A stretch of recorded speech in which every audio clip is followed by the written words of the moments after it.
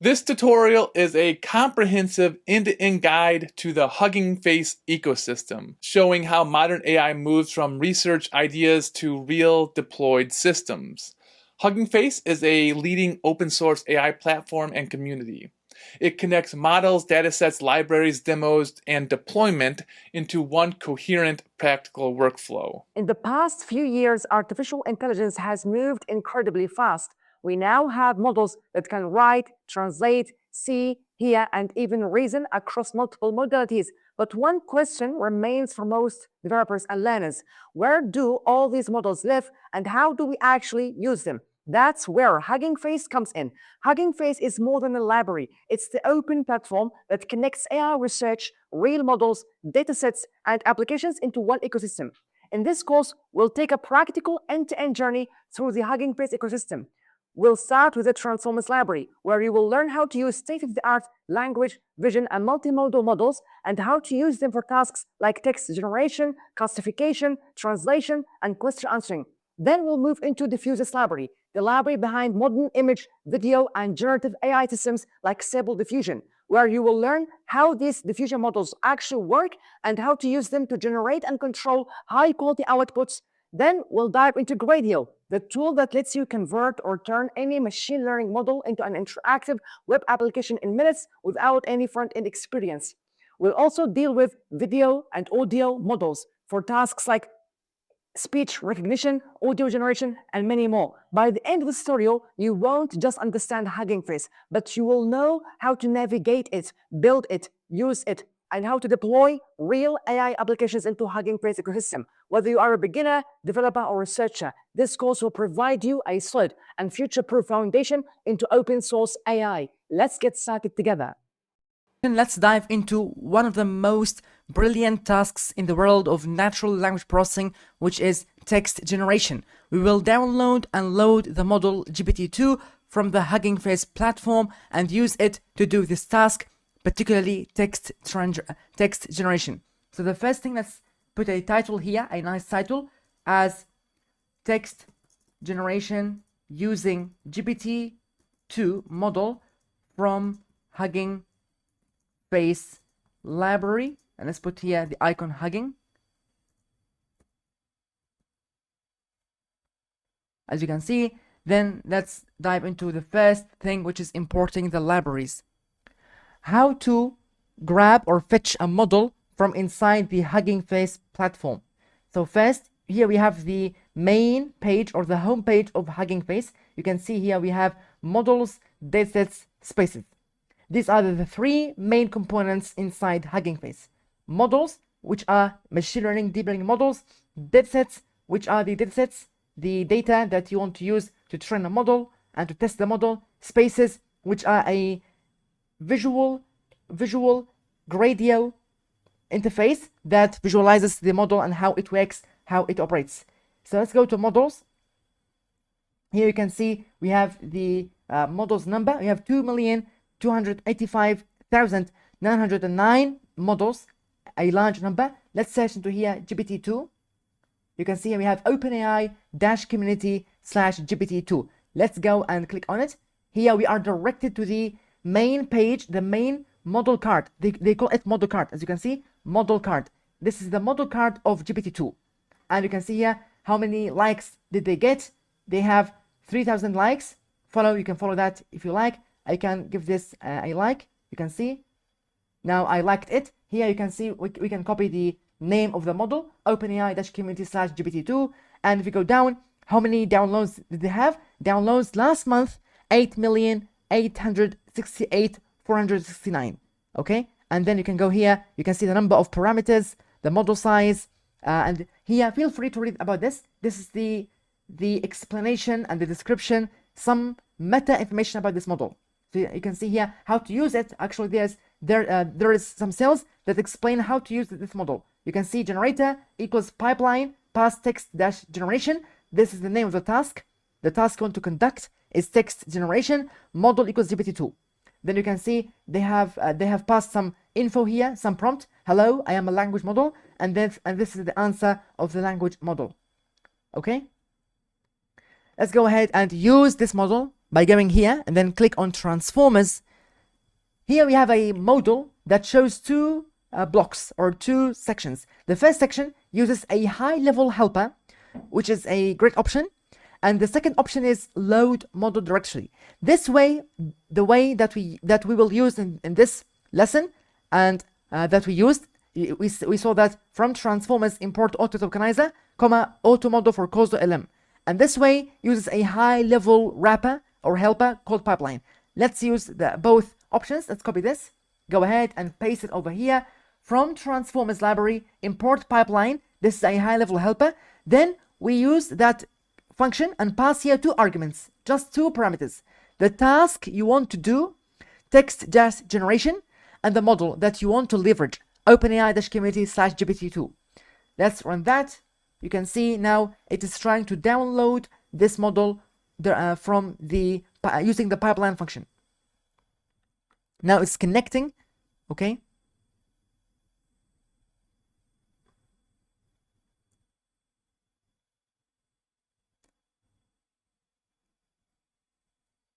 Here you can see it's now loading the model.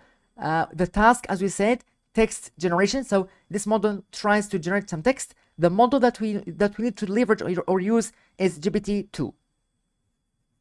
Now it takes some time to download and load the model into the environment Colab. And you can see here now it's executing. It's taking 27 seconds so far.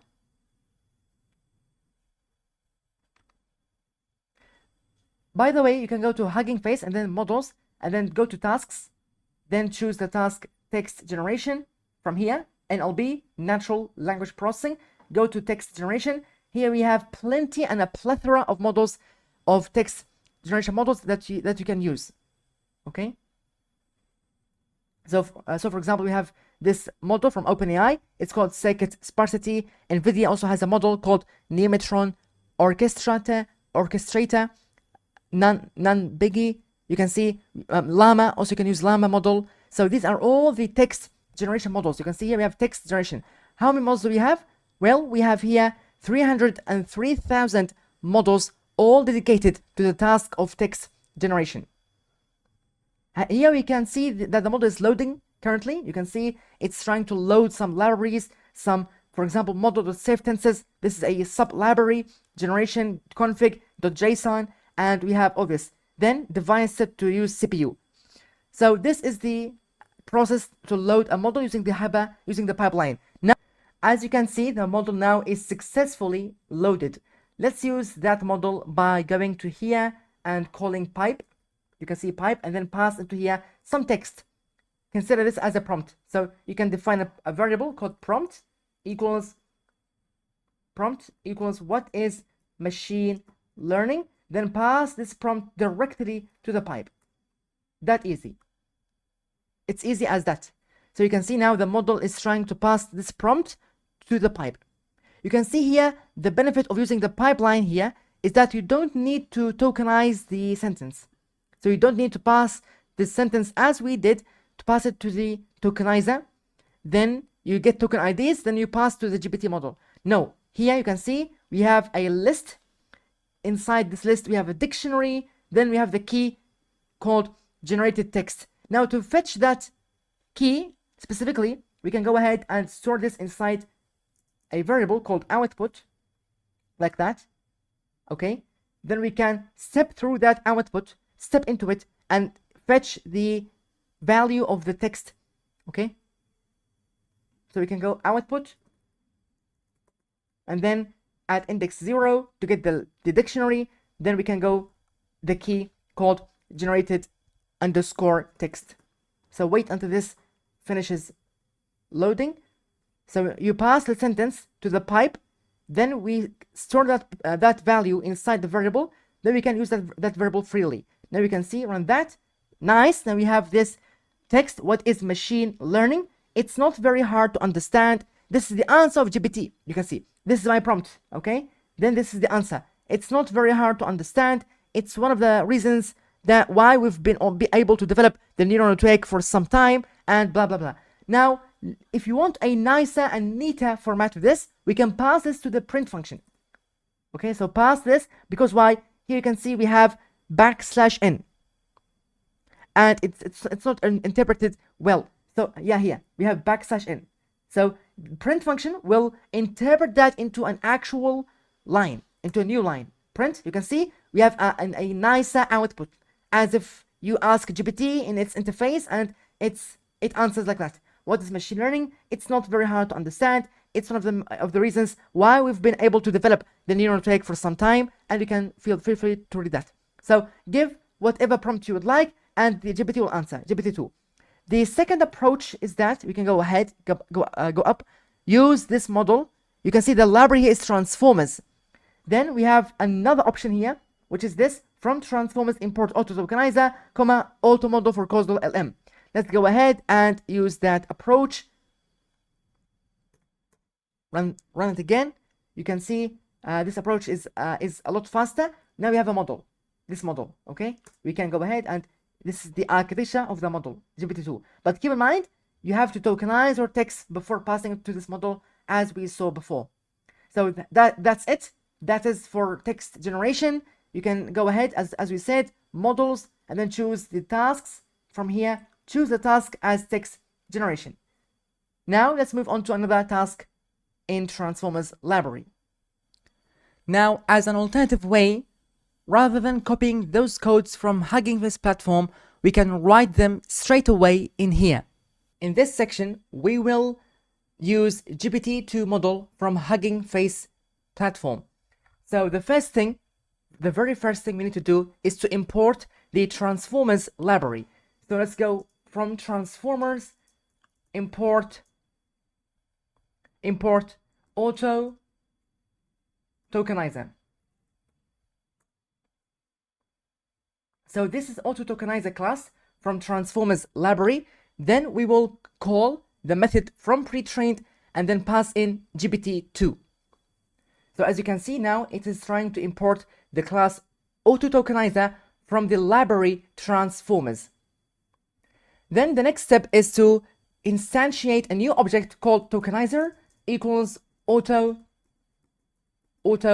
tokenizer, and then dot from pre-trained pass into here GPT-2. So as you can see, and then run that. So now we are fetching the model GPT-2 using the method from pre-trained that is coming from the class auto tokenizer. As you can see here, this class, this is a generic class, tokenizer class, as you can see, that will be instantiated. Then we call the method from pre-trained and then use one of the language models that is provided in Hugging Face. For example, in this example, or in this case, we use GPT-2. Then we have a tokenizer ready. So let's try this tokenizer by giving sentence equals unsure.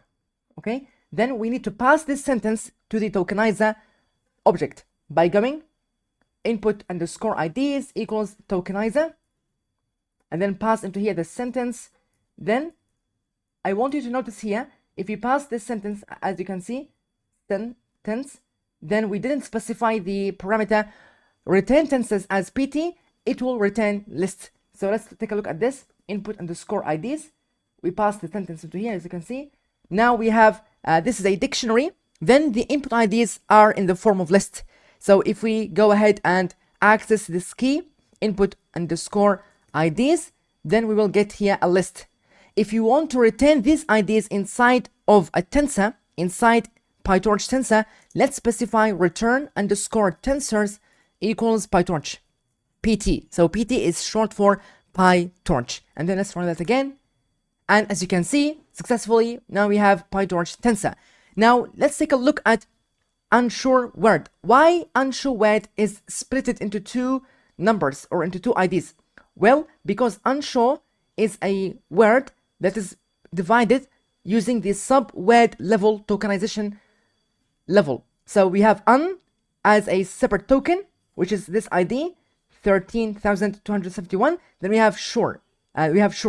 A separate word, a separate token, as the ID 495. Okay, so some words you have to keep in mind that some words will be segmented into more than one segment. So not necessarily one word is one token. Maybe one word generates more than one token, generates more than a single token.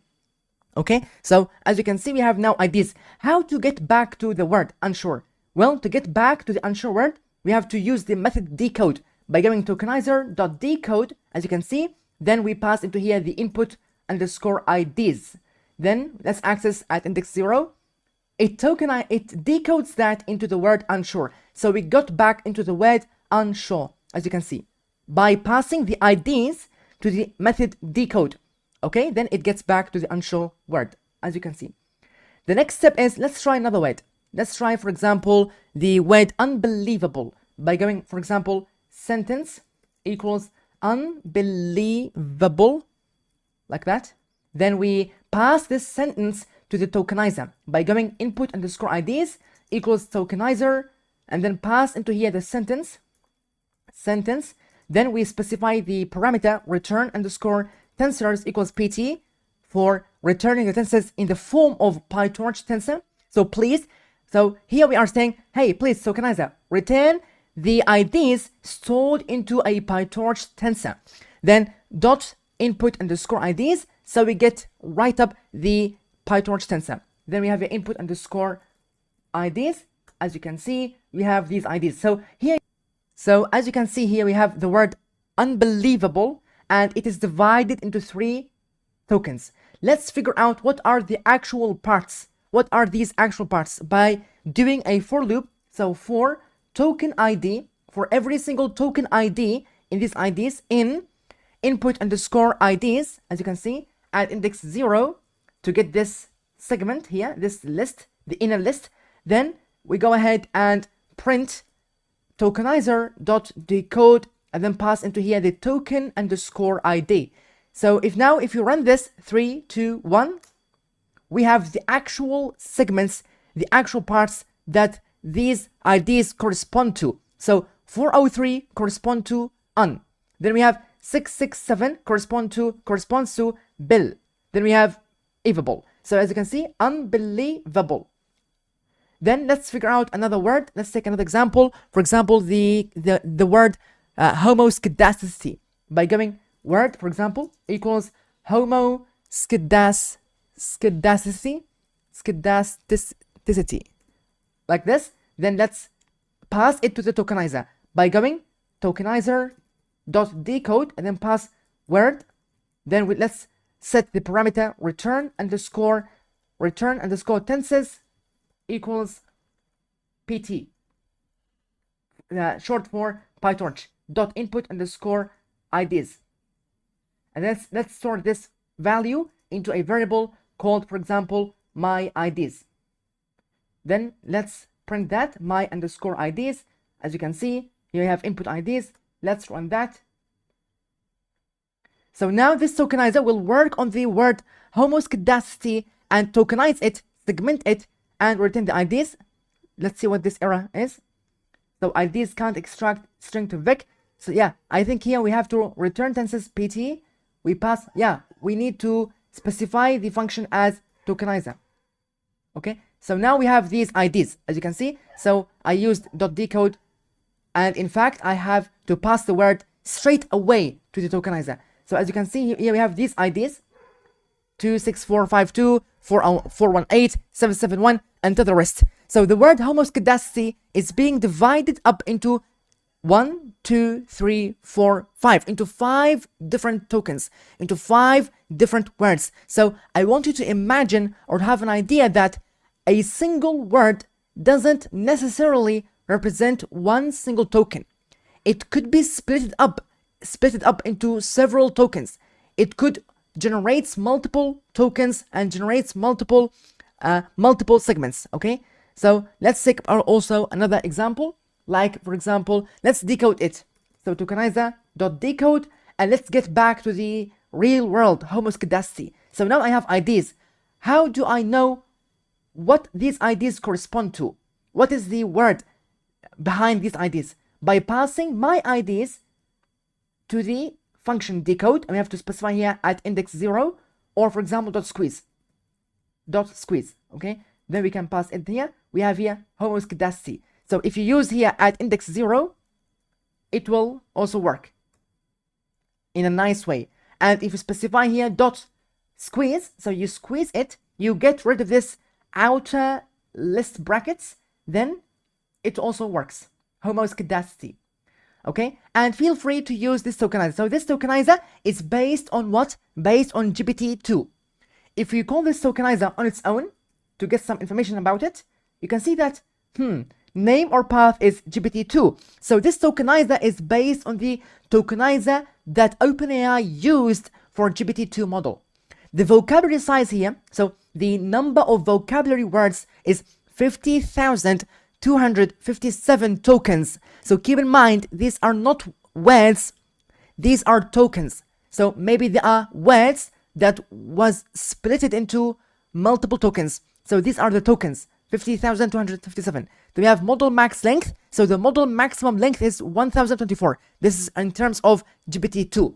But here you can take a look at several information about this tokenizer. So this tokenizer now is using the GPT-2 model tokenizer. Feel free to change it to any word. Now let's try a long word. For example, the word pneumono ultramicroscopic silicovolcanoconiosis. If you go to Google and write in here pneumono ultramicroscopic silicovolcanoconiosis. So this is the longest word in the English language. Let's copy it and go word variable equals this word, and then let's tokenize it. So I wonder how many tokens this word results into. Let's figure that out together by passing this word to the tokenizer. So let's go my IDs equals tokenizer dot tokenizer, then pass into the word. Pass here the word, this variable, pass it to the tokenizer. Then let's specify here return underscore tenses.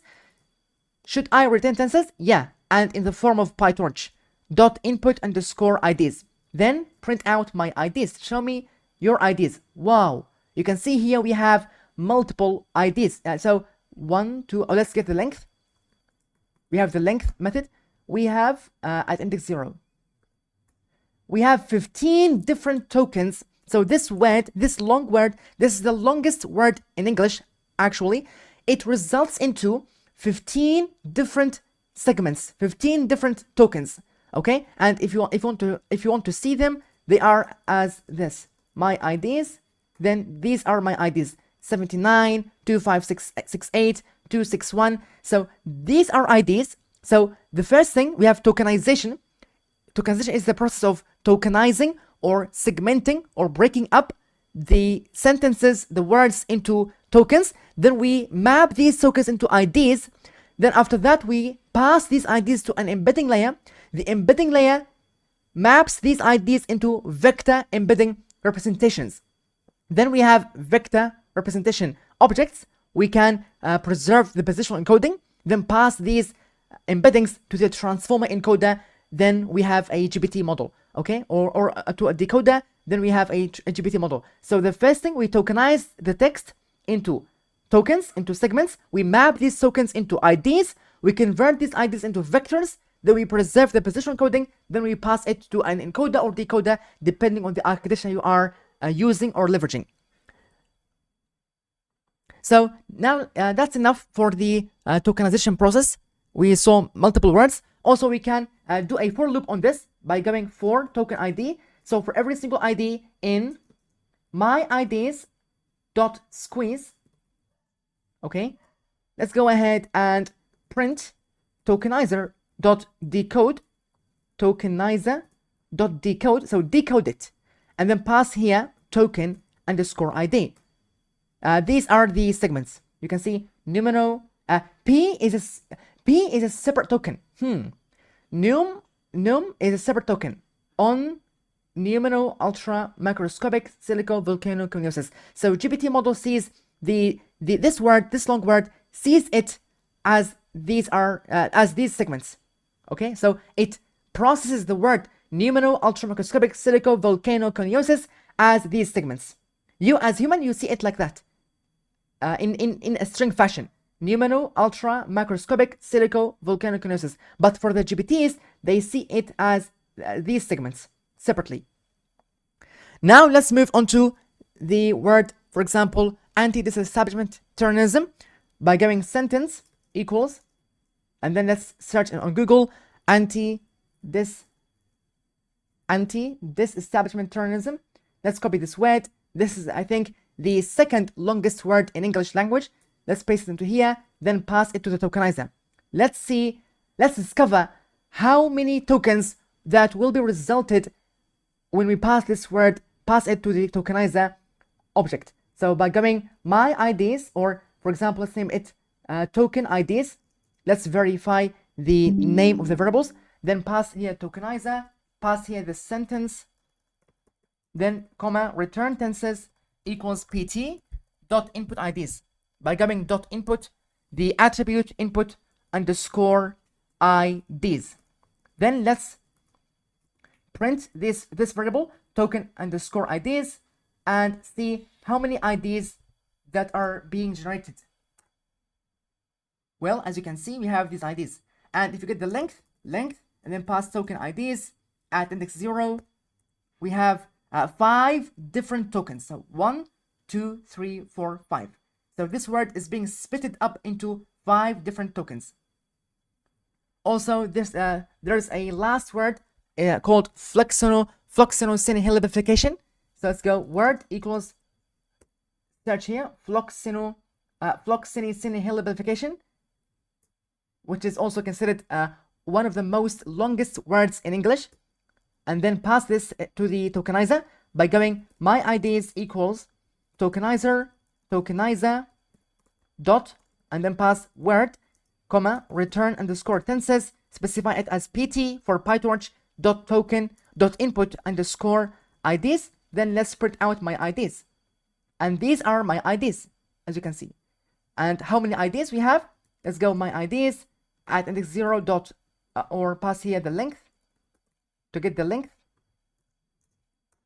I have 9 different tokens, 9 different segments that this word is being split into. As you can see, these are the IDs, and we can loop through it as we saw before. For each token ID in my IDs at index 0, then go ahead and print the tokenizer.decode, and then pass into here my token underscore ID. So we have FL is a single token, OC, so floxinosinihilibilification, as you can see, which is a word that indicates nothing.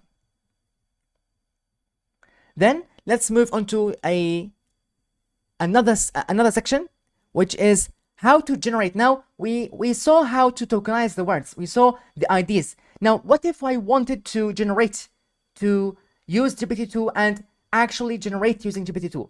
Well, we have to import another class. So let's go from transformers, import auto model for causal LM. So we have a nice class called auto model for causal language model. So this is a real causal language model. Let's import it. Then let's instantiate a new object. Let's call it GPT-2 equals, so my nice GPT-2 model equals auto model for causal LM. I like that class name. Then let's pass into here GPT-2. Run that. As you can see, we have to call the method from pre-trained. So we have to go from underscore pre-trained and then pass into here GPT-2. So do not forget, you have to call the method from pre-trained always when you use a class from Hugging Face. Now, as you can see, we have a warning. Don't worry about this warning. It just warns you that detected no threaten. No worries. As you can see now, we have successfully downloaded the model GPT-2. Okay, let's go ahead and see the architecture. So what is the architecture looks like of GPT-2? If we type here the name, just the name, GPT-2, and run that, you can see we have the real architecture here. So this is the architecture. First, we have embedding layer. Then we have another embedding layer. I think this is for converting IDs into vectors, and this is for adding the positional encoding. We have drop out, then we pass it to the GPT-2 block, and we duplicate this block 12 times. Inside this block, we have layer normalization layer to normalize the inputs. We have GPT-2 attention. We have conv layer, conv. We have drop out, then we have convolution. So this convolution is the attention. they implement the attention via a convolution layer. Okay, so feel free to explore this architecture on your own, but now let's dive in and use this architecture, use this really clever architecture to generate. So the first thing we need to build a sentence by going sentence equals, and let's use a sentence that has a tendency for ChatGPT to complete it. So if you say that I like machine learning, then we ask GPT to complete, then GPT will complete onto this sentence. Okay, then let's go ahead. So I like to machine learning to, for example, to do something or to be able to do something. Let's figure out what GPT will generate as a next token prediction. So let's go ahead and use GPT-2. As you can see, we have GPT-2, then pass into here this sentence. Just all we have to do is pass this sentence to the model GPT-2. Then let's run that. As you can see, here we have to, so the size, string has no size. Yeah, we have to tokenize this string. Yeah, we have forgotten an important step. Before we pass this sentence to the GPT, we have to tokenize it. So we have to get the IDs as we did before. So here we have token underscore IDs equals tokenizer, then pass my sentence. Then this tokenizer will work on the sentence and then return underscore tenses equals PT, PyTorch, and then get the input underscore IDs. Then we have here token underscore IDs. So these IDs now has the capability to be passed to a GPT model. So don't pass the string straight away to the GPT model. You have to tokenize it. Why we explained this tokenizer before? Because we need to tokenize any string before passing this string or this prompt to the GPT model. So this is a prompt. We tokenize it, we process it. So this is a data processing technique. Then after we process it, we could then pass these IDs to a GPT model by going GPT-2 and then pass token underscore IDs. Hooray! Now we have here the output of GPT-2. Here you can see we have logits. Let's access the logits. .logits. Now, how many vectors do we have?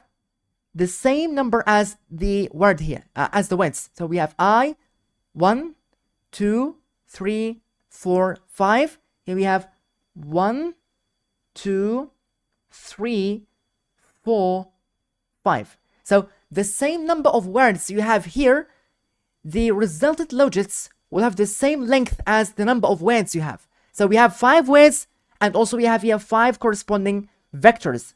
Okay, I care mostly in the last vector. So let's get at index 0, -1.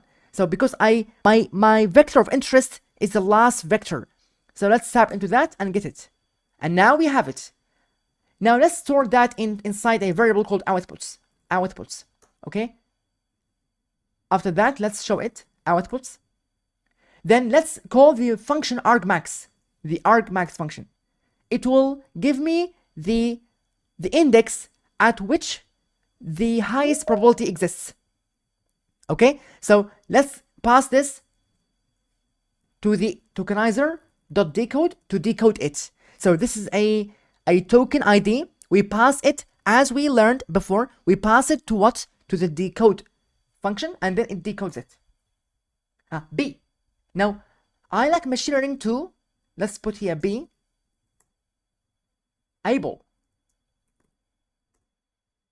to predict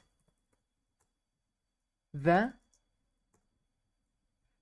then we put this to predict the future. As you can see, we have the word future.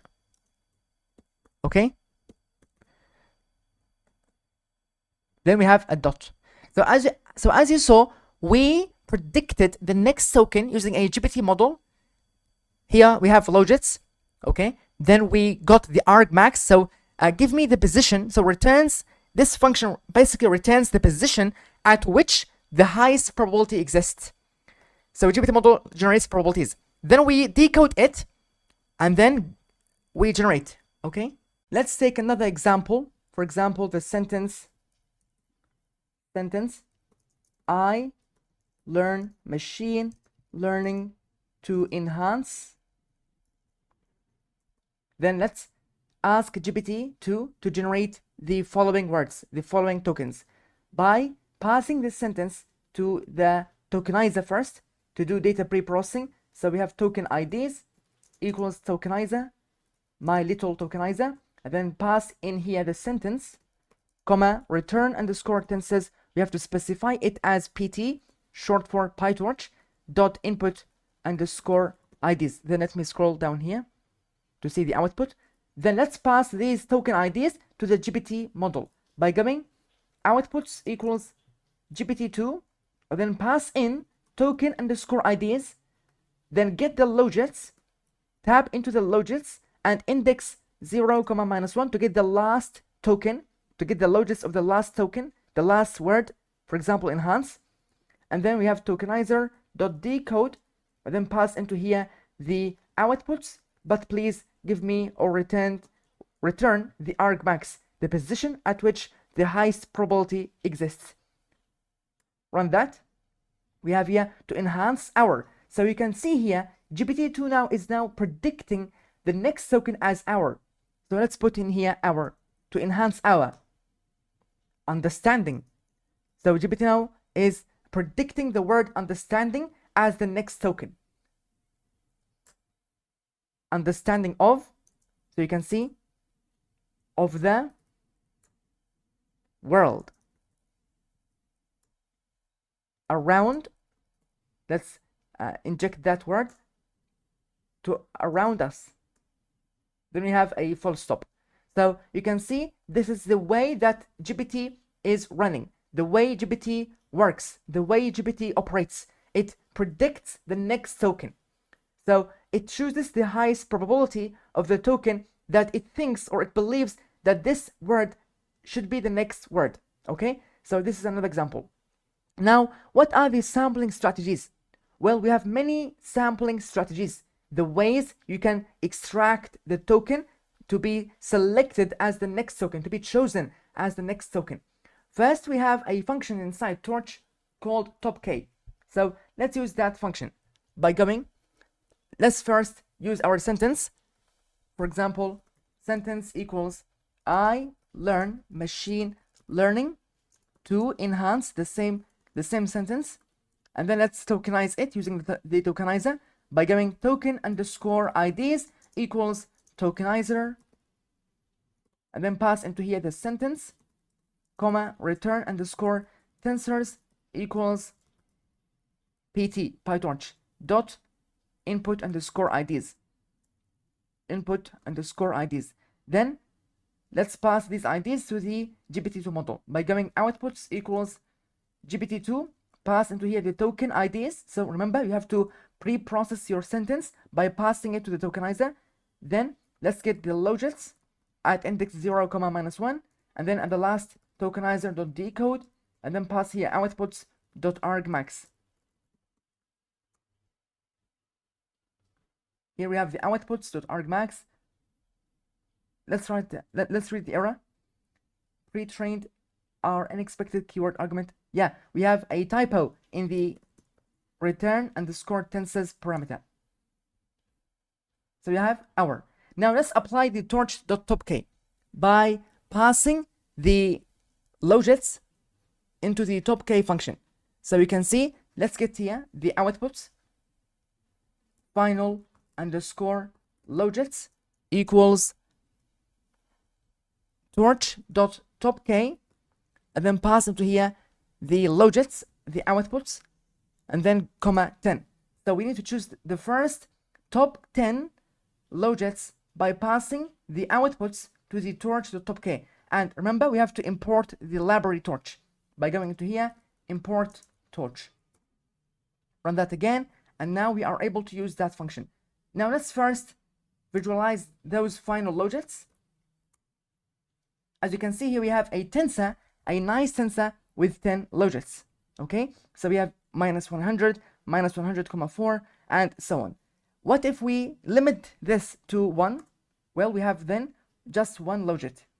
Okay, so this is the way of topk. Topk is a strategy of sampling or it's a sampling strategy that selects the most top k highest probabilities from the token pool, and then we limit it to a specified k number. For example, 7, then we have here 7 tokens or 7 logits. We just have 7 logits. If we make it here, for example, 30, then we have 30 logits. If we limit it to 3, then we have just 3 logits. Okay, as you can see, this is the way of operating with top k. Now let's decode them by going for index. So for each index, now let's visualize what are these tokens, what are these chosen tokens, by doing a for loop. So for index in top 10, which is this final logits dot indices. So let's get the indices. Do the following: print tokenizer. So as we saw before, tokenizer dot use the function decode and then pass in the index. So all we're doing here is we are looping through the final logits dot indices, then we are storing that index step by step into the index variable, then pass that variable to the decode function. Run that.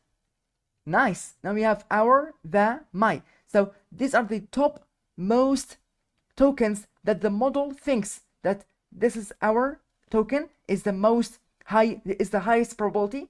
The second highest probability is the third highest probability is my. So to enhance, this could be to enhance our, or this could be to enhance the world, for example, or this could be to enhance my understanding or my skills. So let's put here my, then it will change as you go. We have work to enhance my work, or to enhance my own things, to enhance my own life, or to enhance my skills. As I told you, to enhance skills. So I predicted that. I didn't know that GPT will output the word skills. To enhance my skills, as you can see, and in comma. So let's choose, for example, and my, for example, life. So I learn machine learning to enhance my skills and my life. So this is the way that top K sampling strategy works. It limits the outputted logits or the outputted tokens to a specified number called K. Feel free to play around with the K value. It's very fun to play around with the K value. Let's change it to 7 to suggest 7 candidates. Then we have here 7 candidates. Let me get rid of this to trigger GPT to complete this sentence. So as you can see, I learn machine learning to enhance our, the, my, your, human, to enhance a, and, for example, let's choose human, to enhance human life, for example, human intelligence, or human performance, or human cognition, or behavior, learning, cognitive, understanding. So now we have 7 candidates here. Let's make the list bigger, and let's, for example, go crazy, 20. Now we have here 20 candidates inside the list. GPT now will choose one of these candidates. Okay, so and then if we choose, for example, performance, then it will also suggest another 20 logits or another 20 tokens. For example, let's here choose the word intelligence. Intelligence. Then we have, these are the candidates, and in, by, is, and you can see, but based on what the previous word is or was, the tokens here changes, or the tokens here change. They are varied depending on what is the previous token was. Okay, let's take another example. Now we have the top K. The top K is a function, remember, inside Torch library. Let's search into here, Torch top K. Remember, always the documentation is the reference. Please feel free to read here in your own time, but you can see here top K returns the K largest elements of the given input tensor along a given dimension. So from this definition, we have a full summary of what this function does. Returns the K largest elements of the given input tensor along a given dimension. We give it the input tensor of logits, then it returns or gets back the K largest element of a given tensor at a given dimension. And then what you pass here is the input tensor. Just you provide it with input tensor, and keep in mind you have to provide the number of K, the K in top K.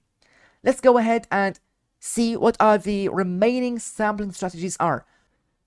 Let's take a look at what are the different sampling strategies are. So we have many methods or methodologies to sample using different methods from the token pool. The first method is greedy underscore decode. This function receives from me logits, and then let's put a nice documentation here. It returns or return token index with maximum probability. So all it does, this function, it returns the token index with maximum probability. So the index or the position at which the maximum probability exists and lives. So let's return torch.argmax and then pass into here the logits, comma, dimension equals -1. So keep in mind, -1. We have to provide here -1 as the last dimension. Then let's use this nice little function by going greedy underscore decode and passing here my outputs, so the logits. Let's read the error. Torch has no attribute argmax. Yeah, I have a typo, a small typo in the function argmax. Classic error. Argmax. As you can see here, we have the tensor at index 13. So now it is indicating that at index 13, the maximum probability exists. The maximum probability lives. So I wonder what is this token. By going tokenizer.decode, let's decode it, let's visualize it. It's a full stop. So now GPT is suggesting that the highest probability token should be full stop. Okay, if we change this sentence here, for example, to enhance human intelligence, to enhance, and then run that again. These are the candidate tokens. Let's do a greedy decode. Now we have our. As you can see, this is the greedy decode. It simply returns the token index that has a maximum probability value. Then we choose that token. Let's visualize another sampling strategy by going def top k sampling. So this is the strategy top k sampling. So we are limiting the top k, the tokens to the top k. Okay, top k sampling, and then let's pass into here logits, comma, and then you have to define the k. So how many tokens you want to keep, how many tokens you want to preserve. I want to preserve 50 tokens. The rest will be set to 0. The rest will be discarded. Then we have here a nice documentation. Keeps, this method keeps only top k logits, normalize them into probabilities using the softmax function, then sample one token from the filtered distribution. Okay, so this is a nice little explanation of what this sampling strategy does. This sampling strategy, which is top k sampling, keeps only top k logits, normalizes them into probability using softmax function. Remember, logits are unnormalized scores. Then we pass them to softmax. The softmax takes care of them and normalizes them. What is the normalization process? It makes the sum of all those values add up to 1. And all those values will be limited between 0 and 1. So currently, if you see here, these are the logits. You can see that they are negative. They are unnormalized scores. But once we pass them to the softmax function, so let's pass this value to the softmax function by going torch.softmax, and remember, we have to specify dimension equals 0. Here we have normalized scores. So softmax now makes the sum of all these values add up to 1. This is the first point. The second point is that every single value is limited between 0 and 1. So we don't have negative values, and also we do not have values that are larger than 1. What is the proof? Well, if you try to take the sum of these values, I think sum like that, Well, it is 1. So the sum or the total summation of all these values is 1 because they are normalized. Unlike when we just have the final logits, which are unnormalized scores. They are ugly. You can see dot values. These values, when we take the sum of it, it is a unnormalized value. But once we pass them to a torch.softmax, this is a magical function. Softmax, the most important function in the world of machine learning. Then we specify dimension equals to 0. So here we have to pass into here dot values, okay? Then here, like that, dot values, okay? We have a sum of 1, okay? As you can see. So let's delve into the top case sampling by going values, comma, indices equals. So we are unpacking the returned values into a values variable and indices variable. And let's go torch.topk. Let's use the topk function from PyTorch library and pass in my logits, my magical logits, comma k. So the k will be defined by the parameter k equals 50. The second step is that props, we want to normalize them into probabilities. Hence, we wrote here normalize them into probability. So we have to pass these values into torch or f.softmax and then pass into here values, my little values, comma, dimension equals -1. And remember, we have to import at the top there the f function from the PyTorch by going import torch.nn as .functional.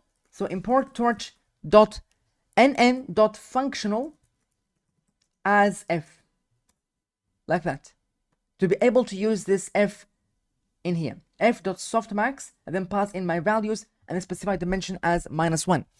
Then lastly, sampled equals torch.multinomial. Let's use the function multinomial and then pass into here props, my probabilities, comma 1. At the end, return indices and then indexing on the sampled, like that.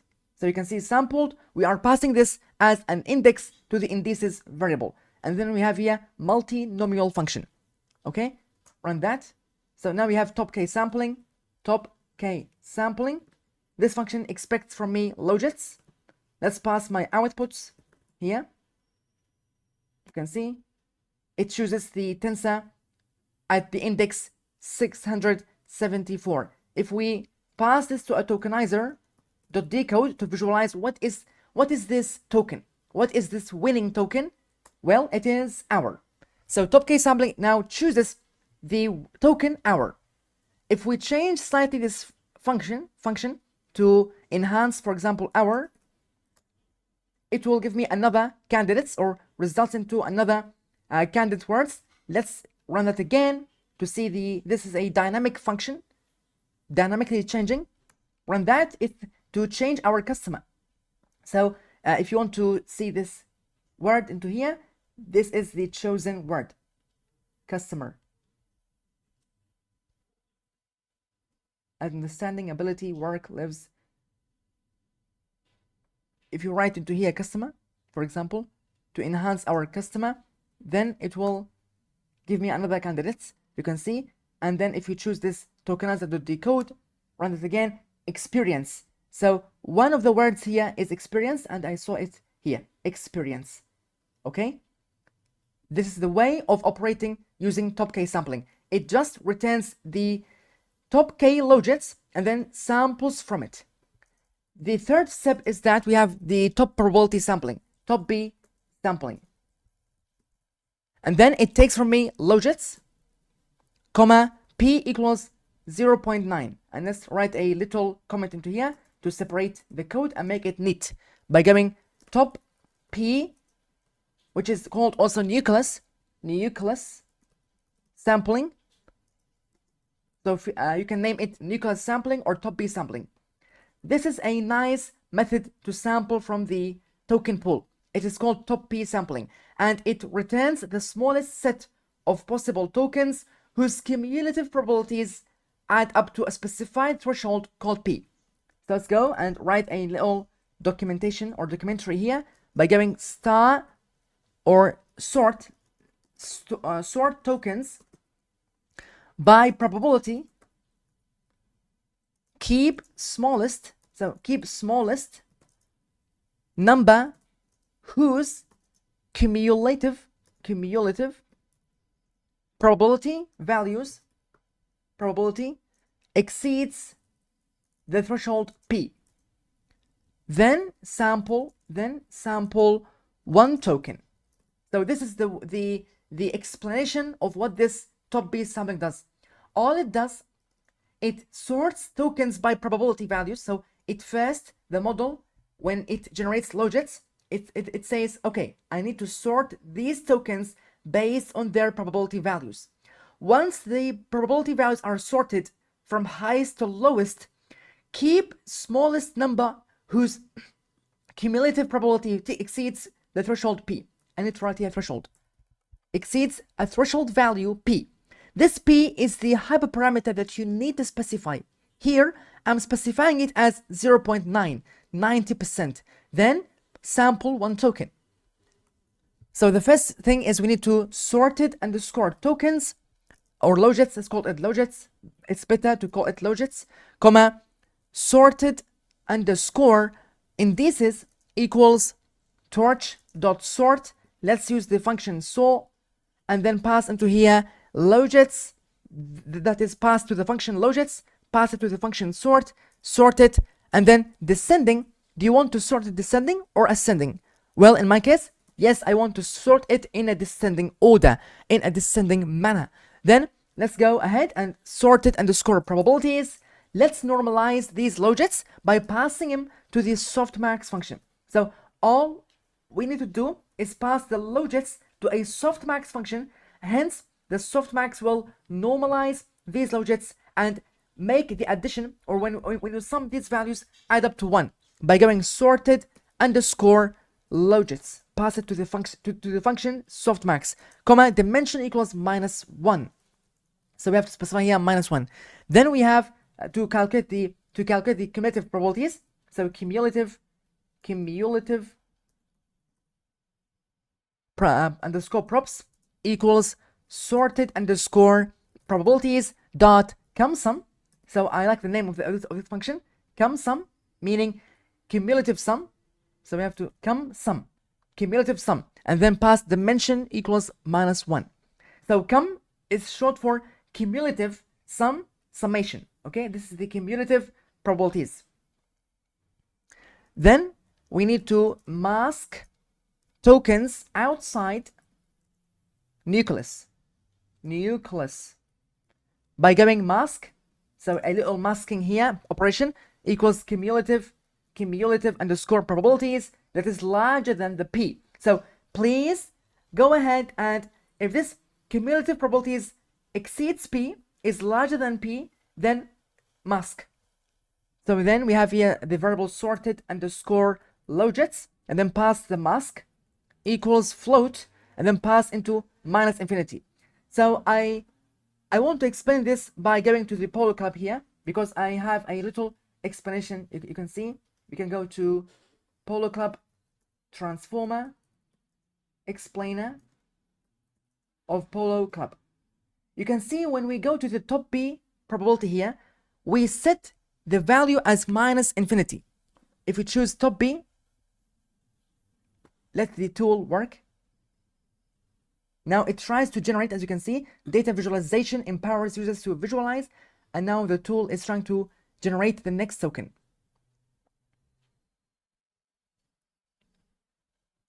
Now if you go to top P, and then probabilities, you can see here, if you choose the method top P and go to probabilities, it sets the rest of the, let's make the sampling here, for example, like that. So the rest are here 0%, as you can see. If you choose top K, then we choose the top K 5. So the K now is set to 5. Whereas if you set the sampling strategy as top P, it sets the rest as 0. And then it just chooses the smallest set of possible tokens whose cumulative probabilities add up to a specified threshold, for example 0.5.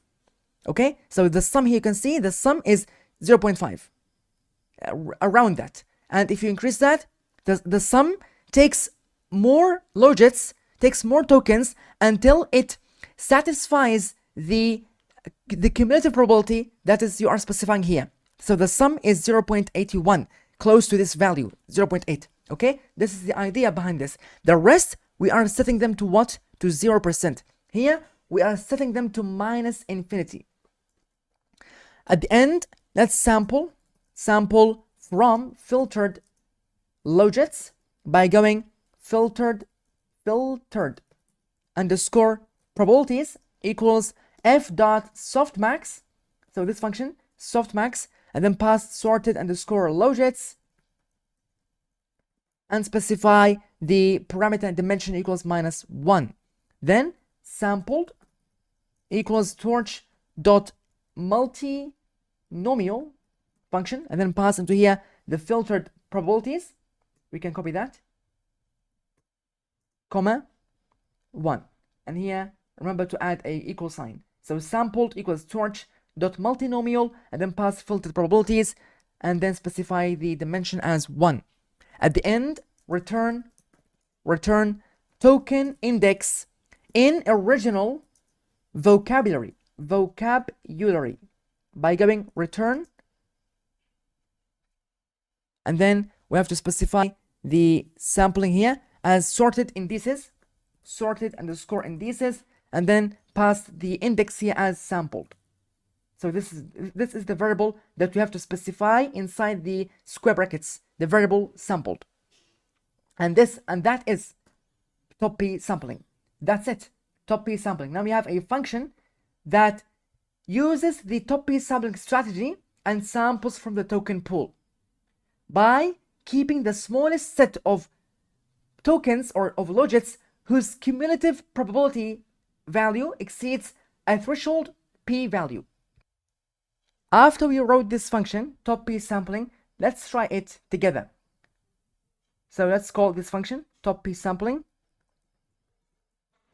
and then pass into here my outputs, which are the normal logits. You can see my logits, pass it to the top P sampling function, and then specify the P as a threshold value equals 0.9. Let's run that.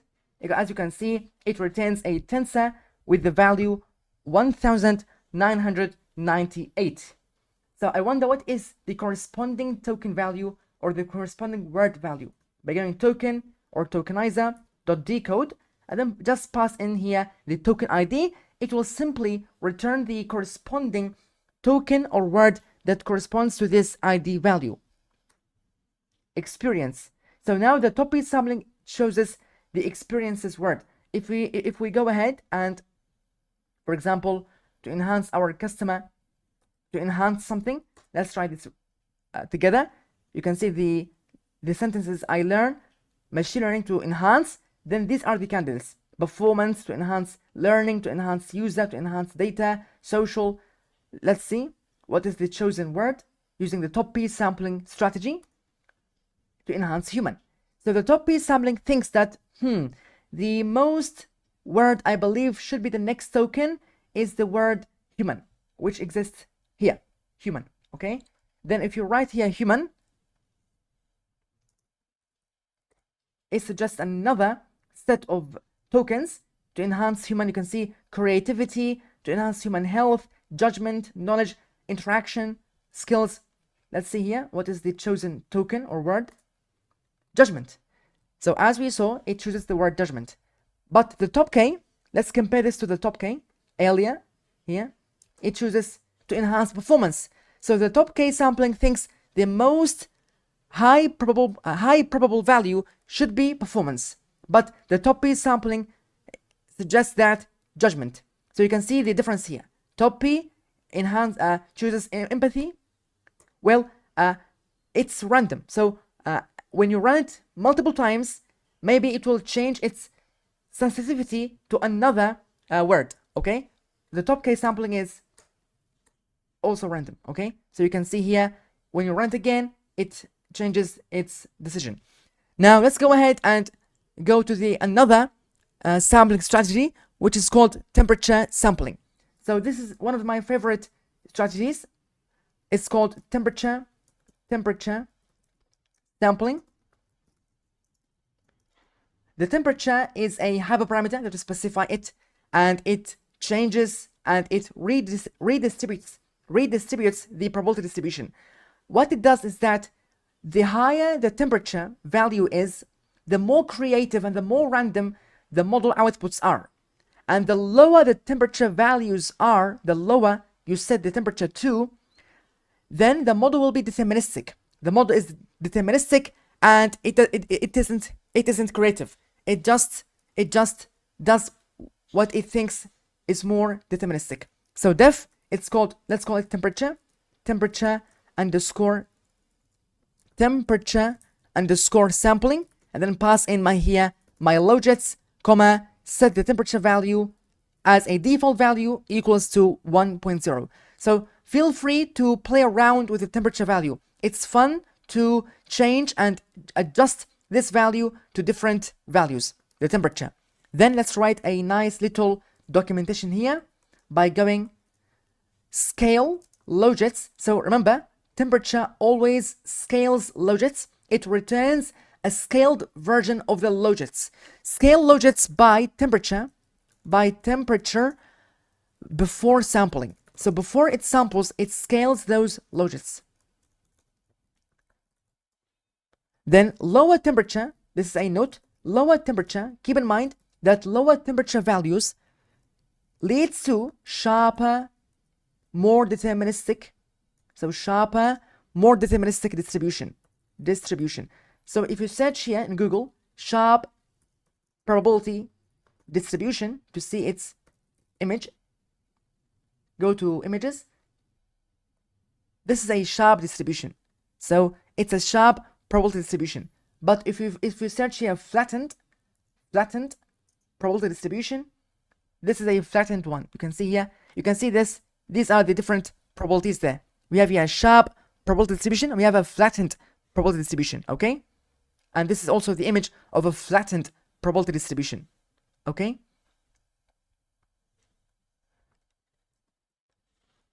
The steps here are simple. We have to create a variable called scaled equals logits, and then divide the logits by the temperature value, and then we have probabilities props equals f dot softmax, and then pass into here the scaled variable, comma, specify the dimension as -1, okay, -1. So these are the settings or the steps. First, we divide the logits by a temperature value, this value. You specify it as 1, 0.5, 0.3. Then we take those scaled logits and pass it to the softmax function to normalize it, and then store this returned value into a variable called props. At the end, we have to go ahead and return torch.multinomial, and then pass probabilities props, 1. And that's it. We have a temperature sampling strategy.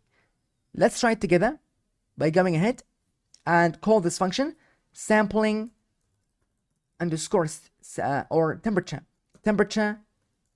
underscore sampling, and then pass in my outputs, as you can see, and then let's specify the temperature value, temperature equals to, let's try first 1.0. So let's try to set the temperature as 1. So remember, when you divide anything by 1, it will be the same. So if you take the logits and divide it by 1, then it's the same, okay? Let's go ahead and run that. Nice. Now we have a tensor of 4,430. I wonder what is this corresponding token value or word value. Let's go tokenizer.decode, pass it to the decode function, run that. It's performance, okay? So let's go ahead and see the candidates here. These are the candidates. We have performance. Now, if we change the temperature value a little bit, for example, let's set the temperature to a lower value. For example, let's set it to 0.1.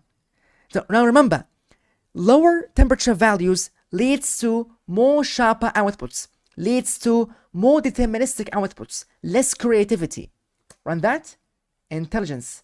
So you can see now the model chooses the word intelligence as the next token. Why? Let's read the sentence again. I learn machine learning to enhance human intelligence. So it is less creative and it chooses the word intelligence.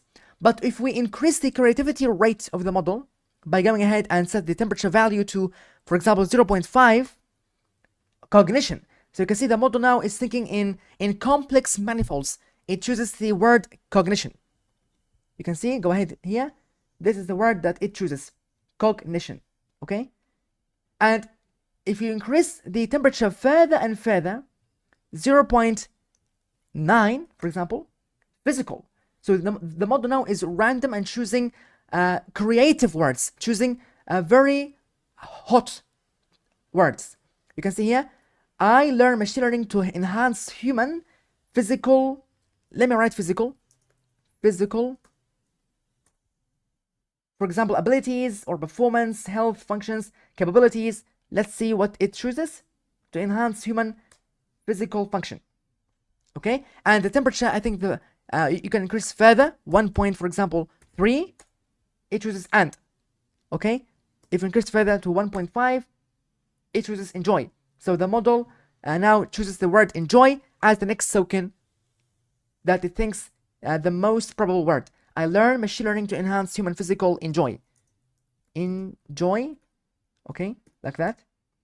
Then we have several candidates here. It will choose one of them. Vulnerabilities at the temperature 1.5. So these are the different sampling strategies. Okay, and then at the end we have the last sampling strategy, which is called random sampling. So this strategy isn't common. You will see it rare in the world of machine learning. You will not use it as common as the previous ones, but it's called random sampling. Random sampling.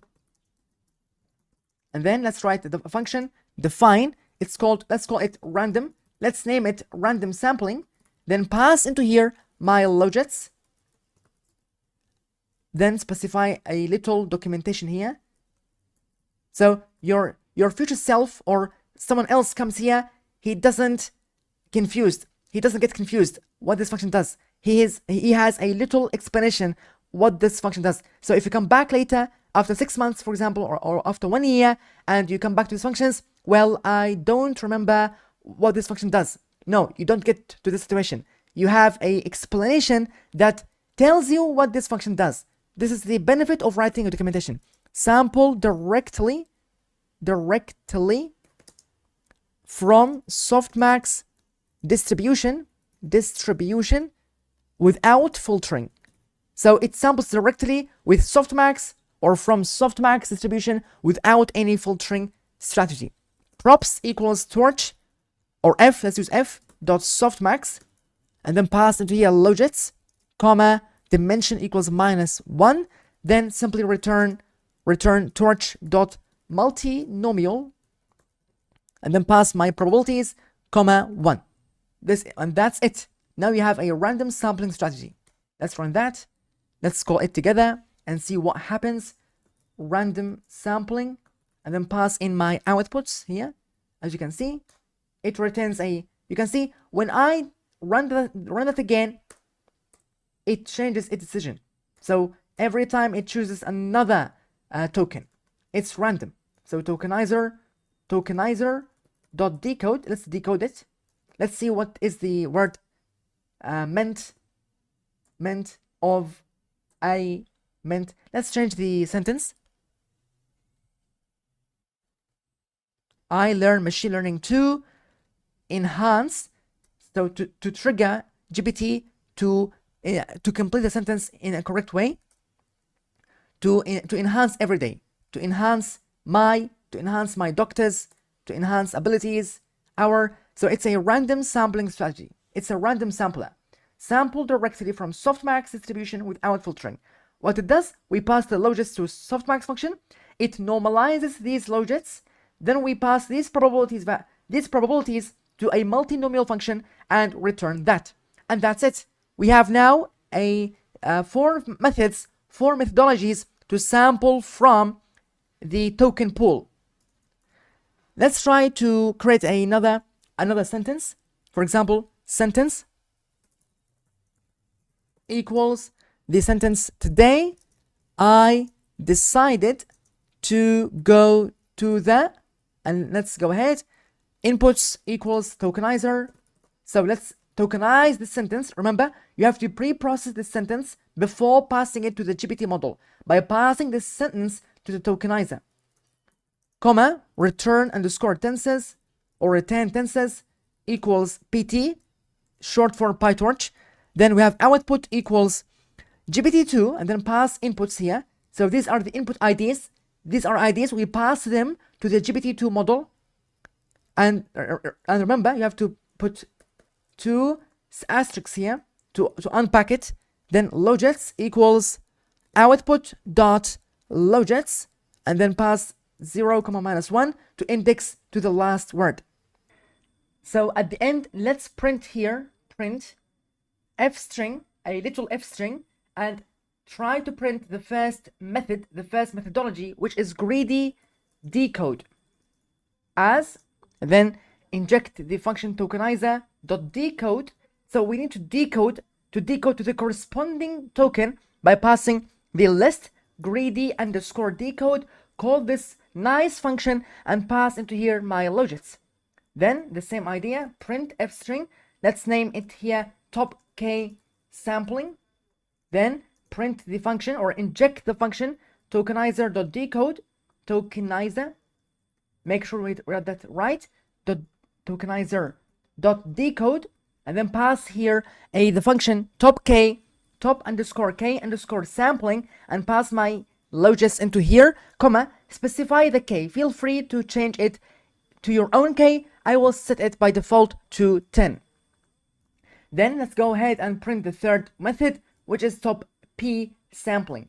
And the top p sampling, remember, it is called also the nucleus sampling. Let's go tokenizer dot decode and then pass into here the function top underscore p underscore sampling, and then pass to here logits, comma, p. Specify the p as you would like, but in this case I would keep it simple and pass 0.9. The fourth methodology is, remember, the temperature. Then we have to pass into here the function tokenizer dot decode and then pass into here the temperature underscore sampling, and then pass into here logits, comma, and then specify the temperature with any value between 0 and 1. I will keep it here 0.7. Then at the last we have the random sampling methodology, which is a simple tokenizer dot decode, a simple sampling strategy, random underscore sampling, and then pass in my logits. And with that being said, we can run that again. So let's go ahead and 3, 2, 1, run it.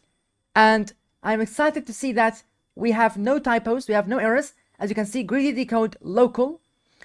So the greedy decode chooses the word local.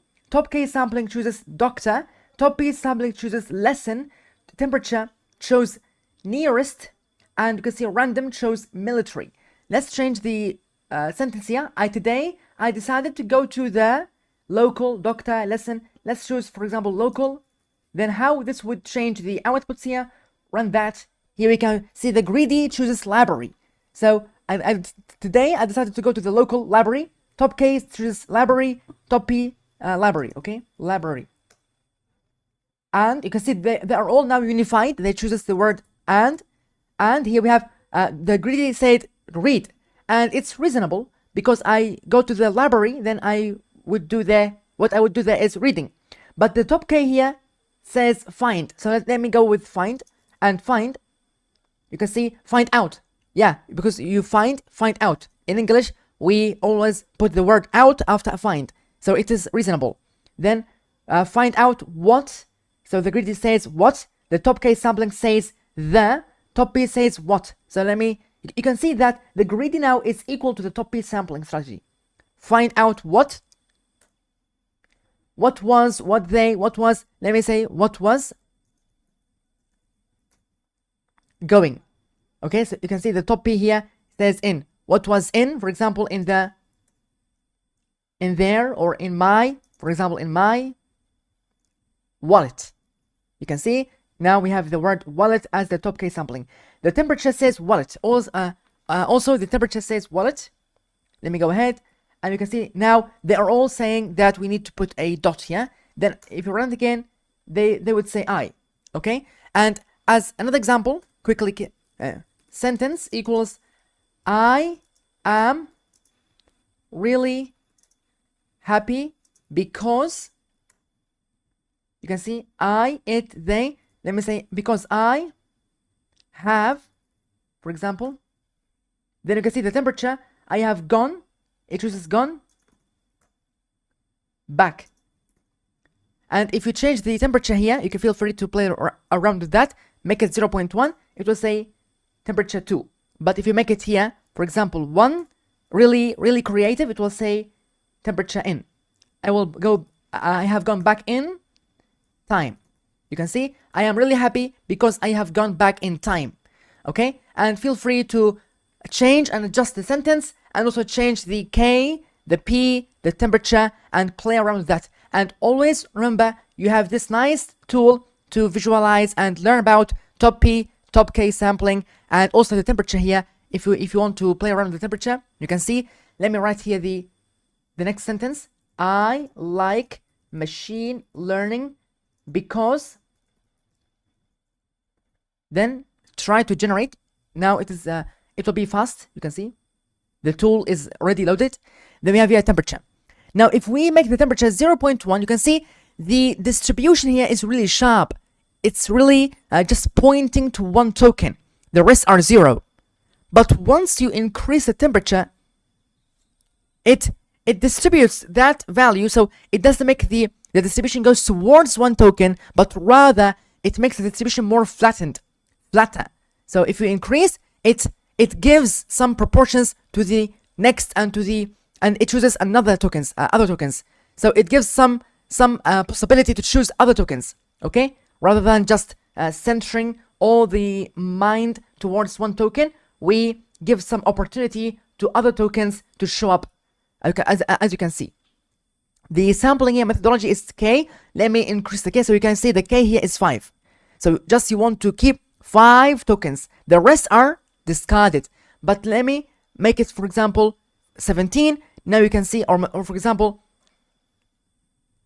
6. You can see 1, 2, 3, 4, 5, 6. If you increase that again, 10. Now we have 10 tokens. The rest are discarded. We just keep 10. And also if we go to the top P, now you don't have here K, but rather you have a P, which is the cumulative sum, the cumulative probability, and it chooses the smallest possible set of tokens whose cumulative probabilities exceeds a threshold P.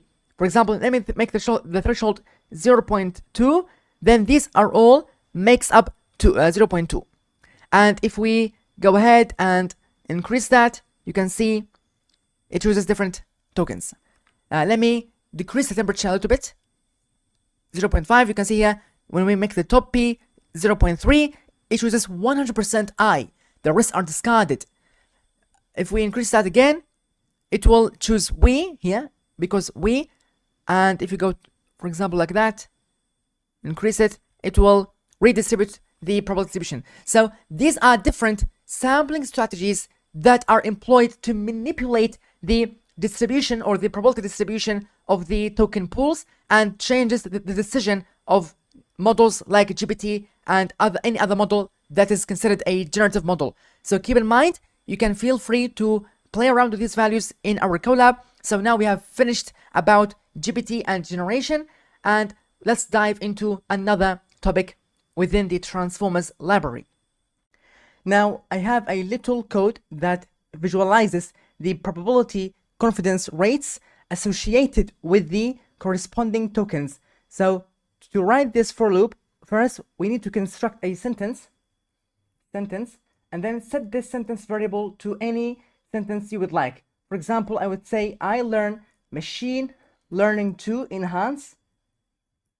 Then I will ask GPT to complete that.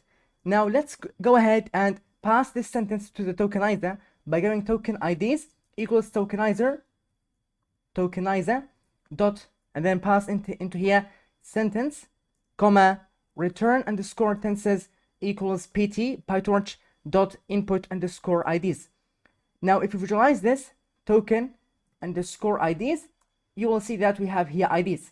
Just a normal tensor, a simple tensor with these IDs, 40, 2000, and it all. Now let's pass these IDs to the GPT by going outputs equals GPT2 and then pass in my token underscore IDs. The GPT here will return, if we get this output as outputs, you will see this whole output, which consists of logits plus also dynamic layer, and so on. We need just to fetch the logits, just to retrieve the logits. So let's go ahead and tab into dot logits. So we need just to fetch the logits. If you print that, you can see now we just have the logits, the raw unnormalized scores that the model outputs. So these are raw values, raw, okay? We can see here raw unnormalized scores or values. Now let's go ahead and go to outputs, override that again, equals torch.softmax, and then pass the outputs here. But keep in mind, you have to index and get the last item. So if you do that again, like that, outputs, and visualize it, 0, -1, well, 0 will get rid of this outer bracket. So here, if you go at index 0, it gives me here these brackets. Then if you go comma -1, it will fetch the last token, the last word.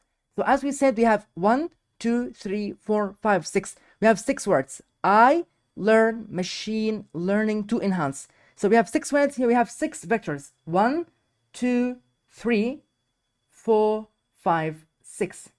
Inside every single vector, how many values do we have? We have 50,257 logits or values. Why? Because when GPT takes this sentence, it rolls out on it and then predicts 50,000 tokens or 50,000 probabilities or logits for every single word. Okay, and then we need to access the last token, the last word, which is, if you go ahead outputs, we have to put S here. You can see we have the last token, the last item. Now we need to call the function, as you can see, torch.softmax on this. Now note with me what would happen to these values. And then we have to pass here dimension equals -1. 3, 2, 1. Note that these are negative values. What would happen to it now? They are converted into what? Into positive values. Some values are really small. You can see they are multiplied by the Euler number raised to the power of -6. And some values are really high. The most high value, you can get it by going to argmax. Okay? And then call the argmax function here.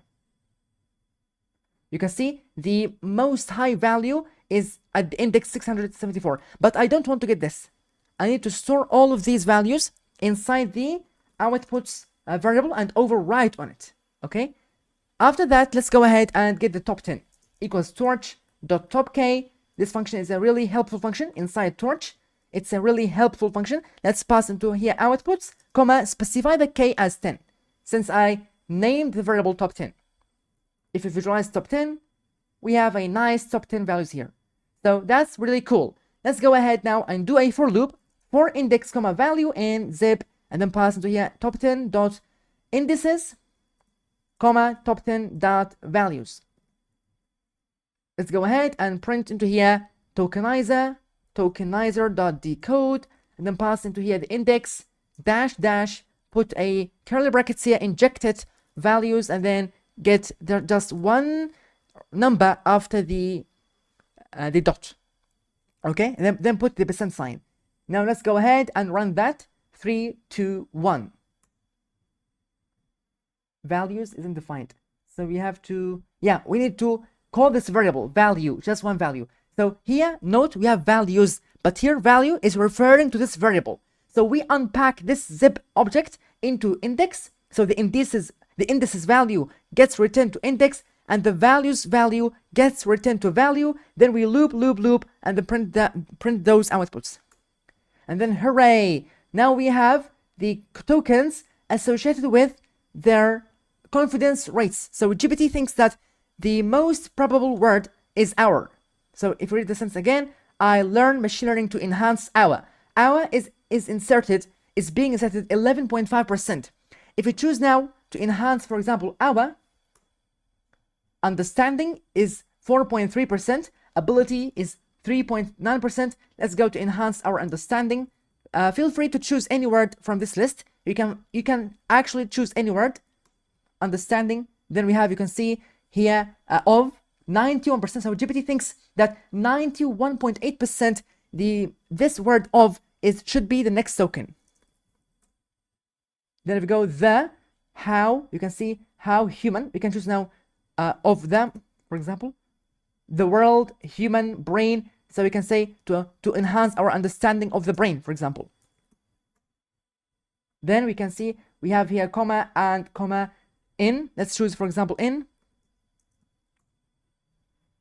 the order, in ways, in general, and so on and so forth. So here we have the tokens associated with their confidence rates. GPT is assigning probabilities or probability distribution to these tokens, okay? And this is how you can visualize and print what is the confidence rate for every single token. So not only choosing the next token using top K and top B, but also visualizing the confidence rates. And this is a really cool feature you can have in the Python library of the zip function, and also how to print the index, passing it to the decode function and get the value. Let's dive into the second task of NLP, natural language processing, which is the task of sentiment analysis. So let's name this as a title, sentiment analysis. Now we need a dataset. We need a dataset to be able to classify the text as positive or negative or even neutral. Let's go to Hugging Face and then go to their website and search into here, go to datasets, and let's go to the filter by name and search for IMDb by Stanford NLP. Then straight away go to use this dataset, and then you can see we have a library called datasets. Click on it, then let's copy this code. You can see here this code is simple. From datasets import load underscore dataset. Then we use this function and pass into here the name, the username of the account, Stanford NLP /IMDb. Here you can see we have a nice visual of the samples. You can see here we have some text and it's labeled negative. So neg is short for negative. And then we have positive. You can see we can scroll down and see all the samples. Then we have many pages. Page 1, page 2. Feel free to explore this dataset in your own time. Keep in mind, you have to become one with the data in order to be able to model it. Okay, then we have here, if you scroll down, you can see we have, if you go to this IMDb again, we have here also a way how to use this dataset using code. So let's go to our Colab and paste this code, run it away. Now we have here readme.md, which is a file readme.markdown. You can see plain text. We have this data. The data now is being loaded and downloaded. So all we've done is we've copied it from Hugging Face and straight away paste it into the Google Colab. Now, after this code finishes loading, let's go ahead and get the type of this dataset, which is DS. You can see now it's loading. Now it's loaded successfully. Now let's go ahead and type this dataset. Now, since my variable name here is DS, I'm going to use DS, but you can feel free to name it whatever you want. So here the type of this dataset is datasets.datasetdictionary.datasetdict. So the type of this dataset is what? Is dataset dictionary. Let's go ahead and go here, dataset, and then let's access this dataset as DS. You can see we have training dataset, we have testing, then we have unsupervised. So we have the training dataset, test dataset, and unsupervised. The trained dataset is a dataset object or a dataset class. Then we have features, text. Every single text is associated with a label, positive, negative, neutral, and the number of rows here is 25,000. And for the test dataset, here we have features, we have text column, label column, or text key, and the label key. Then we have num rows as 25,000. Okay. Let's go ahead and now explore this dataset in your own in our own way. The first thing is we need to go ds and then choose the key train. You can see now we are indexing and fetching the key train from this ds variable. You can see we have a dataset class. Inside it we have features and we have num rows. Let's go ahead and try to pass this into our import pandas as pd. And then let's go ahead and pass this ds train into a pandas column. So dataset and then choose train column or train key dot to underscore pandas. So now we are converting the dataset into a pandas data frame. You can see we have a nice little data frame text. I rented I am curious yellow from my video. This is the text. Then label is 0, negative. So the label is 0 or 1. 0 for negative, 1 for positive. Now let's go ahead and try to index on this data frame by going my dataset frame data frame equals ds dot to underscore pandas, and then let's fetch the key train by this way. Then we can go my dataset underscore data frame and then access the column text. You can see we have the column text. Okay, and if you want to know how many samples do we have, we can go ahead and fetch the length of my dataset data frame and then choose the key the column text. We can get the length as 25,000. Now we need a model to classify the sentiment. So from transformers import the pipeline function, pipeline. Then let's go ahead and import that. The second step is we need a model. So let's go pipe equals, or you can name it also classifier. Let's use classifier equals pipeline and then pass into here the task you want to conduct. In this case is sentiment analysis. Also you can write into here text classification like that, text classification. It will be the same, but in this case I want to use the task sentiment-analysis. Then let's go ahead and you can specify the model here. Feel free to choose any model. You can go to models and choose whatever model that is used for sentiment analysis. You can go to tasks, NLB, and then go to text classification. It's the same as sentiment analysis. Then you can choose any model. If you go to sort the models here and choose most downloads, you will see that it will be Distelbert, which is the default. So let's keep the default here and straight away run this as this, like this. You can see now the model is being downloaded. Model.safetenses tokenizer._config.json, and we have vocabulary.text device set to CPU. So now the model is loaded. Let's go ahead and use this model on our text. So we can go classifier and then pass into here my text as this day is great. The classifier will work and it will label it as positive. So you can see now we have a positive label for this string. And the score, the confidence rate of the model is 99%. So let's go ahead and also do another example, classifier, and then pass here the string. This day is terrible, and I am so sad.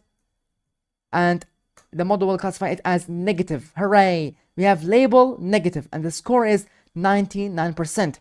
So now you have a ready classifier that is performing really well, pretty well. You can see the performance rate here is really high. The model is really confident. Now let's use it on our text dataset, which is IMDb from Stanford NLB.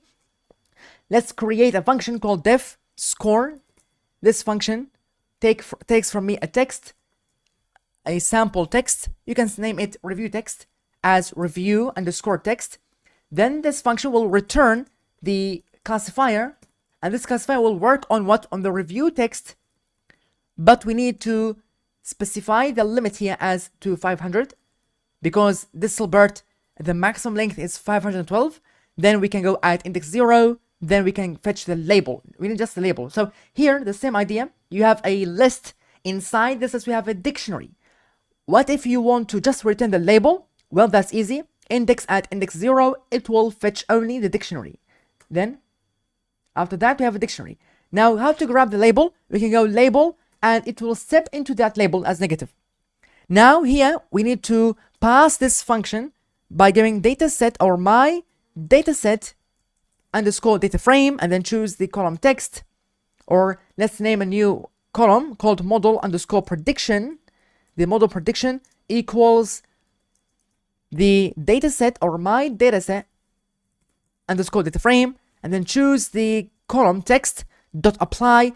We have to apply the function score. So here all we are doing is we are applying this little function score. This is a really helpful function. We are applying it on our text column and assigning the value of this function, the return value, which is the label, whether it was negative or positive. We are assigning it to a new column called model prediction. So let's straight away go ahead and run that.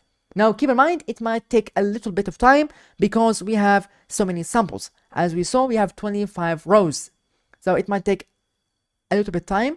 We have to wait until it generates those predictions. Now in the meantime, we can go to Distilbert, to the paper Distilbert paper. We have here Distilbert. You can see a distilled version of BERT, smaller, faster, cheaper, and lighter. As transfer learning from large-scale pre-trained models becomes more prevalent in NLP, operating these large models on the edge. So keep in mind this Distilbert is really a small model, but it's faster, smaller, cheaper, and lighter. So it has a state-of-the-art performance, but also it is pretty fast. So it can operate on the edge, okay?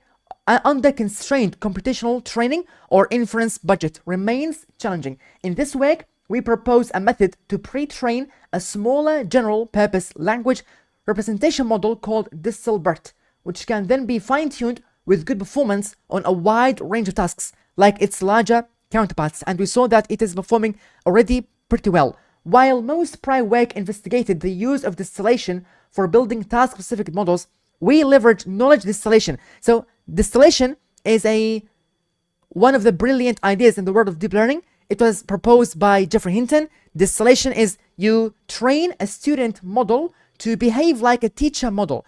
So rather than using a large model, a pretty massive model, you train a student model that tries to mimic the output layer of a teacher model during the pre-training phase, and show that it's possible to reduce the size of a BERT model by 40%. So they reduced the size of a BERT model, of the original BERT model, by 40%, while retaining 97% of its language understanding capabilities and being 60% faster.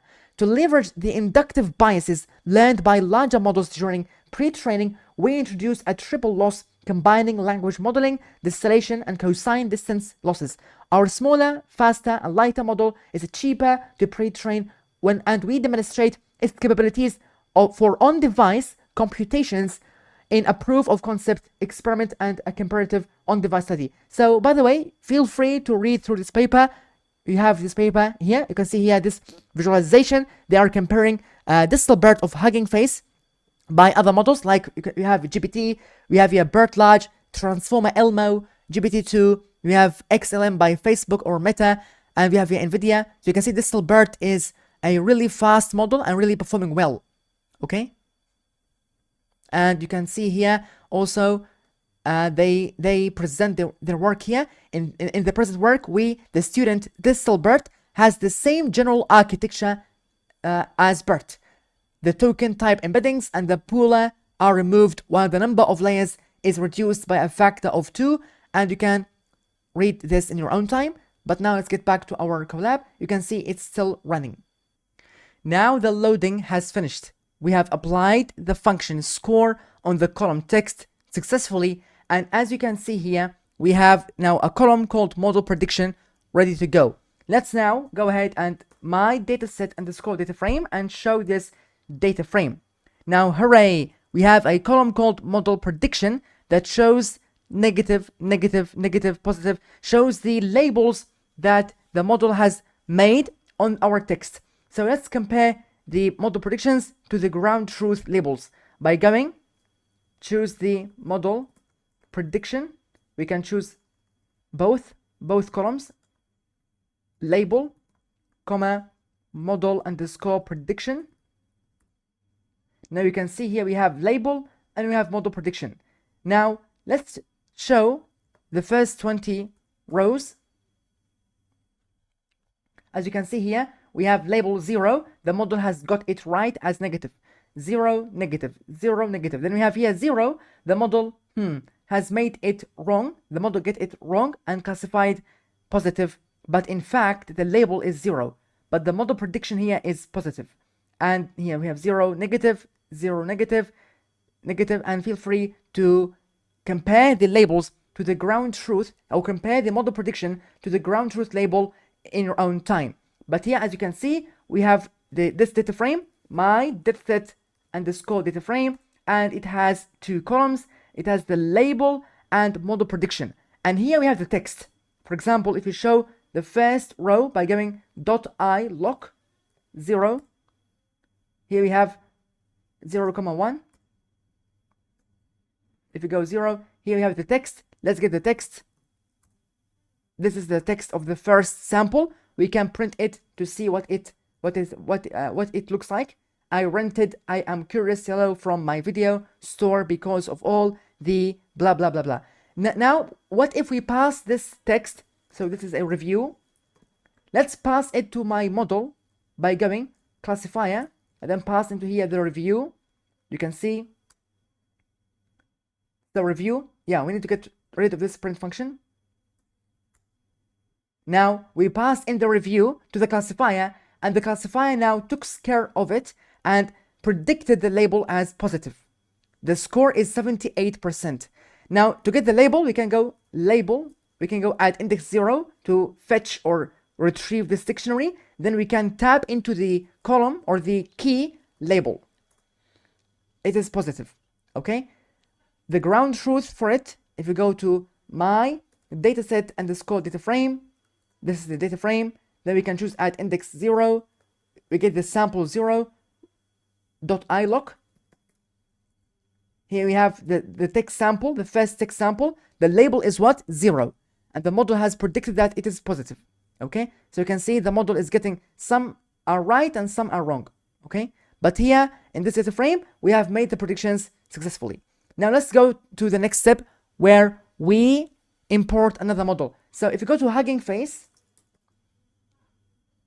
here in the tab models, if you search for a model called Finbert, now I was exploring the models for sentiment analysis, and I found this model which is called Finbert for financial BERT. You can see Finbert is a pre-trained NLP model to analyze sentiment of financial text. It's built by further training of the BERT language model in the finance domain. So the author of this model took BERT architecture, the same BERT architecture, but fine-tuned BERT in the finance domain, used some financial documents and fine-tuned it on this financial documents and financial documents using a large financial corpus, and thereby fine-tuning it for financial sentiment classification. You can see now we are in the field or in the task sentiment analysis. Let's go ahead and use this model from the transformers. Here we have the higher level helper and we have the specified class and functions. Let's use the higher level helper. So to use this, we can go here, then we can say from transformers import pipeline.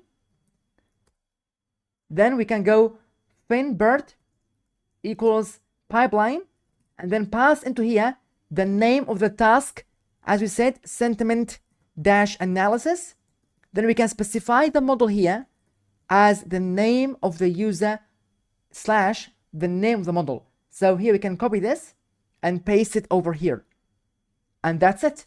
Now it's loading Finbert, a BERT model architecture fine-tuned on a very massive corpora in the financial domain, and it's capable of classifying the financial documents. So let's go ahead and try some to predict on some financial sentences.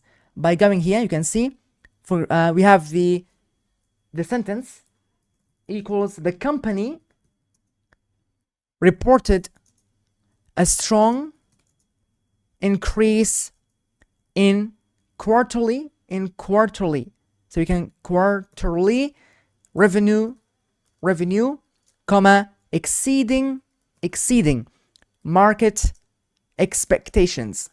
So this is a sentence, and you can see its meaning is indicating that it's a positive financial sentiment analysis. So the company reported a strong increase in quarterly revenue exceeding market expectations. If you pass this sentence to Finbert, so now use Finbert model, and then pass my sentence, and then go ahead, Finbert will classify it, label as positive. Because why? Because this sentence is referring to a positive indication or positive intent. So the Finbert is using its fine-tuned parameters to classify this sentence, and it got it right. This is a positive sentence. The score is 95%. And the paper for Finbert is this paper. You can see Finbert by Dogo Arashi. Financial sentiment analysis is a challenging task due to the specialized language and lack of label data in that domain.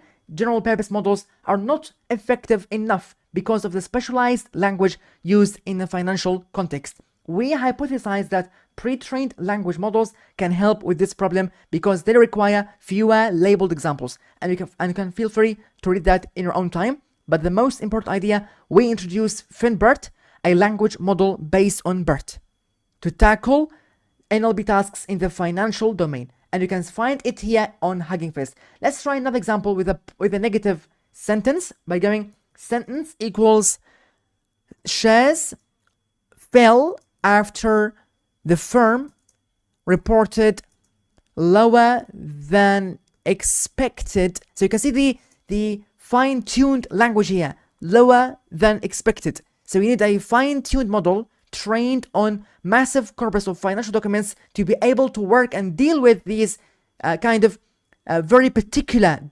terminology, and then earnings.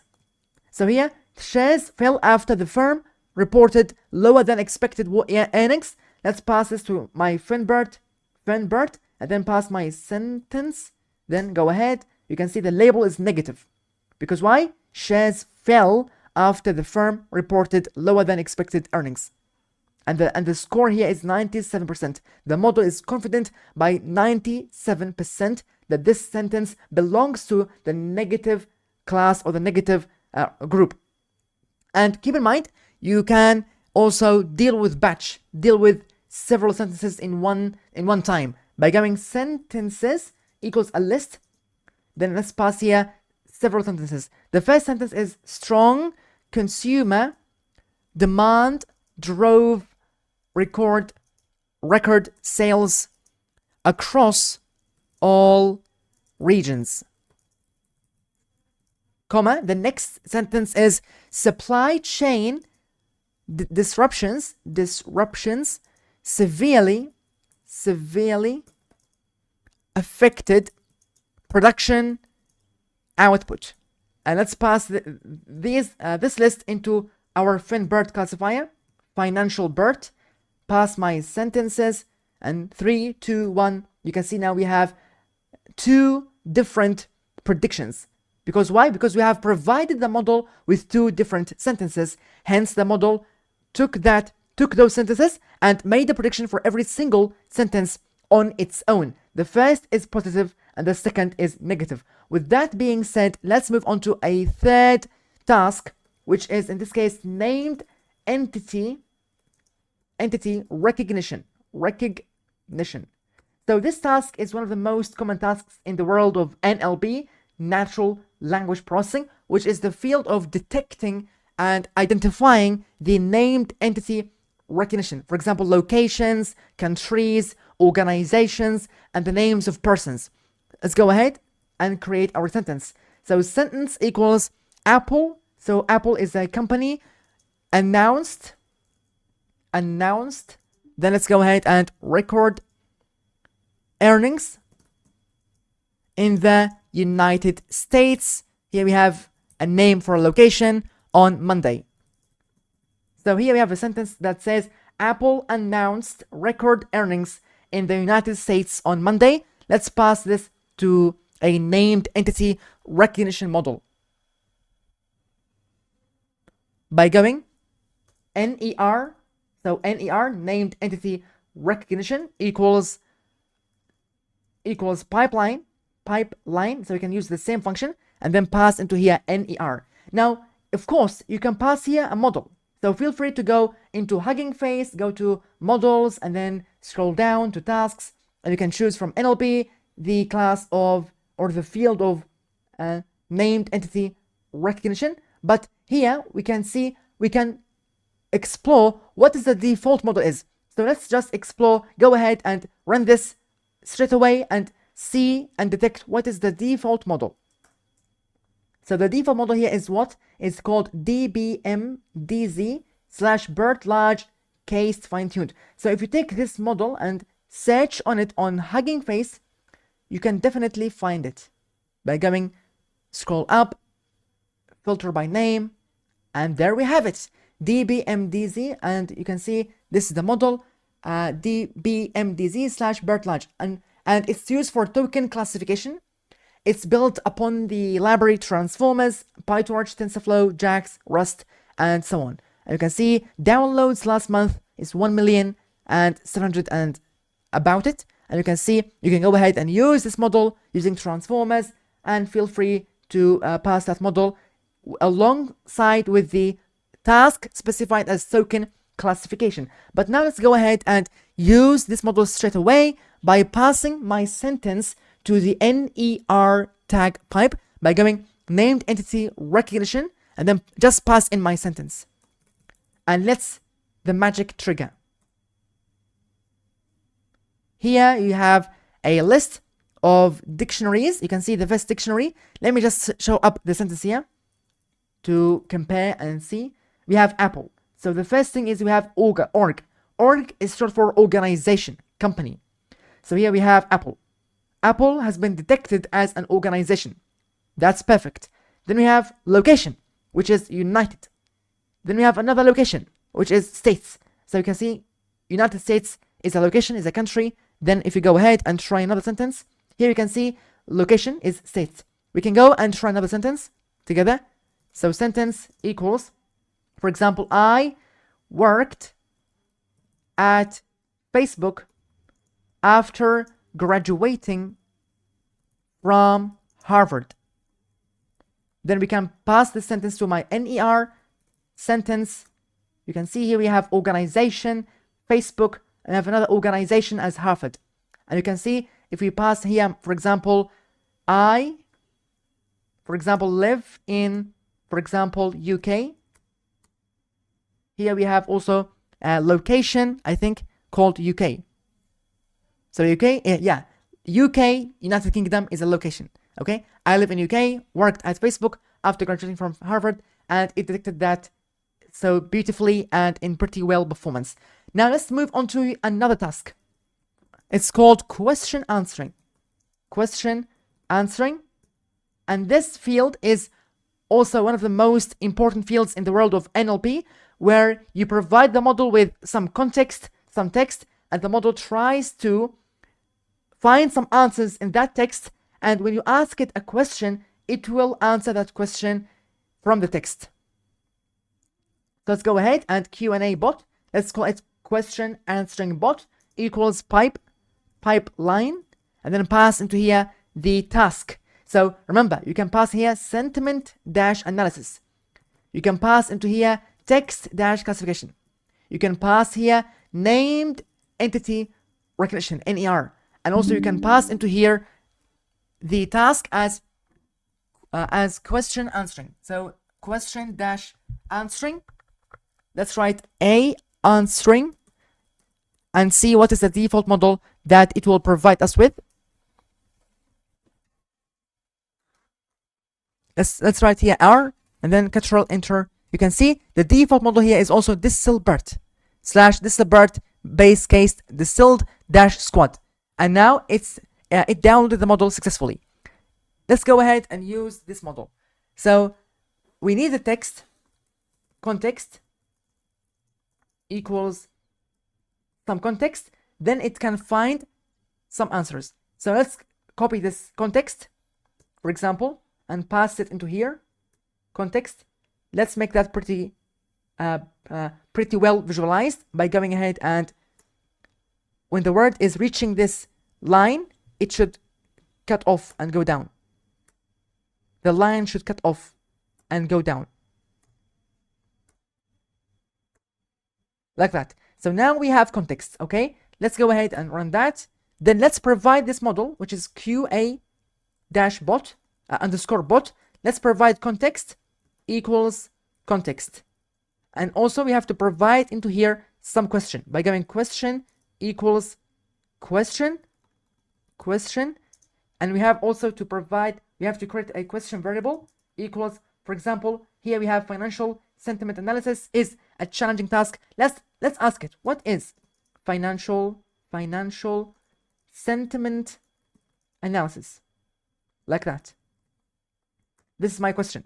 Let me pass my question, the question and the context as this. 3, 2, 1. Let's ask it. Now it worked, and you can see the score is 30%. Answer is a challenging task. So here, if we go up, you can remember that financial sentiment analysis is a challenging task, and it responded with that, and it told us that it is a challenging task. So this idea is mimicking the idea of RAG, retrieval augmented generation. Okay. Also, we can ask another question. We can ask question as, for example, let's read here. We can see general purpose models are not effective enough because of the specialized. Let's ask why generative models are not effective, and then pass this question to my model by going Q question answering underscore bot question equals question, comma, context equals context. Then let's go ahead, and here we have question. Yeah. Let's run that. You can see we have score 41% answer, specialized language used in a financial \n context. And you can see we have here \n. If you want to show it in a pretty formatted way, we can sort this output into a variable called result, for example. Then we can show this result. Then we can index on this dictionary and access the answer key, answer. Then we can print it. You can see print. So specialized language model or specialized language used in a financial \n. Then we have context. For example, let's go ahead and here find some. We introduced Finbert. Let's ask it, what is Finbert? What is Finbert? Finbert.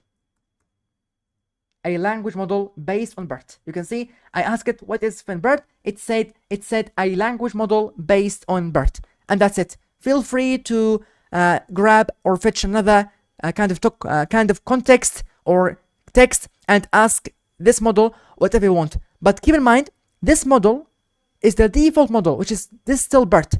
And remember, there are some better models, some very powerful models out there in the Hugging Face platform. You can feel free and go ahead and explore them. Maybe they are better than this BERT. You can go ahead and specify the model name as you would like and use it, okay? But now let's go ahead and move on to the last task, which is machine translation. So the task of translating from one language into another, converting from one language into another language.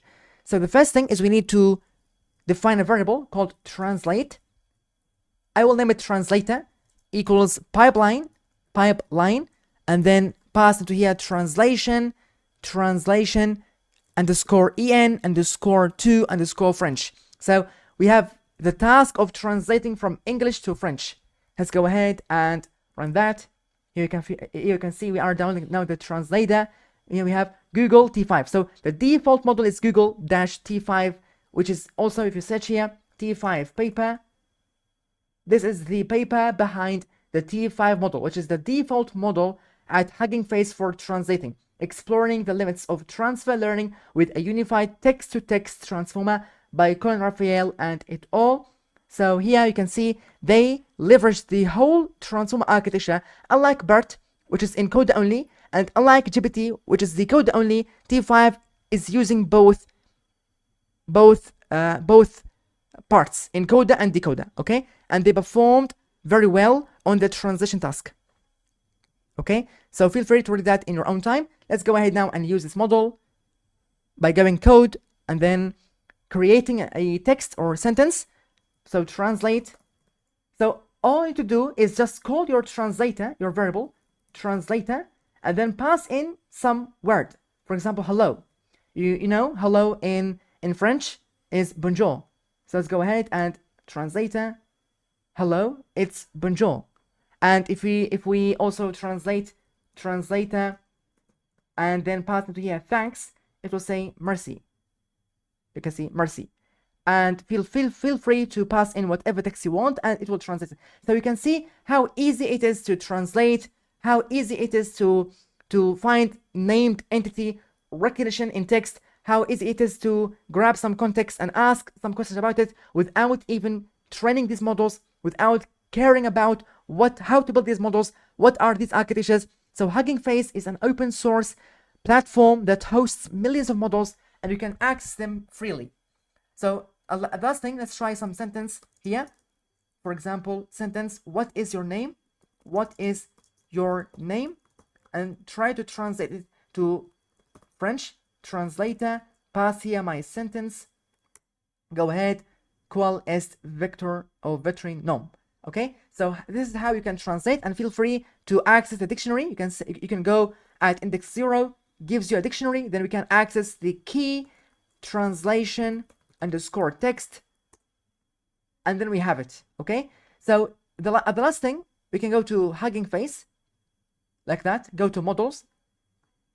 Here we have tasks, go to tasks, go to NLB, scroll down, NLB, here we have the task of machine translation.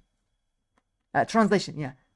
Here we have a plethora of models that are all about you can see the first model is T5, Google T5, which we used before. We have Facebook NLLB, so no language left behind. Okay, 200 languages distilled. Then we have Google MAD, and feel free to use whatever you want. If you choose this model, use this model, transformers, then we can copy this model. So this is how easy it is to grab a model from Hugging Face. Then we can just run it. So this is Facebook NLLB model, 200 distilled 600M. So I think 600M is referring to 600 million parameters. And here we have the model card. You can also read here. This is the model card of NLLB. Here are the metrics. You can read the metrics. There are some intended use. So how we want to use the model. We have some training data, ethical considerations, and this is the model card. And also you can see here we have it's built upon PyTorch, transformers, and here the number of downloads. Okay, let's go here. You can see the model has been downloaded successfully.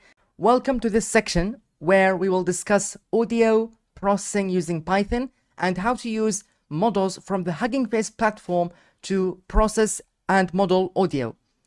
So the first thing here, let's name this as audio processing using Python.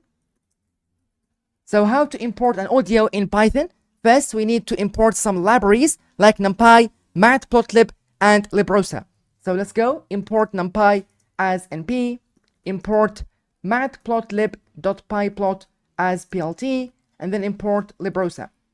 So why do we need these libraries? First, NumPy, because we want to convert the audio into an array of numbers. Secondly, Matplotlib, because we need to plot some plots and visualizations of the audio amplitude, of the audio waves, sound waves. Then we have librosa for processing and reading in the audio file. Librosa is the standard library in Python for dealing with and controlling audio files. Secondly, let's go ahead and create a variable called audio path equals, and then I already have here a audio file. You can see it's called audio.mp3. The extension is mp3. Let's pass it here, audio.mp3. Then run it away, straight away. The third step is here. We have to unpack, we have to call librosa dot load, call the function load, and then pass in here my audio underscore path, comma, then we have here the parameter that is called SR, short for sampling rate. The sampling rate is an important concept when dealing with audio. Every single digital audio is associated with a sampling rate. In this case, let's set it to none. This function would return two values. I would unpack them and store them in two different variables. The first variable is Y, so my audio, and the second is SR, so sampling rate. So I will store the audio file inside Y, and I will store the sampling rate inside this variable SR. Let's go ahead and run that. Now it's trying to load it, and it is already loaded. If we print here Y, you can see it's an array. It's a massive array with a lot of numbers, a lot of digital numerical values. Why? Because we have converted and read in the audio into an array. So now we have successfully converted our audio file, our audio path, into an array of numbers. And feel free to visualize it like that. For example, the first 100 samples, these are all the numerical numbers, the numerical digits when we converted our audio into an array of numbers. Second, we have here y.shape. So let's see what is the shape of my y. The shape will be as this. You can see we have one dimension. The audio lives in one dimension, and it contains 293,280 values. Then let's go ahead and let's explore what is SR. SR is the sampling rate, and it is currently 16,000. Then if you wanted to visualize the audio waves, the sound waves, let's go ahead and create a nice figure by going pld.figure and then pass in here fig size equals, then let's go ahead and set it as 14,6 or 5, dpi, let's set it to, for example, 150. Then let's go ahead and go plt.plot. Let's plot the audio stored in the variable y. Then let's go ahead and put a beautiful x label as time dash samples. So the x-axis represents the time, the samples would go on the x-axis. Then we have pld.y label, the label of the y-axis as amplitude of the audio or of the sound. Okay, then let's go ahead and run that, and then cool, we have here the sound waves. You can see these are the sound waves. The sound goes like that. Okay, you can see here we have sharp sounds, and we have then soft sounds, then it goes up, goes down, up, down, like the sinusoidal waves. You can see this is the audio waves. Okay, then let's go ahead and do the next step. Then we need to divide the number of data points in the sound by the sampling rate yields to yield the total time of the audio. So if you wanted to know, or if you wanted to discover what is the total length of the audio, all you have to do is to grab here the y, the array, then get the length of it by passing the y to the length function. Here we have this number, this huge number. Let's divide it by the sampling rate. So the total time of the audio is 18.3. You can see here it's 18.33. Okay, let's go ahead and so it's 18 seconds. Okay, this is in seconds, not minutes, not hours. 18 seconds, 0.33. Then let's go ahead and divide here. You can see from ipython.display import audio. So in order to listen to this audio, if you wanted to know what this audio actually represents, you can import the audio class from within the display module, from within the ipython library. So from ipython, note the I is capital here, .display import audio class. Then run it. Now all you have to do is just call audio and then pass data equals y, comma, the rate equals SR, the sampling rate. Then run that again. You can see here we have this audio. Maybe you won't be able to listen it, but I will run it now. It seems to me more and more as I live longer that most poetry and most literature, and particularly the literature of the past, is discordant with the vastness and variety. Let's move on to the next step, because I'm recording my audio now. Then let's go ahead and we have an important concept, which is DFT. And if you don't know this concept is important in the world of audio. It's short for discrete Fourier transform.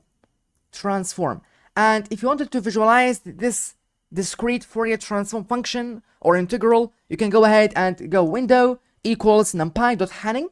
So numpy is a pretty powerful library. It contains so many functions. One of these functions is Hanning function. The Hanning function computes the Hanning window. You can see here, return the Hanning window. The Hanning window is a tapper formed by using a weighted cosine.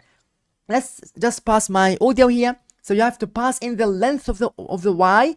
Then we have to go and windowed underscore input equals y times window. So all you have to do is just multiply the y by this window that numpy has created or has calculated for us by using the Hanning function. And then DFT, so discrete Fourier transform, equals numpy.FFT.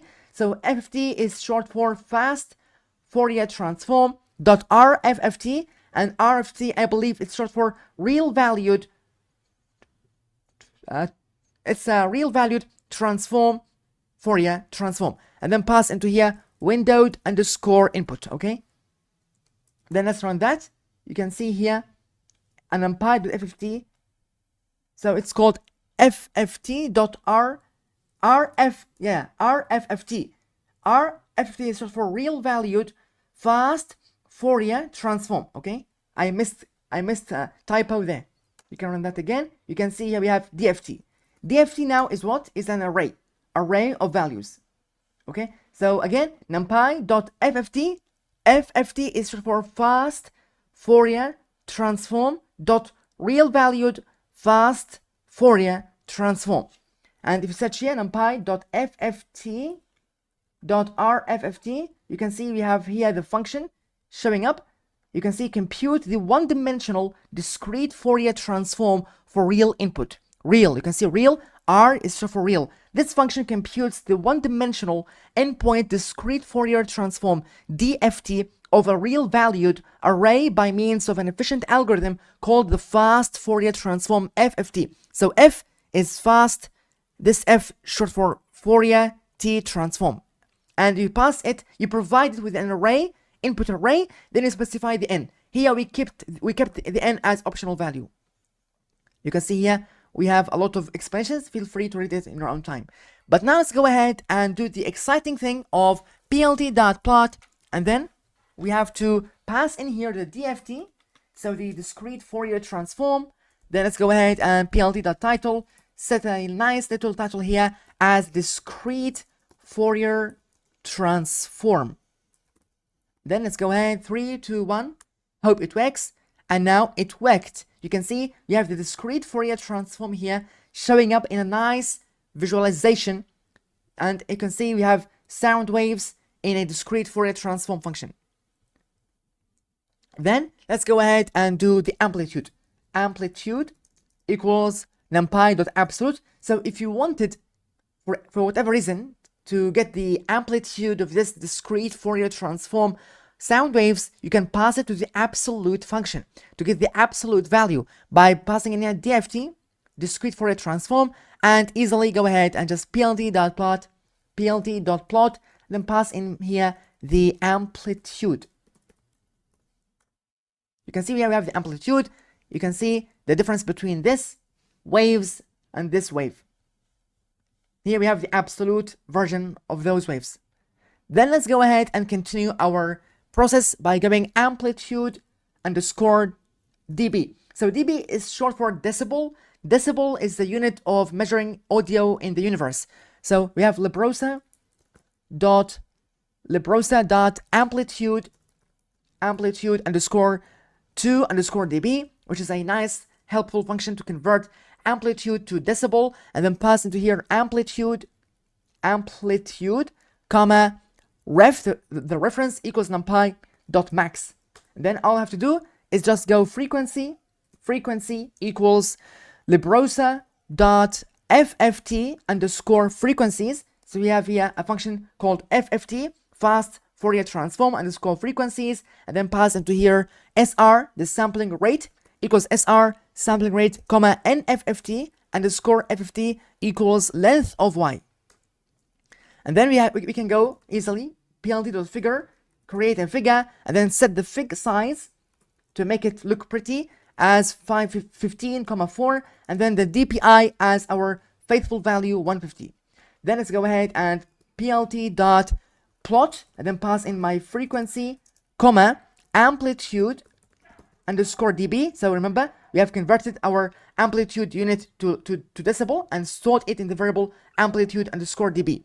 plt.x label, and then set it as frequency in hertz, in the unit of hertz. Let's go plt.y label, and then pass in here amplitude in decibel. You can see decibel is written as D small, B capital. Then we have here plt.x scale. So you have to, if we go ahead and just run that as that, you can see it's now the x scale isn't measured in a logarithmic measure. It's measured in linearly. But once we set the .x scale and then pass in log, short for logarithm function, you can see now the measure changes. It's now showed in a logarithmic fashion. So you have to set the x scale as log to show the x scale as in a logarithmic fashion. And keep in mind, you can see here the scale 10 raised to the power -1, 10 raised to the power 0, 10 raised to the power 1. If we now get rid of this log, it will be measured in linear units, 0, 1000, 2000, 3000, 4000, and so on. But once we open this comment or uncomment this and measure the x scale logarithmically, these numbers will be in logarithmic world. You can see. Okay.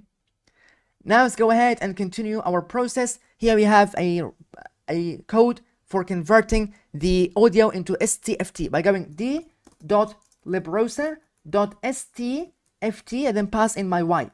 Now you can see this D, what it looks like. This is the STFT version. Then we have to go ahead and just go d_dB. So convert it to decibel by going librosa.amplitude_2_decibel, and then pass in numpy.absolute, and then pass in my d. Just we have to pass in my d inside of wrapped within the function absolute, and then wrap this function within the amplitude._2_dB to convert from amplitude to decibel, and then set reference equals numpy.max. Now all I have to do is just create a figure, plt.figure, and then pass into my figure here the fig size to set the fig size as 15 or 14,5, DPI equals 150.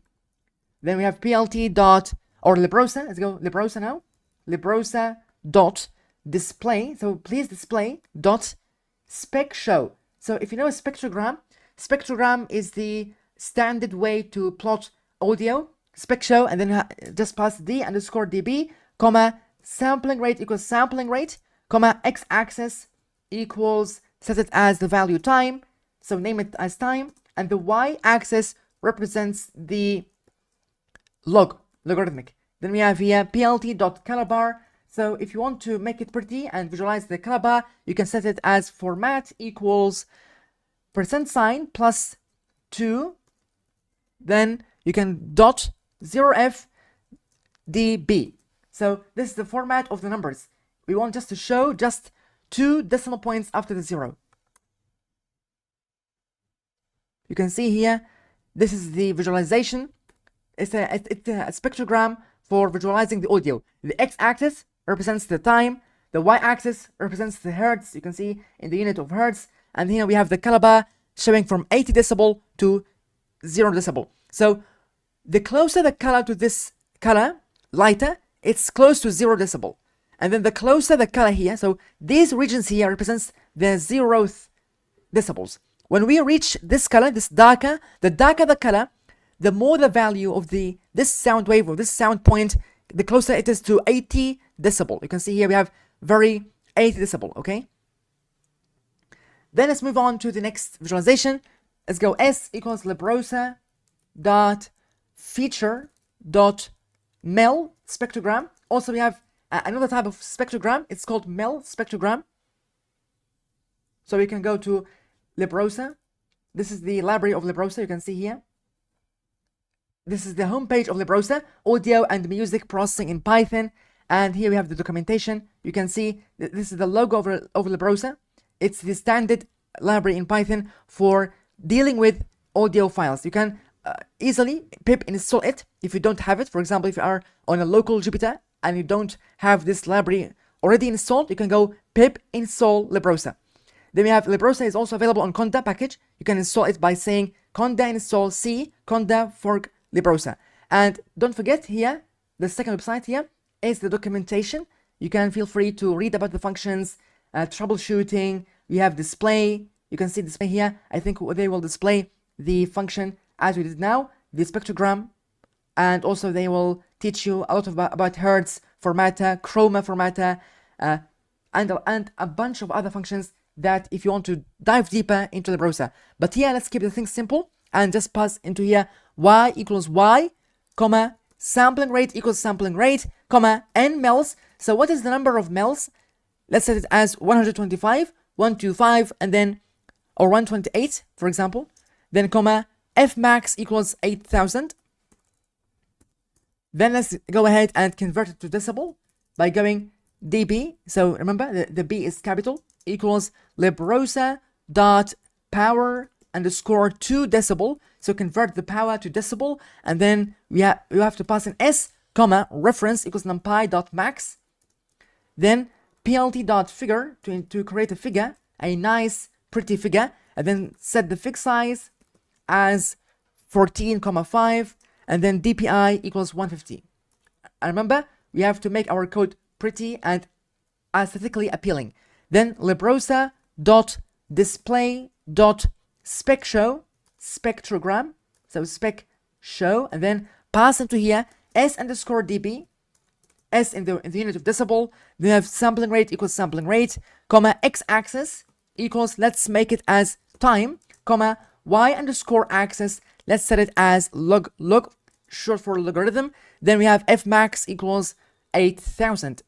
Then on the last here, you have to show a color bar by giving plt.color bar, and then pass into here format equals %sign +2 dot 0f, then db. 3, 2, 1, go ahead, run. You can see now the code works fine, and it shows us this another spectrogram, which is by converting the array or the sound wave to STFT or MEL spectrogram function. So it's kind of look the same. This is a normal spectrogram, and this is called MEL spectrogram. If you wanted to know the difference, you can feel free search that on Google. But now let's go ahead and just do the other part, which is now get a model from Hugging Face and try to classify it, to classify this audio based on a model from Hugging Face. So we have to import required libraries. And remember, this task is called audio classification. So the first thing is we have to go ahead and just import those libraries by going import torch, comma, transforms, comma, transformers. You need transformers because remember, the default library in Hugging Face for dealing with audio is the same as the text. It's called transformers. So the same library, transformers, works for text and works for audio. Then we have to import here torch audio. Okay, then let's print the versions of them. Torch dot, just for fun, version. Then we have here print torch or transformers dot underscore version underscore. Then we have to print here print torch audio dot underscore version underscore. Run it away. You can see here torch dot version, transformers dot version, torch audio dot version. It will show us these versions. So my torch version at the time of recording this video, 2.9.0 plus CUDA 12.6. Remember, in the future, you might have a slightly bigger number. Then we have here transformers.version. Currently, it's 4.57.3. And here we have torch audio.version. It's 2.9.0 plus CUDA 12.6. So let's go ahead now and do the audio classification process. The first thing is we need to import from transformers. So from the library transformers inside Hugging Face, import auto feature extraction. or extractor, comma, AST for audio classification. You can see the naming are here long, so you have to keep in mind the first letter of every word is capital. So AST is all capitals for audio classification, and you have the class auto feature extractor. Run it straight away, then you can see now it's trying to import and fetch those classes from the transformers library. The second step is that we have to import LibRosa again. You don't have to, because you have it, we already have it, like but we can import it again. Then we have audio underscore path. So maybe you need to keep this section separate from this section by importing all the necessary libraries again. So sometimes you don't want to run the whole collab. So you might in some point just run from the cell, but have all the codes below the cell working. So you have to sometimes re-import the libraries as we saw here. Then the audio path equals audio.mp3, the name of my audio. Remember, I already have an audio here file called audio.mp3. Let's pass it to my variable here, audio underscore path. Then let's go ahead and we have y, sr equals librosa.load. Just have some practice. Then we have here, we have to pass the audio path, comma, the sr equals none. So here, all we are doing is just, we are passing the audio path to the load function. The load function will take care of this audio path and read the audio path in. It will read this audio file in and convert it from audio waves, from audio file into an array stored in this variable y. You can see this array, it's a huge array, and every single audio is connected with a sampling rate. We store it in this variable called SR, short for sampling rate, and it's currently 16,000. But now let's dive into the most important idea, which is, and also you can visualize it using from IPython, of course, from IPython.display, import audio class. Now let's call this class audio, and then pass in my audio path by going data parameter equals audio underscore path, then run it. You can see now this is my audio. I will play it and you can listen it now. It seems to me more and more as I live longer that most poetry and most literature, and particularly the literature of the past, is discordant with the vastness and variety, the reserves and resources and recuperations of life as we live it today. Now the audio has finished. You can see it's finished. We can continue our processing and coding. So the first thing is we have to go feature extractor, feature underscore extractor. This is a variable where I will call the class auto feature extractor dot from underscore pre-trained. So here we are calling the method from underscore pre-trained and then pass into here the name of the model. So you can see it's from the MIT University /AST dash fine-tuned dash audio set dash 10 dash 0, the version .4598. So 4593. Okay, this is the name of the model. Okay, we are passing this string to the method from underscore pre-trained coming from this class auto feature extractor, and then we are instantiating a new object and convert and sorting it inside this variable feature extractor. Let's run that. You can see now it's trying to instantiate. Then the processor, the preprocessor underscore config.json has been loaded 100%. Okay, now let's go ahead and see here. You can see we have a result. Let's create the result variable equals feature extractor. Now let's now leverage the benefit of using this object feature extractor, then and just pass into here my y, the array of the audio, comma, return underscore tenses. So return tenses, set it as pt, short for PyTorch. So please return the tenses in the form of PyTorch tenses. And then let's run that. You can see here, this is the running of this cell. Let's go ahead and visualize my result. You can see, and hooray, here we have my result. We have a dictionary, we have a key called input values, and the value as a tensor. Here, this class has worked on my array of values, the array of the audio, and produced this tensor that contains these numbers. You can see we can access this dictionary by going result in the key input underscore values. Then we have this tensor. Then you can also visualize the shape, what it looks like. We have 1, so we have a batch of 1. Then we have 1024. Then we have 128. Okay. Then let's go ahead and dive into calling in the model, loading in the model by going AST for audio classification. So we have imported this class earlier. It's called AST for audio classification. Remember, my task here is to classify audio. We will not going to produce audio. Here, in this specific task, we are going to classify audio by dot from underscore pre-trained and then pass in here MIT/AST dash fine-tuned dash audio set dash 10-10-0.4593. Then we can also keep in mind, you can copy this name, go to Hugging Face and search for it by going to Models tab, then paste the name into here. You can see we have this model MIT, and the task here is audio classification. And here we have 86.6 million updated September 6, 2023. We can go into it. You can see this is the name. You can copy it. If you don't want to write these numbers, you can copy from here and just paste it over here. Here you can see here you have how to use this model. Use this model and go to transformers. Here we have from transformers import pipeline. You can use the high level helper, and also you can use load model directory as we did together. Auto feature extractor, we have imported from transformers, and also we have here auto model for audio classification. If you don't like to type code, you can copy that and just paste it over there, and you will have the extractor, and also you will have then the model, which is auto model for audio classification dot from pre-trained, and then pass in the username of the account / the name of the model. And keep in mind, you might need to read here on how to use this model, okay, later.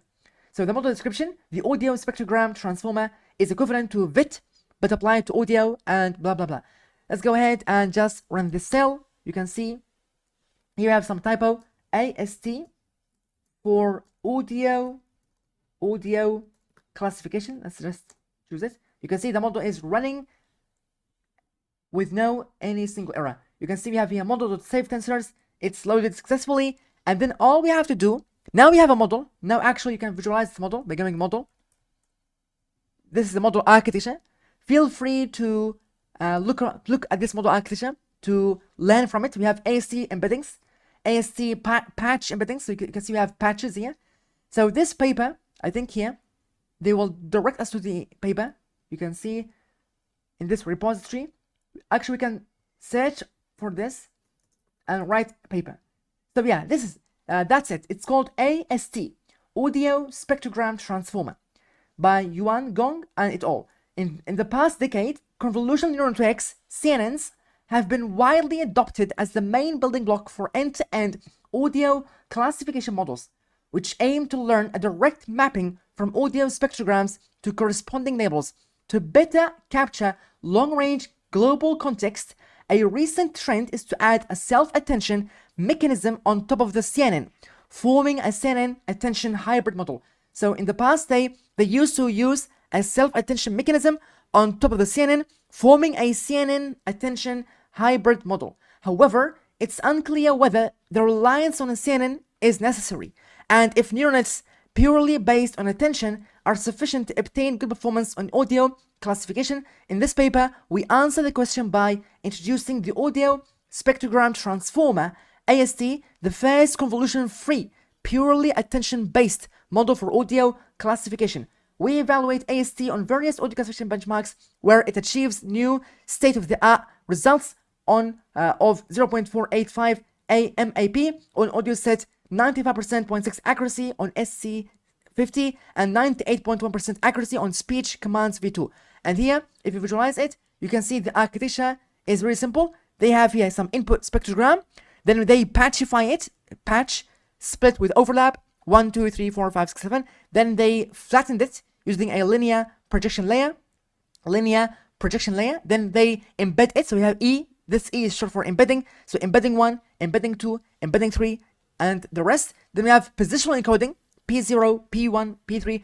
So here they have pre-processed the audio to add, to map embeddings, to map these patches into embeddings, and then insert or inject some positional encodings to preserve the positional of the audio. Then they straight away pass it into a transformer encoder block. Then they have a little layer to classify and then produce some logits to classify. Now let's go ahead and use this giant architecture, this pretty powerful architecture, AST, which is uploaded on Hugging Face. You can see here we have AST. Then let's use it. So this is the architecture. We have already skimmed through it. Now let's go ahead and go to the next step, where we will see here result, and then choose the key input underscore values.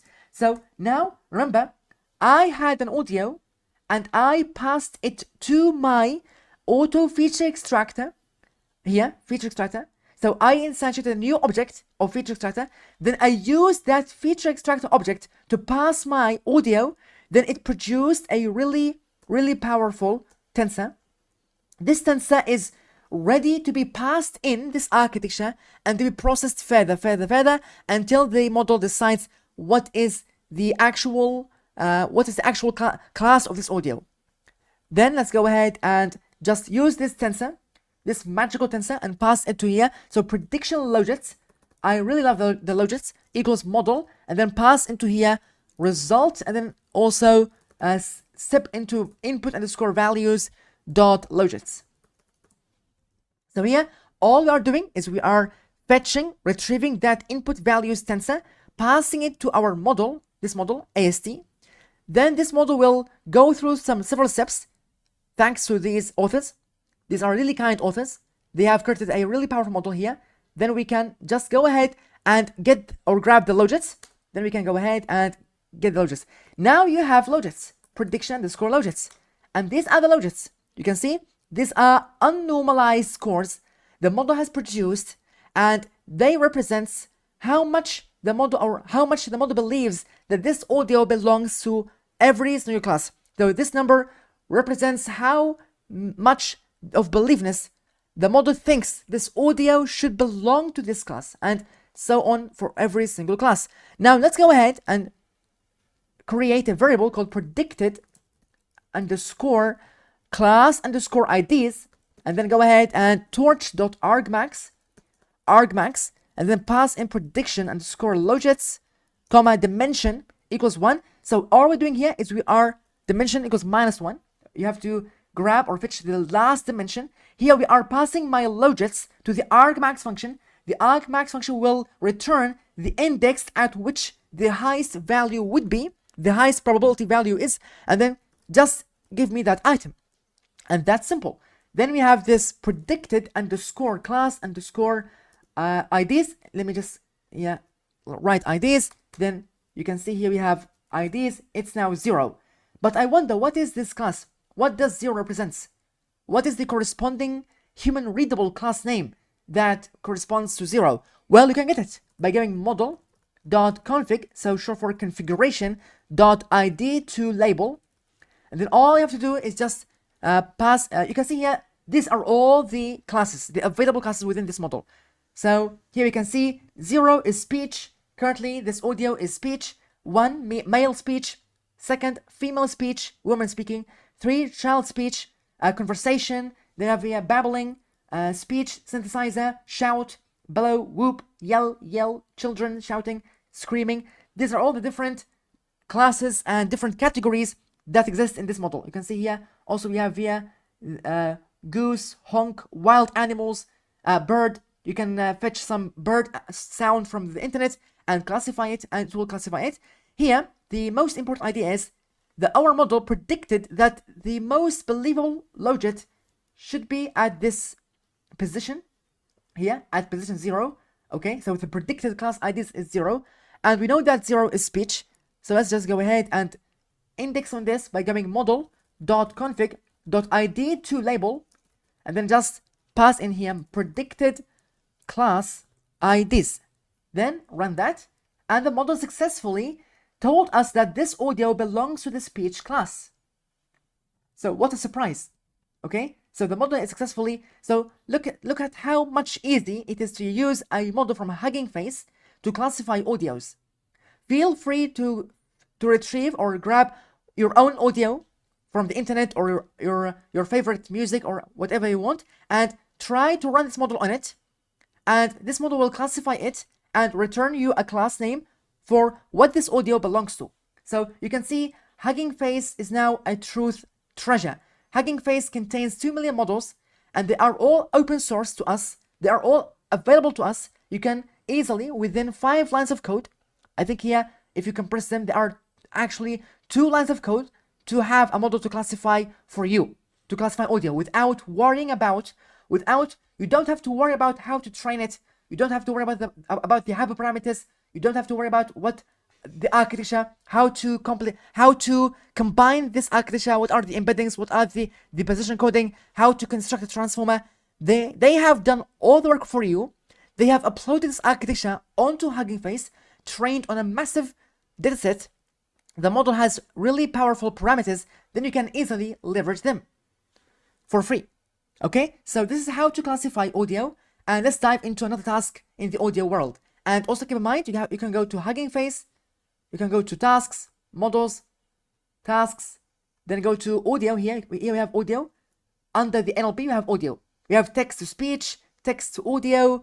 We will do this. We will do text to speech, and also we will do text to audio. And we already have done audio classification. So feel free to play around this. And also we have automatic speech recognition. Now let's dive into another task of the world of audio in machine learning, which is converting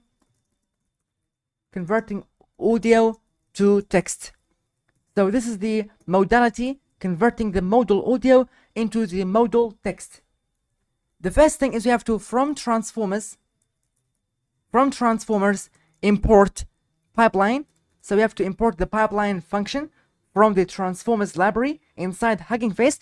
Then let's go ahead and create a pipe equals pipeline, and then pass into here automatic dash speech dash recognition.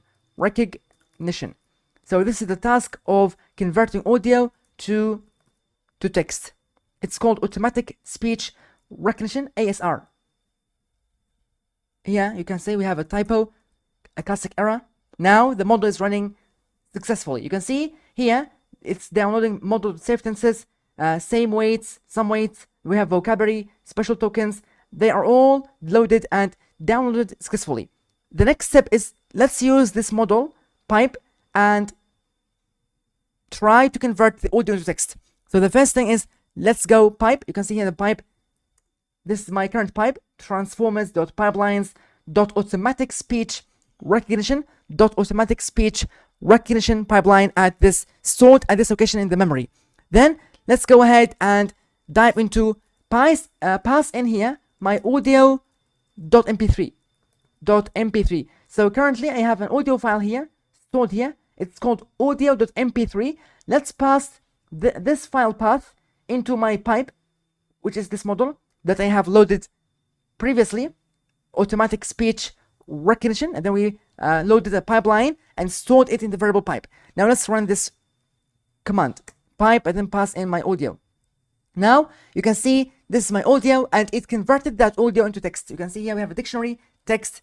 It seems to me more and more as I live longer that most poetry and most literature, and particularly the literature of the past, is discordant with a vastness and variety that the reverses and resources and recorruptions of life, or recuperations of life as we live today. So this is the text. We have converted the modal audio into the modal text successfully. You can see. Feel free to change this audio into whatever audio file you have. For example, you can record your own voice and pass it to here. You can download or load the file here. Then you can pass it to the model, and the model will transcribe that audio into this text. Now let's dive into another task, which is converting text to audio. So now let's do the reverse. Let's do the reverse option, which is converting text to audio. What if you have some text and you want to convert it into some audio file? Well, you can do that easily using Hugging Face platform.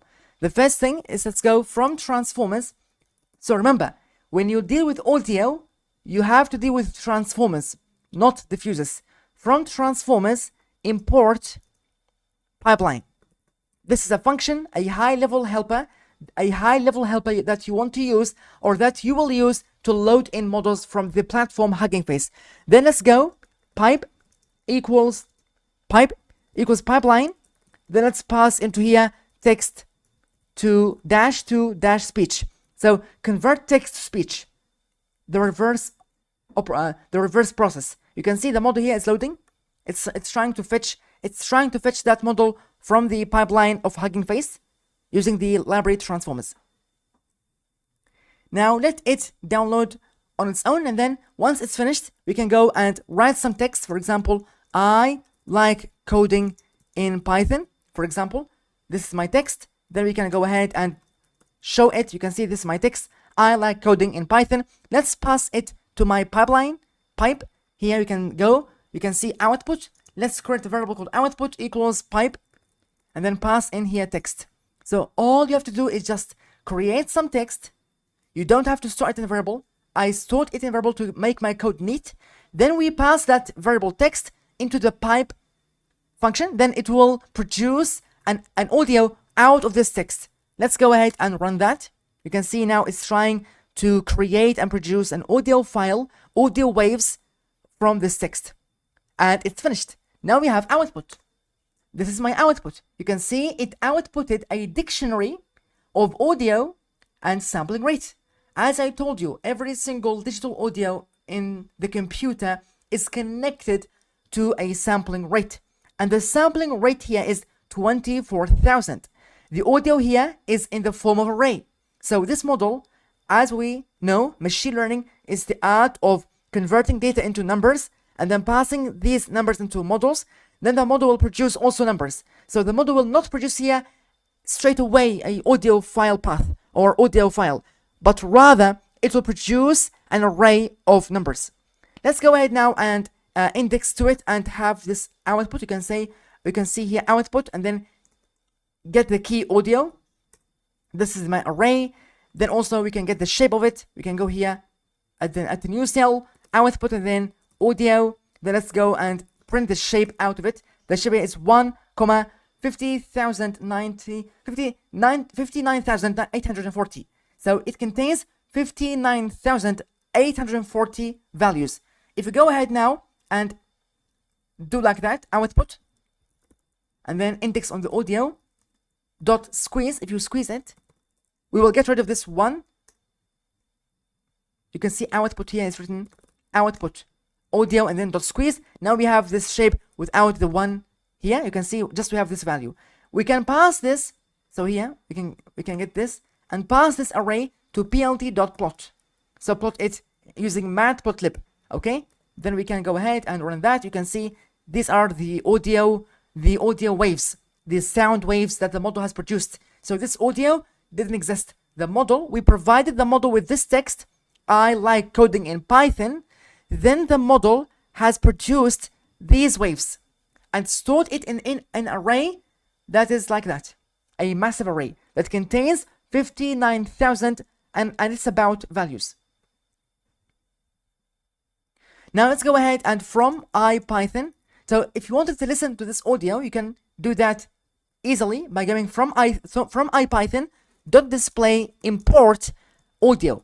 So you have to import the class audio, and all you have to provide to this class is the audio. Then go ahead and you can see data, pass in data equals output, and then index on the audio key, comma, rate equals output, and then pass in here sampling underscore rate. Because remember, the output of the model is a dictionary, as you saw here, that contains two different keys, two distinct keys, audio and sampling rate. To access sampling rate, you have to go output, this is the name of the dictionary, and then access the sampling underscore rate, and it will provide you with the sampling rate. And the same with the audio, it will provide you with the array with these values. And if you show output, it will be a whole dictionary. Now let's go ahead and run this as it is. You can see now this is my audio. Let's play it. I like coding in Python. And keep in mind, these models are open source on Hugging Face. They are not the most perfect models out there in the world. So maybe the sound will be noisy a little bit. Maybe it contains some noises in the background, but that's fine. All you have to do is go to Hugging Face, go to tasks here, then scroll down until you go to audio, then choose text to speech, this task, converting text to speech. Then you can choose the best models from here. So maybe try to use Microsoft Vibe Voice. Maybe you want to use Aractoco T5 Gamma, and so on. So feel free to choose whatever model you would like to use, you prefer to use from here. Here we have, you can see 3,000 models dedicated to this task, which is text to speech. And also we have text to audio, which is the task of converting text to audio. Here you have models, 2,623 models. You can see Stability AI also has a model called Stable Audio Open. Also have Facebook Music Gen Large. We have also Marvis AI / Marvis. And you can see we have tons and tons of models. Then also we can go to here, ASR, Automatic Speech Recognition. Then you can find heaps of models. How to use it? You can go to here, for example, OpenAI Whisper. Then all you have to do is just go to Transformers, then copy this code or this code into the environment collab, and it will work for you. Just as easy as that. Here we can go ahead and so with that being said, we've finished the module audio. We have finished this section of audio. You can see we have done 3 different tasks. The task of audio classification, where we classified some audio into speech here. It told us that it's speech. You can see here, these are the logits that the model has produced. And then we have provided with some speech, and it says that it is 0, which means it's speech. Here you can see speech. And then we have another task, which is converting audio to text. The process of converting audio into text. And we have provided it with some audio file. You can see here, we have loaded a model called Automatic Speech Recognition. And be careful about the typos. Previously, I written here auto in a reverse way, and it didn't load. You have to be careful when you write these words. Then, here we have converted the audio into text. You can see it seems to me more and more as I live longer. So we have provided an audio and it converted it into some text. At the last, we have the last task, which is converting text to audio. The reverse, you provide the model with some text and the model tries its best to convert this text into audio using some deep learning mechanism. And you can see these are the sound waves. And then if you want to save this audio file path, you can go with that. You can go with that easily by going. You can see here we have a from IPython. So let's go from PyDub, from Python dub import audio segment. This is a class. Then we have to go ahead and create an instance called audio underscore seg equals audio segment. The class audio segment. You can see segment. And then provide here the output, and then index on what? On the audio to get the array with these values. Dot 2 bytes. Then let's go ahead and comma. Provide the frame underscore rate equals. So the frame rate is the same as the sampling rate, but another name. So output and then index on the sampling underscore rate.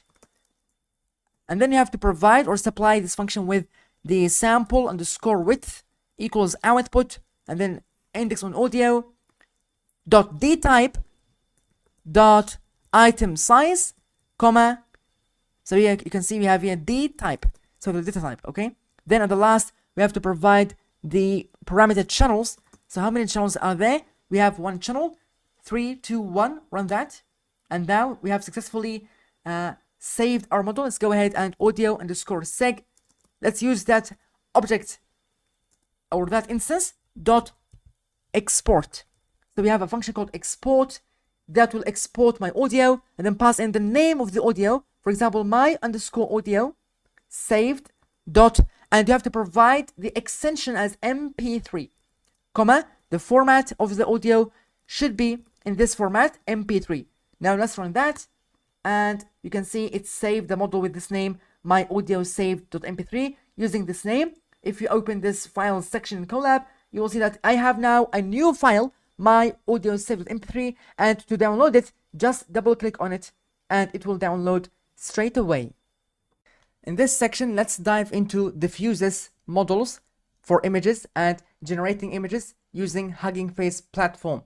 The first thing, let's name this cell by going image processing.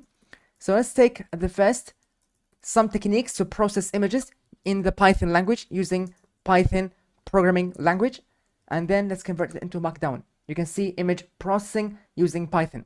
So the first thing, we need an image. You can see here I already have an image, and it's called whiteflower.jpg. You can see it here. Now let's process this image using Python. The first thing is, let's go from pill, import Python, import image by going from pill, import image. So from Python image library, import the class image, and the class image will read in our image file and then convert it into an array full of numbers by going pick equals image dot open.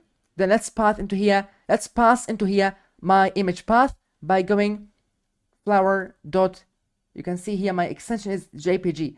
So let's write white dash flower dot JPG. And now it's read successfully. If you go ahead and show this PIC, short for picture, here we have this picture. Then let's go ahead to the next step. So now we have done the reading of the image. The next step is, what if you want to check the type of the picture? What is the type of the picture? The type is JPEG image file. And keep in mind, if you read in a PNG image, the type of it will be PNG image file. And if you read a GIF image, it will be GIF image, and so on. So whatever the extension you have, this ending part will change depending on the extension of the image. Let's go ahead. Then we need to import NumPy as NP to convert our image into an array, into a NumPy array. And remember, NumPy is the fundamental computing library inside the Python ecosystem for data science. Let's go ahead and do picture underscore array equals numpy.asArray. So we have a helpful function inside NumPy. So within NumPy, we have a function called, you can see it, NumPy, numerical Python. We have a function called asArray. This function is responsible for converting the image into an array in NumPy by passing in my picture. Then let's go ahead and show my picture array. You can see we have this. We can show data and then convert this image or this picture or this image into an array full of numbers. You can see these are 255, 255, 255. It's a white pixel corresponding to this region where you can see I have here so many white pixels. And these are all white pixels, okay? Then we have here some yellow pixels and so on. Now let's go ahead and retrieve the shape of this array by going pick underscore array dot shape. And the shape of it is, as you can see, we have 360, 360, 3. So here we have the height, the width, and the color channels. So every single image is containing a height dimension, a width dimension, and a color channels dimension.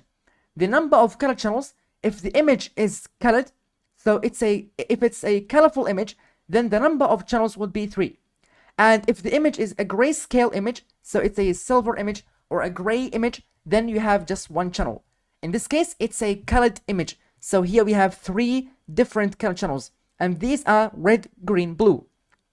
Now, if you take a closer look at my picture array, it contains integer values. These numbers are integer. These are whole numbers. If you want to normalize the image, we have to divide it by 255, so 255. Then it will be normalized, as you can see, where the most white color would correspond to 1, and the most dark color, so the most black color, would correspond to 0, and every other color between 0 and 1. So you can see here, once we go ahead and import matplotlib, import matplotlib.pyplot as PLT. So matplotlib is the default library in Python, or the standard library in Python for visualizing and plotting some visualizations. Let's go ahead and plt.imshow and then pass in my picture underscore array. So you can see here, by passing my picture array to the imShow function, imShow is short for image show. It shows our image, the flower image you can see, and here we have some axes. If you want to get rid of these axes, you can do that easily by going plt dot axis and then pass here false. You can see here it will turn off the axes, the x-axis and the y-axis. Now let's go straight away and picture red. So what if you want just to view or to display just the red channel? You can do that easily by going picture red equals picture underscore array dot copy. So first, I advise you to copy the picture array into a new variable. So rather than manipulating and damaging the actual array here, where you could do that, but I advise you, I highly recommend that you copy this array and store it into a variable called picture underscore red. Then you can see here we have the same exact copy. So here pic red currently is the same exact copy because we have done nothing but copied the array into a new variable called pic underscore red, short for picture red. Now let's do the manipulation part where you will go ahead and you can remember we have RGB. Now we want to zero the green channel, zero the blue channel, and just keep the red channel. And look what happens. Here we can see pic underscore red, and then give me all the height dimension, no problem, comma. Also give me all the width dimension. I don't want to get rid of the width or height. I don't want to cut anything of the image, but just set the one channel, which is G. So remember, R0, G is 1, B is 2. Please set the one channel, this green channel, set it to 0. So here you can see green channel set to 0. So 0 it. Then the same with the blue channel. Give me all the height, all the width, and then the second channel, which is B. Remember, in programming, we start counting from 0, set it to 0. So 0 out the blue channel. Then here we have blue channel set as 0. You can see here, my picture red now is a red image. So you can see now, we have removed the blue channel, the green channel, and only kept the red channel. And you can see here we have this array. It just contains, you can see here, every single blue value and every single green value is now zeroed out. The green channel is 0. The blue channel is 0 for all pixels, for all values. Just the red channel is kept. And you can see now we have a very reddish picture. Now let's go ahead and do the same with the rest and the remaining of the channels by going RGB. Remember, here we have to go ahead and copy the array by going pic underscore green equals pic underscore array. So give me the picture array, the original array, but copy it, dot copy. So make a copy of it. Then let's go ahead and say pic underscore green, and then give me all the height, all the width, but please go ahead and for the red channel, 0 it out, and the same here, pic underscore green, give me all the height, all the width, but please for the blue channel, 0 it out. Here we have, remember, 0 corresponds to what? The red channel. So red channel is zeroed out, and here the blue channel is zeroed, set to 0, and here also set to 0. And now let's see what would happen here by printing out my picture underscore green. 3, 2, 1, run that, and here you have a green like image. So you can see the red channel is zeroed out, the blue channel is zeroed, while we have kept all the green channels. And you can see now we have a green image. Let's do the same with the last channel by going ahead and copying out the picture underscore blue equals pic underscore array dot copy. Let's go picture underscore blue, and then just set the 0 channel to 0, which is red, and then do the same with the 1 channel, which is green, set to 0. Then let's visualize my picture underscore blue, where you have a blue image. Okay, so we have red, green, blue. We have 3 color channels: red, green, blue. Now you can see that these are the manipulation of images, we can go ahead and also do some further processing using now CV2. Import CV2. So CV2 is a library inside Python, and it's short for Computer Vision 2. So CV has also pretty much functionalities to manipulate and to process images in Python. So let's go ahead. Image equals cv2.imread. So please image read the image by passing here the path of the image. So let's copy here the path of the image. You can go ahead and just copy the path and pass it to this function imread. Here we have image. You can see it read the image here, but you can see there's a difference. Why, when we read the image using the normal PIL library in Python image library, it read that image and it displayed that image as this. You can see here these colors are yellow, but here when we read the image using this library CV2, you can see here we have different color. We have different color hues. Why? Because if you notice, the real image or the actual image actually is the same as the way that the PIL image has read it in. So CV2, keep in mind that CV2 library here, it changes the order of the channels. So rather than red, green, blue, it's blue, green, red. So let's go ahead and change that. Here you can see image underscore RGB equals CV2. If you want to get it in the original format, if you want to get back to the original format and the original form, you can do that easily by going CV2 dot CVT color. So you have a nice function here. It's an amazing function. It's called CVT color, and then pass into here image comma CV2 dot. You can see here color. Write it all in caps, so all in capitals. Color underscore BGR, so blue, green, blue, blue, green, red, to red, green, blue. So this is the name that you want to write. Color underscore blue, green, red, to red, green, blue. As I told you, this library or this package, which is called CV2, when you read an image using it, it reads that image and it manipulates and damages the color schemes. How to solve it? Well, there's a helpful function, a very amazing function. You can use it. Just pass in the image and then write this flag, cv2.color underscore bgr to RGB.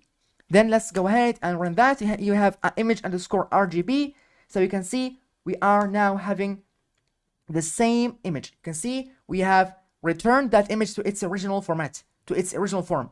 You can see now this region is now not anymore blue, but now is the original form, which is yellow. Okay, so this is how you can get back to the original format. If you read an image using CV2, please keep in mind you have to call the function CVT color, pass in the image. You want to apply the manipulation on it, then write this flag cv2.color underscore blue, green, red to RGB, red, green, blue, to the normal and regular format. So now let's convert this image into a grayscale image by going image underscore gray and then equals cv2.imread. So we have to read in the image. So remember, mread short for image read. So please read in the image, and we have to pass into here my image file path by copying the path and then pass it to my function here. Then let's go ahead and also provide this parameter cv2.imread underscore, so image read underscore grayscale. So if you want to convert this image into a grayscale, you have to provide this flag cv2.imread underscore grayscale. Let's go ahead and run that, and now we can easily go ahead plt.imshow and then just pass in my image underscore gray comma cmap, set the color map equals to gray. So you have to set the color map as gray in order to display the image in a gray format or a gray mode. You can see now we have a grayscale image. So an image in the fashion of grayscale. It has gray colors. Okay. Now let's go ahead and do the next step, which is image underscore resize. So it's an important skill of how to resize images. You will see it a lot, especially in Hugging Face models. There are some cases where you need to resize some image in order to meet the predefined criteria or the assumptions of the model. So it's a really important skill to have. Image underscore resize, cv2.resize. So just use the function resize, then pass in my image.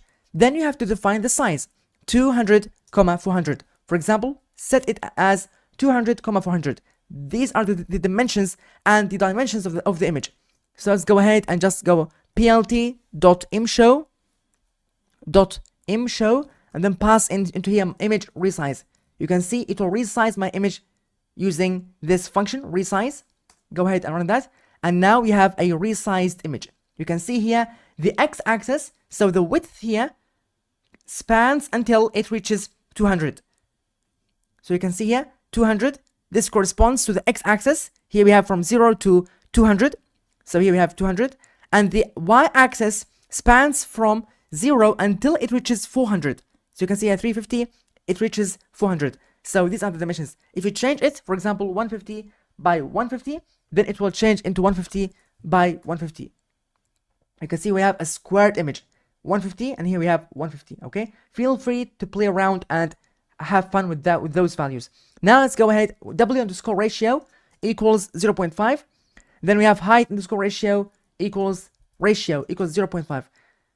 Here, remember, when we resize the image into 200, 400, the image scaling wasn't equal. You can see the image here is squeezed, is squashed. It's not in equal dimensions. It does look like a real image. So in order to have in order to resize the image without damaging its scaling, without damaging its dimensionality, keeping the image to be in equal dimensions, you have to specify W ratio as 0.5, height ratio 0.5, so the half. Let's go ahead, new image equals cv2 dot resize, and then pass into here my image, and then pass here 0, so for the d size, then f(x) equals w underscore ratio, so W ratio stands for width ratio, Fy, so the y-axis corresponds to the height ratio, H ratio. Then now let's go ahead and just display my image using the new image. You can see here we have resized our image successfully, but keeping the dimensions equal, keeping the dimensions to be in a not damaged way. You can see here we can set a W ratio, height ratio, pass these variables to the parameters fx, fy to the resize function. Rather than specifying these dimensions here, we passed here 0, 0, and then determine fx as W ratio, fy as the height ratio. Then we have this image with a neat scaling. You can see it's now 180 by 180. So it halves the image width and height.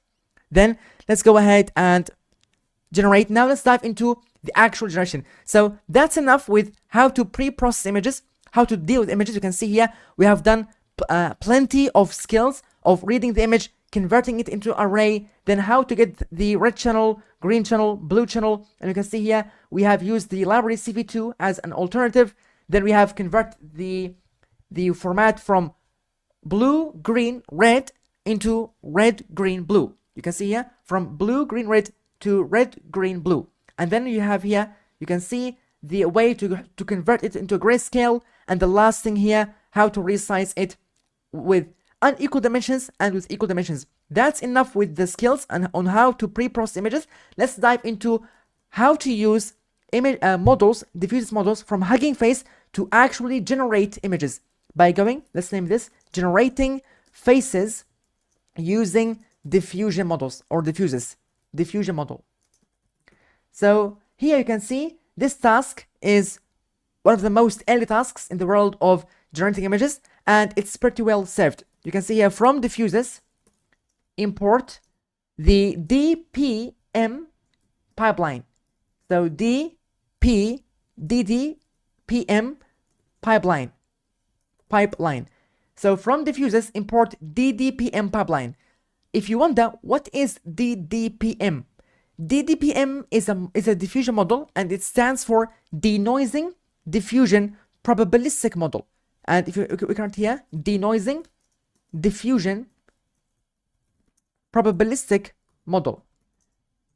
Okay, this is a DDPM pipeline. We want to import that pipeline from the diffusers library. Go ahead and import. You can see now it's importing. This model has a paper. If you search here, DDPM model paper, this is the model, denoising diffusion probabilistic models. And you can go here, you can see it's by Jonathan Ho and et al. So here you can see we present high quality image synthesis. So image synthesis is a fancy word for image generation results using diffusion probabilistic models, a class of latent variable models inspired by considerations from non-equilibrium thermodynamics. So remember, the diffusion model is inspired by the physics science, specifically non-equilibrium thermodynamics. So particularly this field has inspired this deep learning model diffusion.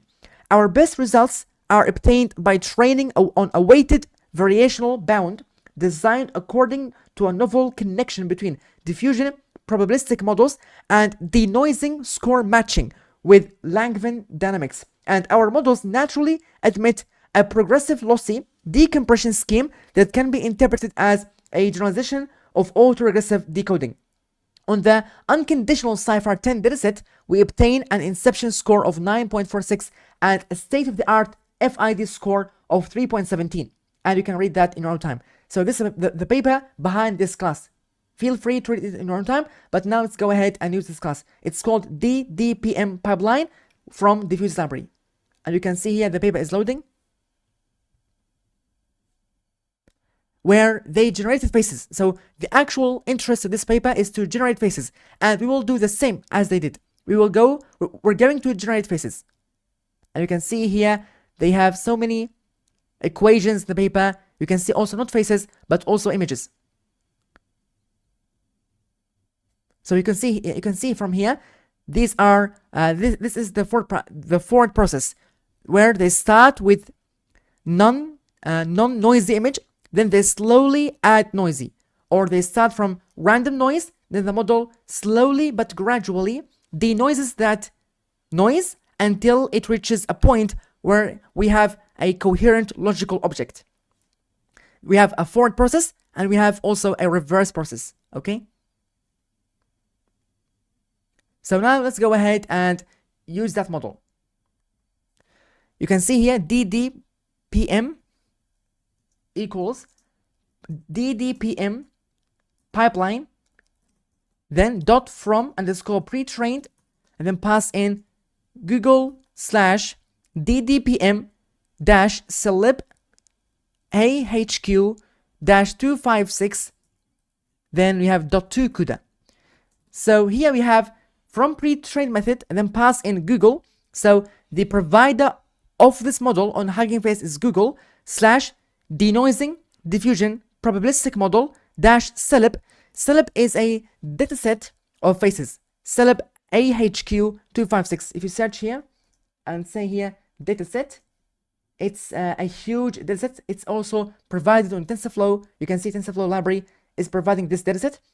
Celeb underscore A underscore HQ. So in case you don't know what this is a dataset for faces. You can see here high quality version of the Celeb A dataset consisting of 30,000 images in 1024 by 1024 resolution.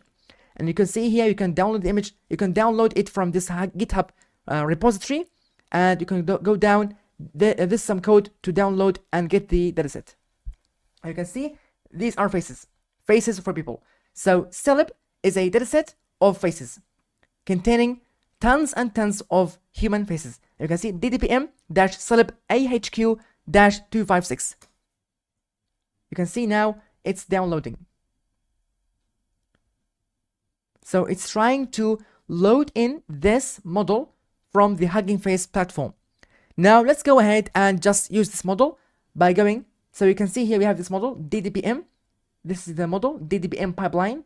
It's a pipeline. Let's go ahead and just generate an image equals DDPM and then pass in num underscore inference underscore steps equals 30. Dot images at index 0. So all we're doing here is just we are calling the DDPM, denoising diffusion probabilistic model, passing in num inference steps equals 30. Then we are stepping into the images property and then getting or retrieving at index 0. Let's run that. You can see it's now trying to generate that image. And you can see, wow, you are going very fast. Why? Because I have here a GPU. Go to runtime, change runtime type. You can see here I'm using currently L for GPU. So don't be surprised if you are using CPU and you are slow or your model is going slow. Currently, I am using GPU. Okay? That's why my model has done that quickly. Now let's go ahead and just show this image. You can see this is a face for a human. Okay? So this is the diffusion model. The same as they did in the paper. So remember in the paper here, they have generated faces. Okay? Here you can go down or up. Yeah, here you can see they have a lot of faces. They generated a lot of faces. And one of these faces now is showing up in our collab environment. Because why? Because we used the model DDPM-celeb AHQ-256. Now let's go to the next step and go from diffusers, import DDPM scheduler. Now you can see we have here DDPM scheduler, comma, UNet 2D model. And also we need to import the UNet 2D model. Run that. Now let's go scheduler equals DDPM scheduler. Then let's go dot from underscore pre-trained, and then pass into this from pre-trained the name of the model. By going here, you can see passing Google / DDPM. So remember, denoising diffusion probabilistic model dash celeb dash or AHQ dash 256. Just like that. We are passing here the name of the model to the method from underscore pre-trained coming from the DDPM scheduler. Let's run that. Now we have a scheduler. We can check it out. Scheduler. Okay. This is my scheduler. You can see it has a bunch of info. Class name, DDPM scheduler, diffusers version 0.36.0, beta end, beta scheduler, beta start, clip sample range, and a lot of other properties and attributes. But now let's go ahead and focus on how to use the model UNet by going model equals UNet 2D model. So the UNet 2D model, two-dimensional model, dot from underscore pre-trained. So use from pre-trained and then pass in Google / DDPM dash celeb AHQ dash 256.2 CUDA. Keep in mind you have to move this model to CUDA environment or to CUDA device, because otherwise this model will live on the CPU and it will take forever generating one simple image. Okay, run that. Now it's getting my model. We can check out my model, and this is my model. These are all the layers. You can see this is the deep learning. You go deep. You stack deep layers on top of each other. You can see we have here CellU, activation function, we have convolution, dropout. This is the UNet model, okay? Module list, we have ResNet, block 2D, group normalization, convolution 2D, linear, group norm, dropout, convolution, and they replicated these blocks many times. Okay, you can see here the scroll goes forever. We have so many layers. Okay, feel free to explore this architecture in your own time, but now let's go ahead and use the scheduler, then dot set underscore time steps, and then pass 50. So I want to set the time steps as 50. Run that. Now if you check out the scheduler dot time steps, so how many time steps do I have? Here you can see we have 50 time steps, and these are as 980, 960, 940, 920, 980, 880, 860, 840, 820, and so on and so forth. Now let's go ahead and import torch. Then let's go sample size, set the sample size variable equals to model.configuration.sample underscore size, and then show the sample size. So here we have tapped into the configuration of the model dot sample size. Then we have here the variable sample underscore size. You can see we have here 256. Okay, this is the sample size. So all we have done is model.configuration.model.sample underscore size. Then all of a sudden the sample size is 256. Now let's go ahead and noise equals torch.randn, and then we have here 1,3, sample underscore size. So we are passing the sample size inside the tuple. Here we have a tuple. The 1 represents the batch size. So how many image? Here inside this batch only we have one image. We have just one image, comma. Then we have here 3 color channels, red, green, blue, comma. We are passing the sample size here as a value. Then let's go ahead, comma, device equals CUDA. So now we have a variable called noise, and it stores a random torch, random tensor. We can show it here. You can go noise. This is my noise. So just noisy numbers, noisy values. Okay. Rand n, pass here 1,3, sample size. Then device as CUDA. Now let's go ahead and create a variable. You can see here we need to duplicate the sample size, sample underscore size 2 times. Okay. We have to pass them twice, like that. Okay. Because here we have color channels, height, width. Okay. Now let's go to the next step where input equals noise. Then let's go a for loop for t. So for every single t, so time step, for every single time step in scheduler dot time steps, so loop through the time steps, then do the following with torch dot inference mode. So we need to enable the inference mode. We have to enable and turn on inference mode. And when you enable and turn on the inference mode using PyTorch, then you are basically turning off the back propagation algorithm. You are turning off the gradient tracking in PyTorch, and you are in the inference mode. Okay, let's go noisy underscore residual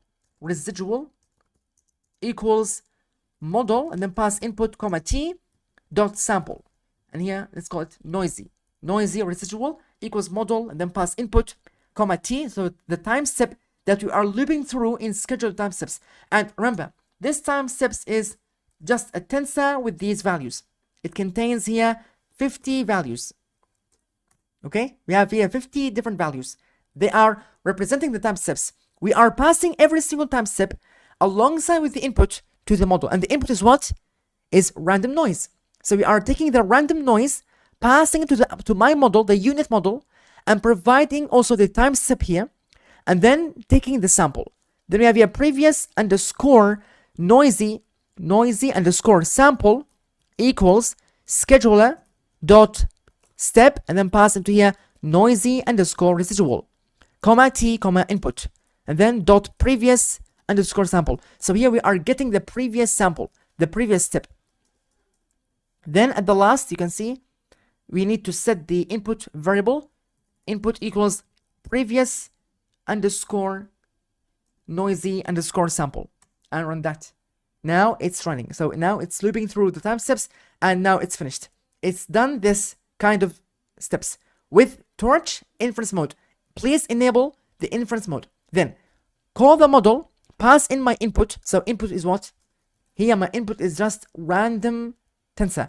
If you want to show it here, you can go dot shape. You can see here, this is my shape. Let's squeeze it by going squeeze here, squeeze function. So now we don't have anymore that one dimension. Now let's permute it to be compatible with matplotlib. Dot permute pass 1 to 0. Why? We need to pass here the height here. So height has 1, put it at the first. The width, put it here. Then the color channels, move it to the last dimension. Now we have a compatible tensor. Let's go dot numpy. Now dot detach first. Here we have dot detach, then dot numpy, because we need to detach it, and then numpy. You can see dot, and then convert it NumPy version. Device, yeah, we need to .2 CPU, then NumPy, okay? Then we need to pass this to plt.im show.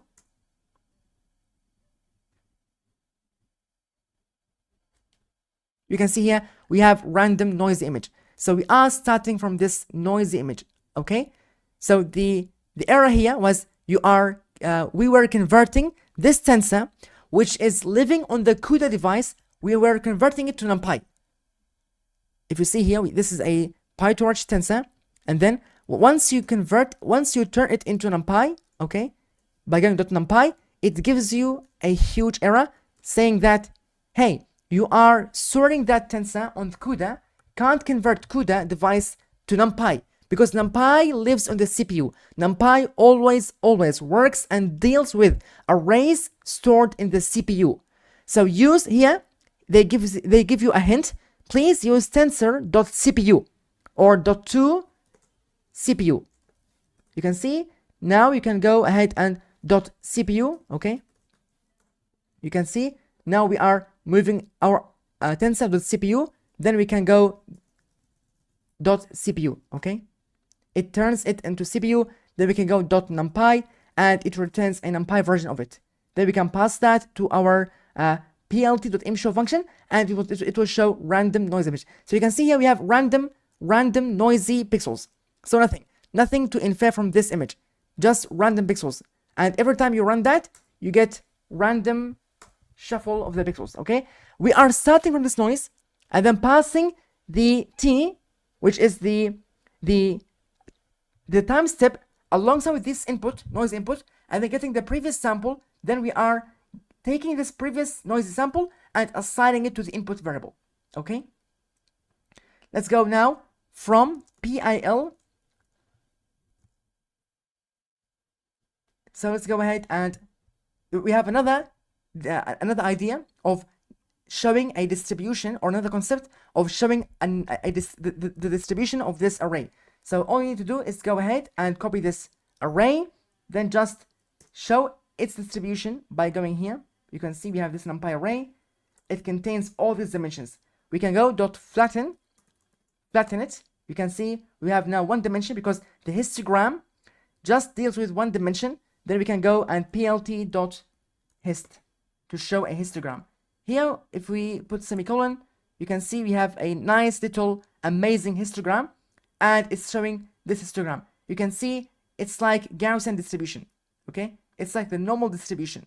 So this is noisy image, and it is representing Gaussian distribution, okay? So random Gaussian distribution. If you search here, Gaussian distribution images, it's like that. You can see we have this like of shape, the same as here, okay? So let's go ahead and input, or from PIL import image, the image class. Then let's go import NumPy as NP. You don't have to, but let's recreate it. Then we can go image equals input divided by 2 plus 0.5. So we are dividing our image by 2, then we are adding 0.5 dot clamp, and then also need to call the clamp function, pass in 0,1, then dot squeeze. So you can see here we are again squeezing our image. Why? To get rid of that batch dimension. Then we have here image equals image dot permute. So you can see permute, we are again permuting and reordering the order of the height, width, color channels dimensions by going 1,2,0 times 255 dot round. Then we are rounding here dot 2. Then we are moving to the torch dot u integer 8 dot cpu. You can see, and then dot numpy. Then we can go image equals image dot from array, and then pass in my image, and here we have my image. So this is the image of the face. You can see we need to run this again. You can see here, let's generate another face, image, then another face.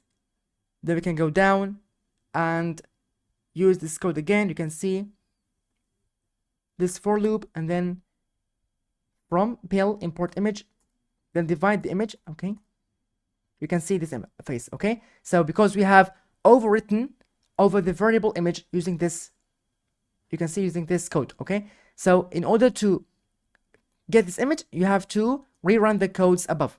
Okay, so you can see here image is showing this image, and if you run again, we have the same image, but here we have done it using a scheduler from the library diffusers. So you can see here from diffusers we have imported the scheduler function, ddpm scheduler, and unit2d model.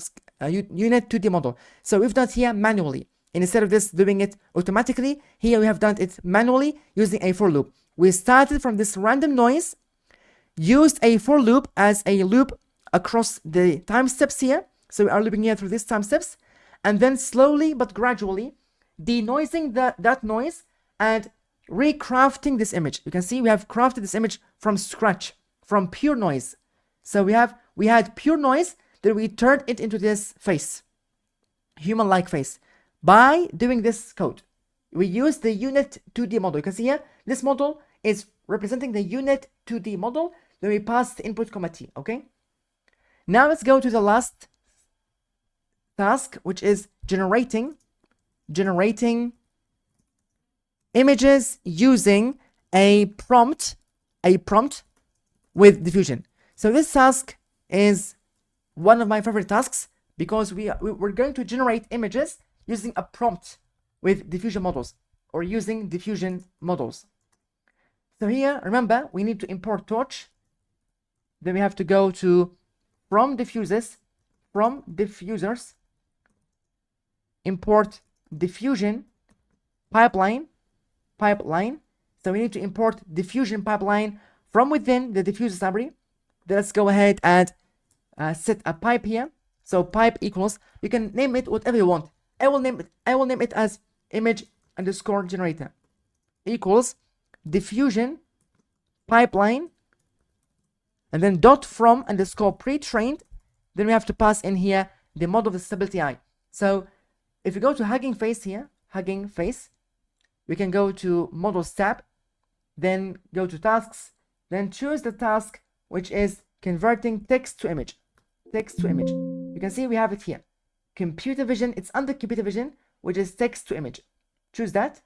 Here you can see the first, if you choose or if you sort the models based on most downloads, here we have the stability AI slash stable diffusion dash XL dash base dash 1.0, the same model that we want to use. If you go to use this model and then diffuse this, you can see you have a plethora of images here. Let's copy this code. You can see the same code, import torch from diffusers, import diffusion pipeline. Then we have here some diffusion pipeline dot from pre-trained, and then pass in stability AI slash stable dash diffusion dash XL, so xarch dash base dash 1. Then the d type here is torch dot b float 16, device map equals CUDA. Then here we have some prompt, astronaut in a jungle, cold color palette, muted colors, detailed 8K. Let's copy that code and then go here. So rather than writing this code, you can easily paste that code here.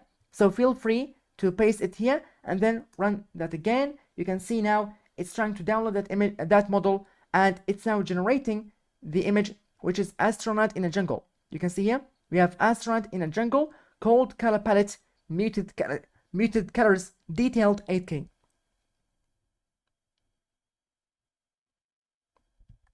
So here in this model card, you can see they have SDXL based model card. You can scroll down. Here we have the model architecture. We provide a prompt. So as the prompt here, then we have some base architecture. Then we have some latent space. Then we have a refiner. So there's an internal refiner that refines your prompt. So your prompt doesn't get inputted the same as your prompt. There is some refiner, text refiner, that refines your prompt or your instructions. Then we have some image of the size 124 by 124. So here you can see model description developed by Stability AI, model type diffusion based text to image generative model, license, this is license, model description, this is a model that can be used to generate and modify images based on text prompts. So based on a text prompt, you can generate a model. It's a latent diffusion model that uses two fixed pre-trained text encoders And here, if you go to Polo Club diffusion model, it's an explanation for stable diffusion. So you can see here, diffusion, if you go to outside here, you can see it's called stable diffusion explained with visualization. If you go here, you can see first we have some prompt, a cute and adorable bunny with huge clear eyes holding a bunch of flowers in the style of cute Pixar character. So then we have some text representation generator. If you open this, here we have a tokenizer. So first, your text gets tokenized, and as you know, tokenization is the process of segmenting, breaking down your text into several tokens, and every single token represents a single chunk. So it's the process of chunkifying your text. Then we have here 77 tokens. Start token that triggers and motivates the model. Then we have a cute is a single token, and is a token. You can see adorable is a single token, bunny is a token with huge clear. Then we have some text encoder. The text encoder here, as you can see, we have image encoder and a text encoder. So you can see photo of white dog. You have image encoder, text encoder. It tries to understand the text and then tries to generate an image. Okay, so you can see stable diffusion uses a special text encoder that connects text with image. For an image caption pair, the text encoder converts the caption's tokens into a vector that is close to the image's vector, produced by a paired image encoder not used in stable diffusion in hybrid text image space. Then after that, these tokens gets mapped into a vector for each token. So these tokens are mapped to IDs. Then for every single ID, we map it into a vector. So you can see vector for each token. Start has its own vector, A has its own vector, and every single vector has some numerical values. 0.03, minus 1.33, 0.31, and so on. So for every single token, we have a single vector, and these vectors contains numerical values. After that, after the text representation generator has finished, here we can see we have the image representation refiner. So we have the unit. So we have the same architecture that we used earlier, which is the unit model. The unit is a convolution network. You can see predicts noise. You can see here. This is the unit. Here, image representation. It starts with random noise. Then it does several steps, many steps. You can see 8, 9, 20, 27, 20, 30, 30, until it gets to the coherent last image. Okay? Until the clear image. And here, after this image refiner, we have the upscale. You can see here, we have this time step. We can go to 1. You can see here, we start with random noise. We start with pure noise. And then slowly, but gradually, the diffusion model denoises it and gets rid of the noise until it creates this really clear image. It's a very clear image. Okay? So this is the process of diffusion. Diffusion is one of the greatest ideas in the world of deep learning.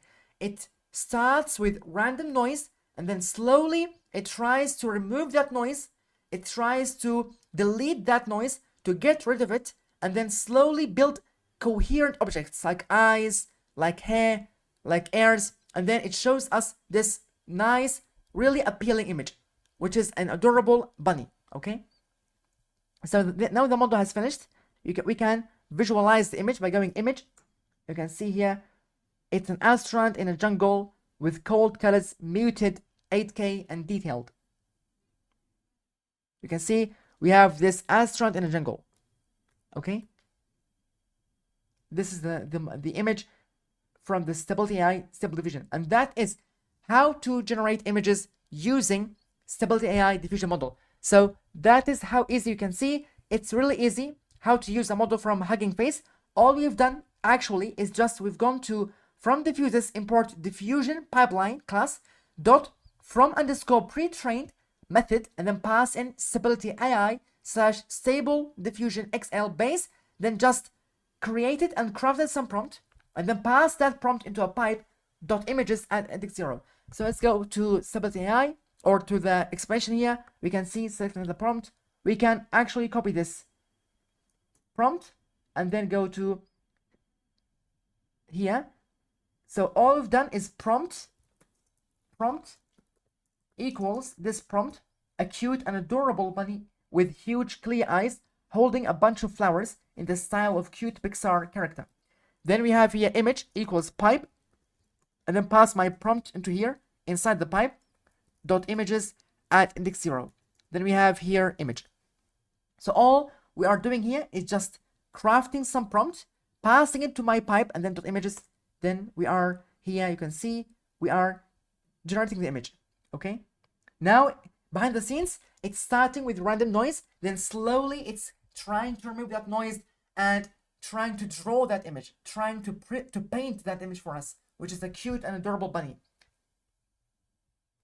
So if you go to here, you can see this is the resulted image in the PoloClub tool. Let's compare it to what will be outputted in our Colab environment using this model, Stability AI.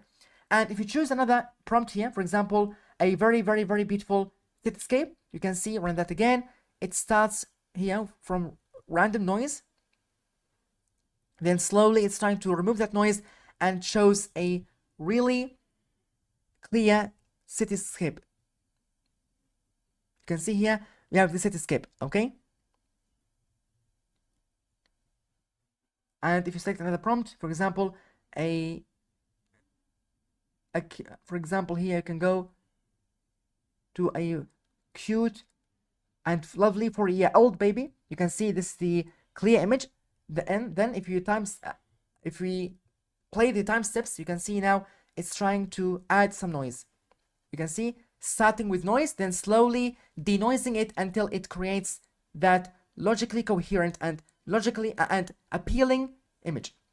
Now if you go to here, you can see here we have an adorable bunny image. You can see we have this rabbit, okay, using that prompt, a cute and adorable bunny with huge clear eyes. So you can see it has huge clear eyes holding a bunch of flowers. So it's holding here, you can see a bunch of flowers, orange flowers. Then we have here in the style of cute Pixar character, and it's in the format of Pixar character. If you know a Pixar character, this is one of the Pixar characters. Then let's go and copy that prompt here, which is a cute and lovely 40-year-old baby, and paste it over here. We have here prompt, paste it over here. Then just all we have to do is go ahead and image equals pipe.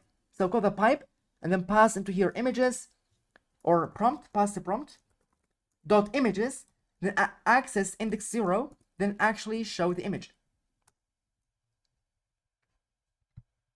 So if you know the TV static images, it's the same as the random noise. It's starting from random noise and then slowly getting rid of that noise and painting or drawing the image that you ask here. And this model is considered a conditioned latent diffusion model. Because why? Because it's conditioned upon our text prompt.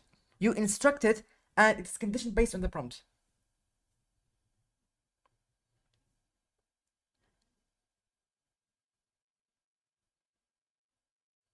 So if you go to here to the PoloClub tool, and you can see here what is a stable diffusion model. Stable diffusion is a text to image. So it's a model that converts text to image model that transforms a text prompt into a high resolution image. For example, if you type a cute and adorable bunny, Stable Diffusion generates high resolution images depicting that a cute and adorable bunny in a few seconds. Click select on the prompt here to change it.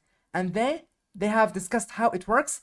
Stable Diffusion first changes the text prompt into a text representation. As we said, it first tokenizes our prompt. So here, this prompt is first gets tokenized, then every single word gets mapped into a vector. Then it tries to understand that vector semantically and contextually. Then it tries to generate an image. You can see here, image. This is an image of a cute girl, 4-year and cute girl, okay? As we asked in the prompt. And at the last here, we have a prompt. Let's try a prompt that we write here, which is a giraffe with top hat, and then pass this prompt into my pipe, the model, by going model, and then pass in my prompt, then dot images at index 0. Then let's show that image. And here we have called it pipe. Okay, so image equals pipe, pass in my prompt dot images at index 0, then show that image. We can go ahead and run that. now it's trying to generate or trying to produce a giraffe with top hat. So as we said here, you can see in the Polo Club tool, they have said that they have a tokenizer. So first, this prompt gets tokenized. So for example, like that, a giraffe is a single token with is the token, and then every single token gets mapped into a vector like this, 0.5, 0.3, 0.2, and then this vector represents the contextual meaning, the semantic meaning, the spelling, and so many different perspectives about this word. Then we pass it into a text encoder, then it understands the meaning of this text and pass this rich representation vectors with its understanding to an image encoder. Then the image encoder will take this and understand it and tries to generate the image using a diffusion model. So the main idea here, you can see we have text representation. Stable diffusion converts a text prompt into a text vector representation. Then image representation, starting with random noise. Stable diffusion refines the image representation little by little with the guidance of the text representation. Stable diffusion repeats the refining over multiple time steps, for example 50 in our diffusion explainer. Then we have image upscaling. Stable diffusion upscales the image representation into a high resolution image. And feel free to read through that in your own time, but this is the main idea of the diffusion. And you can see here we have this image of a giraffe, you can see with top hat, okay, and it has here a tie. Okay, so that's it. That's how to use diffusion models in Hugging Face, Diffusers models, and how to generate images with a prompt using a text prompt, and also how to generate faces without any prompt using a denoising diffusion probabilistic models. And we have taught some skills on how to process images using the Python programming language ecosystem. Let's dive into another modality and section of this course, which is video models and how to use video models from Hugging Face platform. The first thing is, let's go and name this as video models. Let's import the required libraries that, for example, Torch, import Diffusers. The Diffusers library is a really important library in the world of video and images. Whenever you want to deal with video modality or video files or to generate videos using deep learning, you have to import the Diffusers library from Hugging Face. Then let's go import transformers, and then at the last import CV2. Now let's run that. You can see now it's importing those libraries, including Torch, Diffusers, transformers, and CV2. The next step is that let's go ahead and name this as generating, start a new section as generating video with diffusion. So now let's take, how would you generate a video using a diffusion model from Hugging Face? The first thing, let's go from Diffusers, import stable video diffusion pipeline. So here we have this class. You can see it's called stable video diffusion pipeline. Let's import this class from the Diffusers library. You can see now it's importing this class.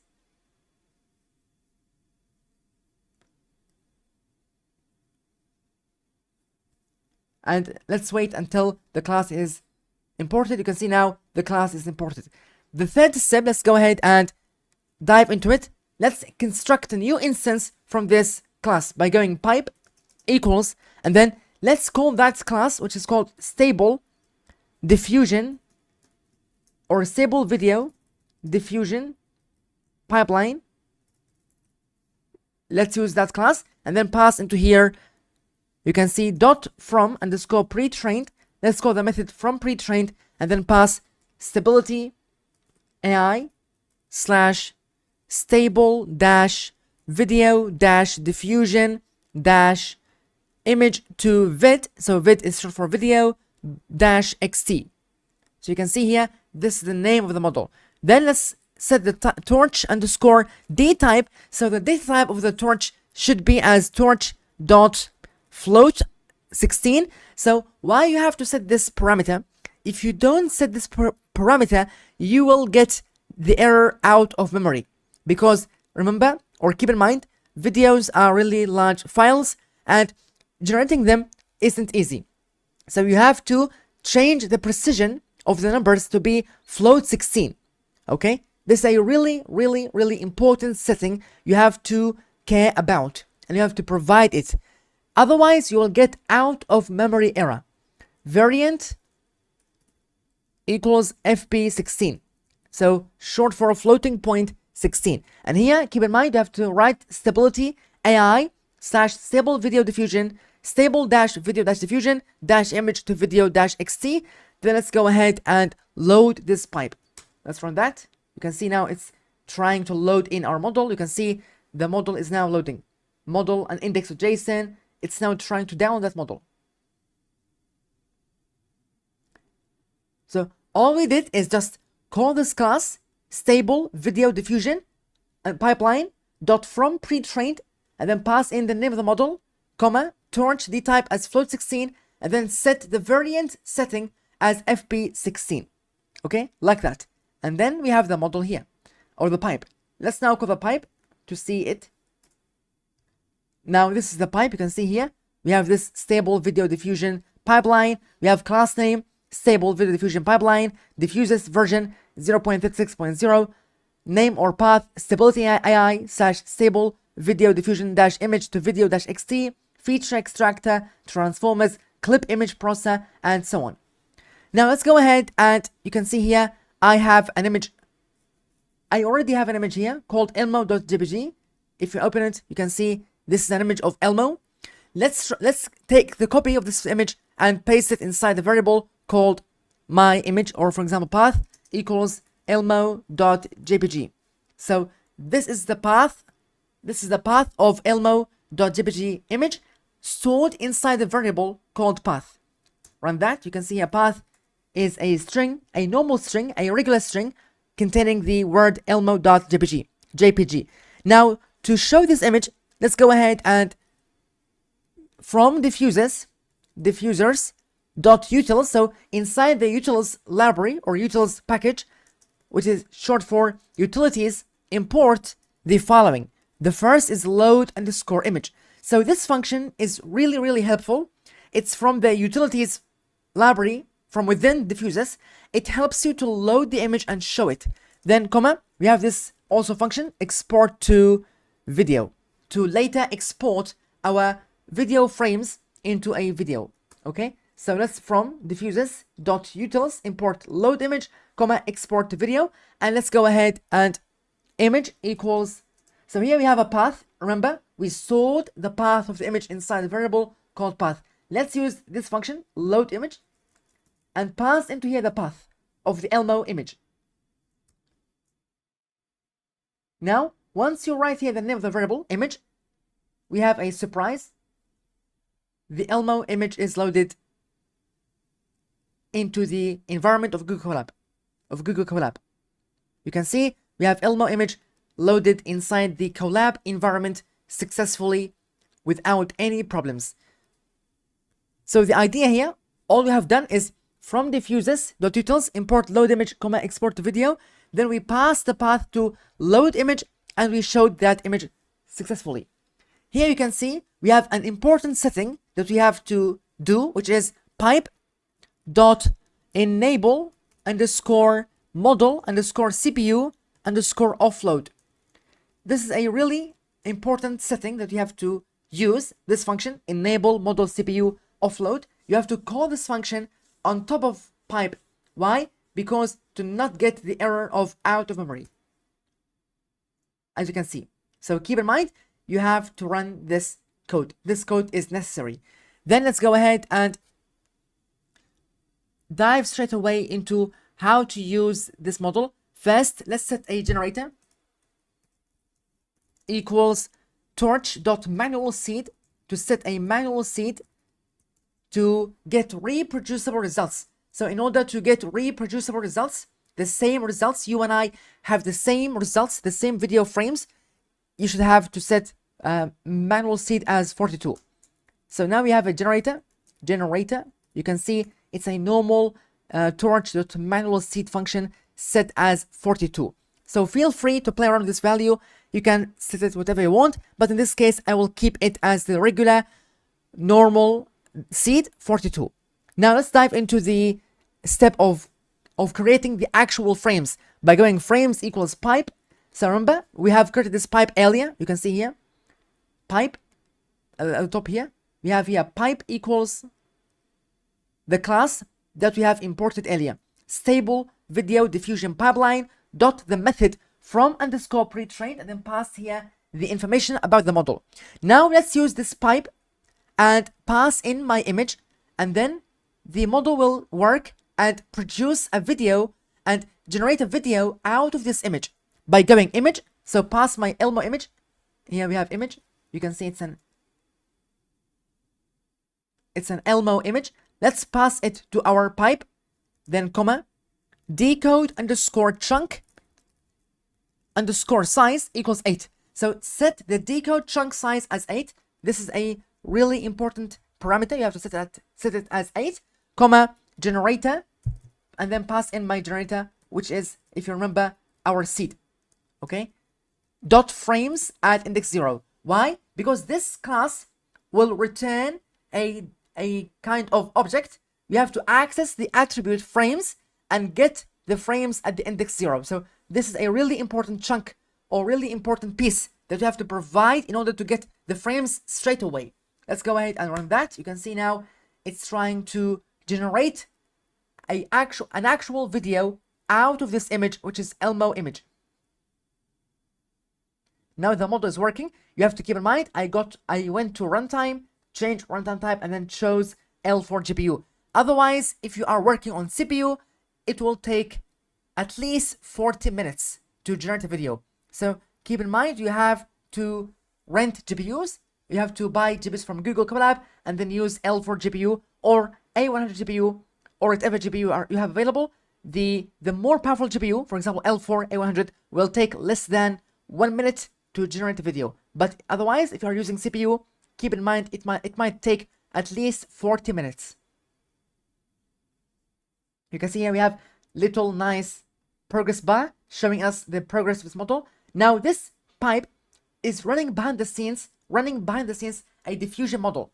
The diffusion model is the model that is responsible for generating pixels and generating the video frames from this image. So here only we are providing the image. We are not providing a prompt. Later in this lecture, we will see that we will use another model from Hugging Face. Then we will provide an image alongside with a prompt. Then the model will be able to generate a video. But here, this model, which is the default model here that we have used, which is called Stable Video Diffusion Pipeline, we have imported it from this library, from Diffusers import Stable Video Diffusion Pipeline. This model is generating a video out of a single image. We are not providing any prompt. And if you go to here and search Stable Video Diffusion paper, this is the real paper or the actual paper that introduced and proposed this model from Stability AI. You can see Stable Video Diffusion, scaling latent video diffusion models to large datasets on 25 November 2023. And if you go to view PDF, it will show us that here we have Stability AI. This is the paper that they proposed this model, Stable Video Diffusion. And feel free in your own time to read this paper at your own pace. But here in the abstract, they said, we present Stable Video Diffusion, a latent video diffusion model for high resolution, state-of-the-art text to video and image to video. Here we are using this modality, image to video. We are using this paradigm, converting an image into a video. But also you can use text to video. So you provide the text prompt, then it converted into a video. Recently, latent diffusion models trained for 2D images synthesis have been turned into generative video models by inserting temporal layers and fine-tuning them on small, high-quality video datasets. However, training methods in the literature vary widely, and the field has yet to agree on a unified strategy for curating video data. And if you go down, you can see they generated so many images and so many, you can see here, we have so many images and so many videos. These are video frames. So 1 frame, 1 second frame, 3rd frame, 4th frame. So this is a video, okay? You can see they provide 1 image then the model tries to manipulate that image and create many frames. Here the model has finished. You can go and show the frames. You can see here we have a nice list, whoa, containing so many images, and every single image is in the form of PIL. And if you don't know PIL, PIL is short for Python Image Library or Python Imaging Library. So if you wanted to access one of these images, you can go at index 0, then it shows us that image. You can see this is the first image of Elmo. This is the second image of Elmo. This is the third at index 2. The fourth image. You can see Elmo is going down. Every time Elmo is going down. Okay? And these are the frames. So feel free to play around with these images. Here you have a nice list containing of, if you take the length of it, here we have, how many frames do we have? We have 25 frames. We have 25 images, different images inside this list, and every single image represents a single scene, represents a single frame. Now let's go ahead and export it by going export underscore to video. Remember, from the utilities library or from the utilities package, we imported here a function called export to video. That will help us to export these frames into a combined video. It will combine these images into one video file and store it in your Colab environment. Then you will be able to download it and visualize it. So let's use that function, export to video. Then just pass in the frames, pass in the list, this great list of frames, pass it into this function, frames. Then we will, you have to name this video. I will name it as elmo.mp4.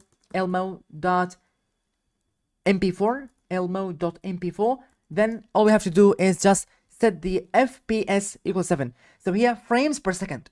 This parameter is short for frames per second. So how many frames do you want to show per second? I want to show 7 frames per second. Okay?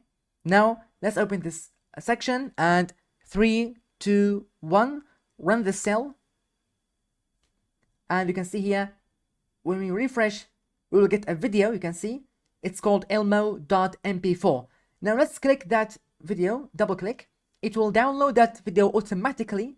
You can see it takes a bit of time, but no worries. It will download that in any time. Now let's click on that video. You can see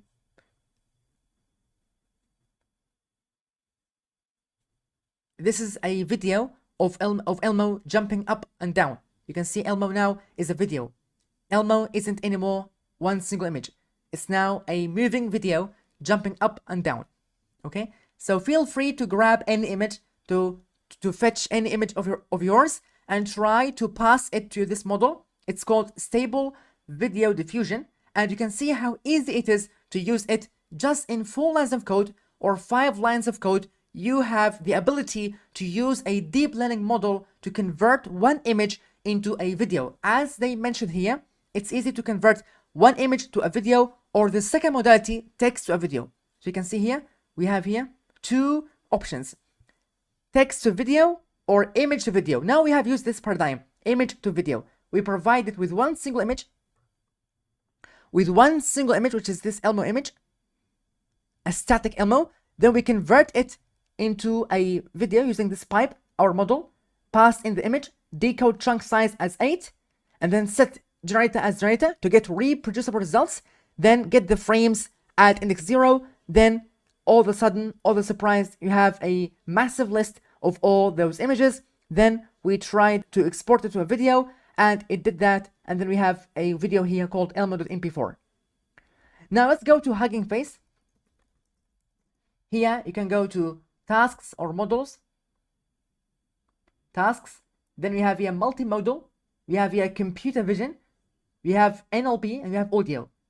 Let's go to here to multimodal. You have the option to convert image to a text. So image text to, it's called image text to video, or let's call it image to video. Yes, this is the option that I want to point out. Image to video, like we did. Here we have a plethora of models. You can see we have so many models. We have mountains of models. You can see 484 models, a big number. The first model is by Quark Vision, Live Avatar. updated 7 days ago. You can see it has 151 likes. Here we have also Stability AI Stable Video Diffusion Model, image to video. And I believe if you go to sort and then choose most downloads, here the most likes, here Stability AI Stable Video Diffusion is the most model that has the most amount of likes. So if you sort by most likes, here the first model is the model that you have used previously, Stability AI / Stable Video Diffusion image to video. And if you click on it, these are the images that they have made. You can see these are some videos. If you grab some earth image and pass it to the model, it will round that earth, make it moving. The same with the clouds and the sea. You can see we will try with the sea. We will try to pass an image of sea, and it will animate the sea and make the waves animating. And there we have these buildings. So feel free to play around with these models, to explore, experiment. Here we have use this model, Diffusers. So you can remember that previously, when we clicked on use this model, it was here transformers. It was pointing out to transformers. But now, once we got into the models of video, Hugging Face automatically changes this option to Diffusers. And you can see here we have Diffusers library. If you click on it, it will show us a model. Then here is the guide on how to use this model. First, from Diffusers, import diffusion pipeline. Then diffusion pipeline.from pre-trained, pass in here Stability AI / Stable Video Diffusion. Then we have here a prompt, a man with short gray hair plays a red electric guitar. Then we have this image. So they provided here with prompt and image. Then the pipeline will work and produce output a MP4 video. Now let's get back to our notebook and complete our lesson. Let's jump into another topic here, which is generating video using another diffusion model, this time using image and prompt. So not only an image but also a prompt. Provide the model with the image and prompt by going import torch. Then let's go torch.cuda.empty cache. Then let's call that function. You can see here we have empty the cache. So you have to empty the cache or empty the cache before you move on to the next step. Why? Because torch.cuda.empty cache makes sure that our CUDA isn't busy with any other task. Let's go from diffusers. From diffusers, import a function or a class called i2v gen xl pipeline. So what basically this class is short for? I image to video. So converting image to video generator or generation X large model pipeline. We need to import this class from the diffusers library. So from diffusers, import i2v gen xl pipeline. Then let's go ahead and here you can see from diffusers import .utils. So from the utility functions or from the utility library, please go ahead and import the following: load image, export video. And here you can see, oh, we used this function before. Load image is used to load an image. Export to video is used to let us export a video. So we've seen that before. Then we have to create a pipeline. Pipeline equals diff I, so image to video generator XL pipeline. So I to V generator XL pipeline. Then let's go ahead and pass into here .from pre-trained. We have to provide into here the repo ID. So this time let's store it in a variable called repo underscore ID equals ali-vlab slash i2v. Its meaning is image to video generation or generator dash xl x large. This is my repo ID. So ali-vil lab slash i2 video generator dash xl. Then let's pass here the repo ID. So instead of manually writing the repo ID here, what if we store it in a variable and use that variable? It will make your code a lot neater. Then you have here torch underscore d type equals torch.float16. Please keep in mind you have to set it like that. Otherwise, you will get a out of memory error, because as we told you, we are dealing with video data, video modality, which is a really massive or intensive computing modality.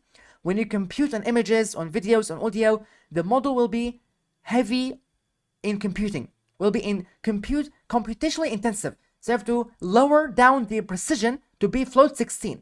If you use float 32, you will be out of memory. So we have keep in mind, make sure you are using float 16. Then let's go ahead and set the variant equals to FP16, floating point 16. Now let's run that. You can see now it's trying to download in the model, to load the model in, which is this model, I2V generator XL pipeline.from pre-trained. So as you can see, the progress bars are moving forwardly. Then let's go ahead and set the pipeline. So by going pipeline dot enable underscore model underscore CPU underscore offload. This function is really important, because it will make sure that we are not getting the out of memory error. You have to enable model CPU offload. Then let's go ahead and here I have, you can see an image of C. If you open it, you can see we have now another image, which is a view of a C, or an image or a picture of C. Let's now use this picture to generate a video using another model, which is this model from the repo ID. It's called I2V Gen XL pipeline. By going ahead and loading the model as we did before, here we can go C equals load underscore image, and then pass in my c.jpg. So all I have to do is just grab an image, store it over here, call the path of this image, pass it to this function, load underscore image, then you have to store it inside some variable. I called it C. If you now visualize or print out the C variable, it will show us that we have now a picture or a view or a scene of a C. You can see we have this image of a C. Normal image. It's a static image. Note that when we pass it to a model, it will animate that C. It will make this C be animated, moving. It's not static anymore. So by going prompt equals the C, for example, and you can be as creative as you want. So the C waves heavily. I will keep it simple here. You can feel free to prompt and to ask or to instruct the model as you would like. Here, I just told the model, hey, take this image and try to make the C waves heavily. You can get as creative as you would like here. But now let's go ahead and just set the generator equals torch.manual underscore seed as 42, then frames. So get back the frames. This pipe will return back a set of frames stored inside the form of a list by going pipeline and then pass in prompt equals the prompt equals prompt, comma, image equals C, comma, num frames. So how many frames do you want to generate? In this case, I want to generate 16 frames. Keep in mind, the higher the number, the more time it will take to produce that video. And the lower the number of frames, the faster the model will run to generate your video. So you have to keep it balanced. But if you have infinite amount of resource, if you have infinite amount of computing, feel free to set it as to, for example, 164. But let's keep it simple and quick by setting this to 16. Then we have here generator equals generator dot frames, and then get or fetch the frames at index 0. So you don't have then to access it later. Here we are accessing straight away. Dot frames fetch at index 0. Now let the model run. So by the way, this model, which is called I2V Gen XL pipeline, if you copy this name, go to Hugging Face. This is the Stability AI model. Don't forget, go to models and then filter by name. You can see we have this model I2V image to video. It's called this repo. You can copy the name of the repo from here.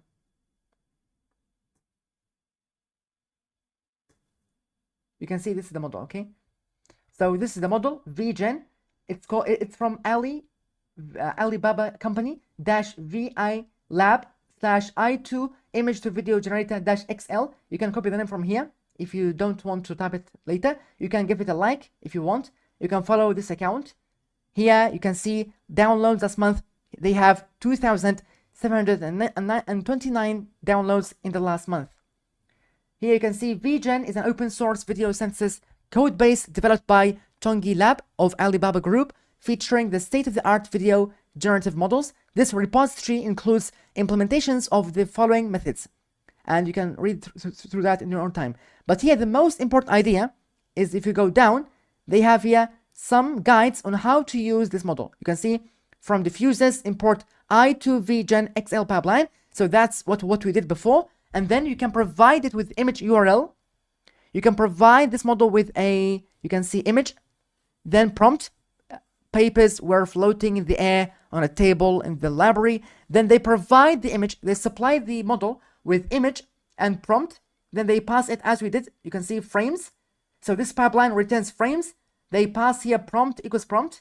So as we did here, you can see if you go down, scroll down, here we have prompt equals prompt, image equals C, and they passed it like that. Image equals image, generator equals generator, then dot frames at index 0. You can see here, they did what we did exactly. We have here dot frames, and then the accessed at index 0. Then at the last, they export this frames into a GIF. In this case, we will export it into a video, and then they passed straight away the frames. Okay, so you have here a plenty of explanations on how to use this model, how to use it. Okay, and this is the result. You can see papers. They ask the model to generate papers were floating in the air. So here you can see the papers are floating in the air, and also this prompt is really important on a table. You can see here on a table. So they have a table. So you can see how great this model is at capturing the meaning and the contextual meaning of the prompt, understanding the latent of the text, and then combining that understanding with a visual understanding of the image, and then using a diffusion model, they generated this great masterpiece of art. Okay, so feel free to go as creative as you would like. Now, the diffusion model, the first paper that introduced it was by Joshua Sol-Dixon, which is titled Deep Unsupervised Learning Using Non-Equilibrium Thermodynamics. This is the original paper that introduced the model diffusion by Joshua Sol-Dixon. You can see a central problem in machine learning involves modeling complex datasets using highly flexible families of probability distributions in which learning, sampling is another word, or is a fancy word for generating, inference, and evaluation are still analytically or computationally tractable. Here we develop an approach that simultaneously achieves both flexibility and tractability. So all the models like VAE, GANs, and Boltzmann machines, they're all generative models, but they are intractable. But diffusion is a model that is both tractable and flexible, capable of modeling complex probability distributions, and at the same time, it's yet tractable.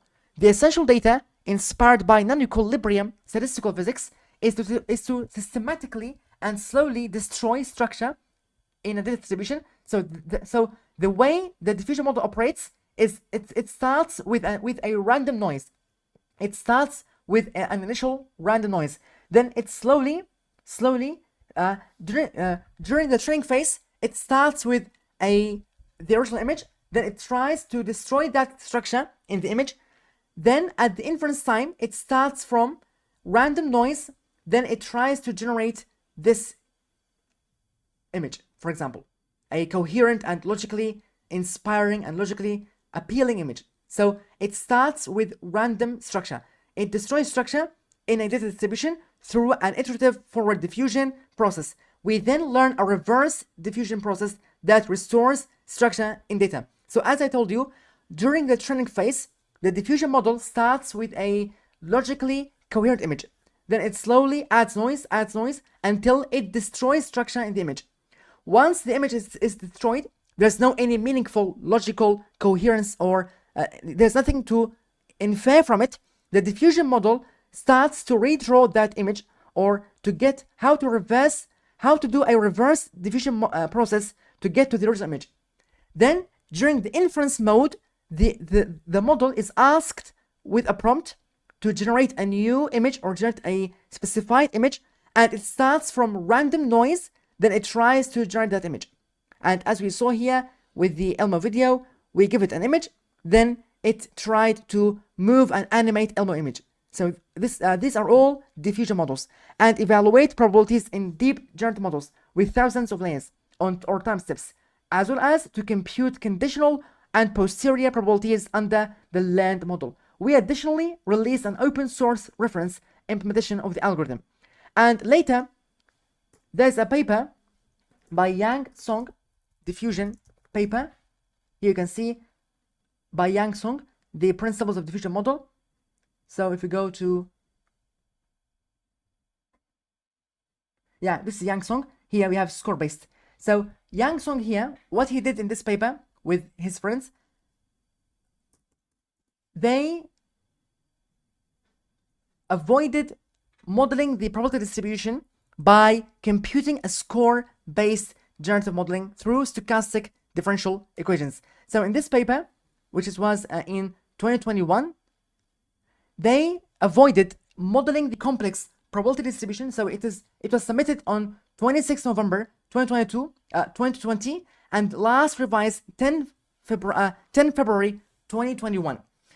They, here in this paper, they proposed a way to avoid modeling complex and in high dimensional probability distributions via using a score-based generative modeling through stochastic differential equations. So you can see they have this. We present a stochastic differential equation, SDE, that smoothly transforms a complex data distribution to a known prior distribution by slowly injecting noise. So you can see here, by slowly injecting noise. The diffusion model operates by injecting noise and destroying that image structure, then slowly getting back and returning back, learning how to return back to the original image. And a corresponding reverse time SDE that transforms the prior distribution back into the data distribution by slowly removing the noise. Crucially, the reverse time SDE depends only on the time-dependent gradient field, aka score. So they named it as score of the perturbed data distribution. By leveraging advances in score-based generative modeling, we can accurately estimate these scores with neural networks and use numerical SDE solvers to generate samples. We showed that this network or this framework encapsulates previous approaches in score-based generative modeling and diffusion probabilistic modeling, allowing for new sampling procedures and new modeling capabilities. So feel free to read that in your own time. Here just we are giving an introduction to diffusion model and what is the core behind diffusion. So the core idea is that diffusion model is a generative model mostly used to generate videos and images. It starts with random noise and slowly building structure and coherence, and coherent meaning in the image or in the pixels by reordering the pixels, by shuffling the pixels around. Okay, you can see it has heavy math. Then you can go down. You can see the fields. These are the gradient fields that the score. You can see an overview of score-based generative modeling through SDEs. And if you scroll down, you can see here they generated some faces using a diffusion model. Now let's get back to our collab. You can see now the model has finished generating. Now we have here frames. These are the frames stored inside the list. And if you wonder what is the length of the frames, we have 16 frames, 16 scenes, 16 images, as we have specified over here. So feel free to play around. And it's fun to play around with these values, to play around with the number of frames. Here the number is 16, the same as we did here. Now let's go ahead and export it by going export to video and then pass in my frames, comma, C underscore, name it whatever you would like. I will name it as C waves underscore .mp4. Then let's go frames per second equals 4. So I want to show 4 frames per second.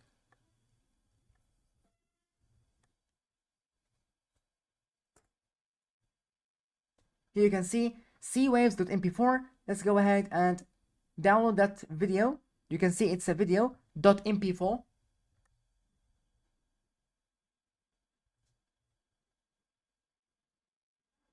and these are the frames. You can see now the C is moving. It's now animating that image. It's no longer a single image. It's now an animating video animation. And you can play around this value, FPS, make it as 8. You can see now we will visualize 8 frames per second. And then download that video again. You can see it will show us 8 frames per second.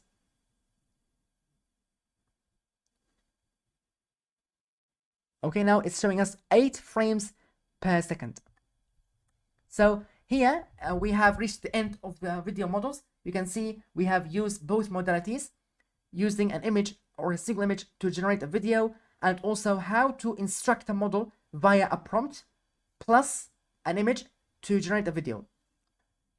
Keep in mind, Hugging Face has a plethora of models. You can go to models, then tasks, then choose here the task image to, you can see here we have image to video, and also we have here text to video, as we did. Here we have 863 models dedicated to the field of text to video. For example, Tencent Yuan Video.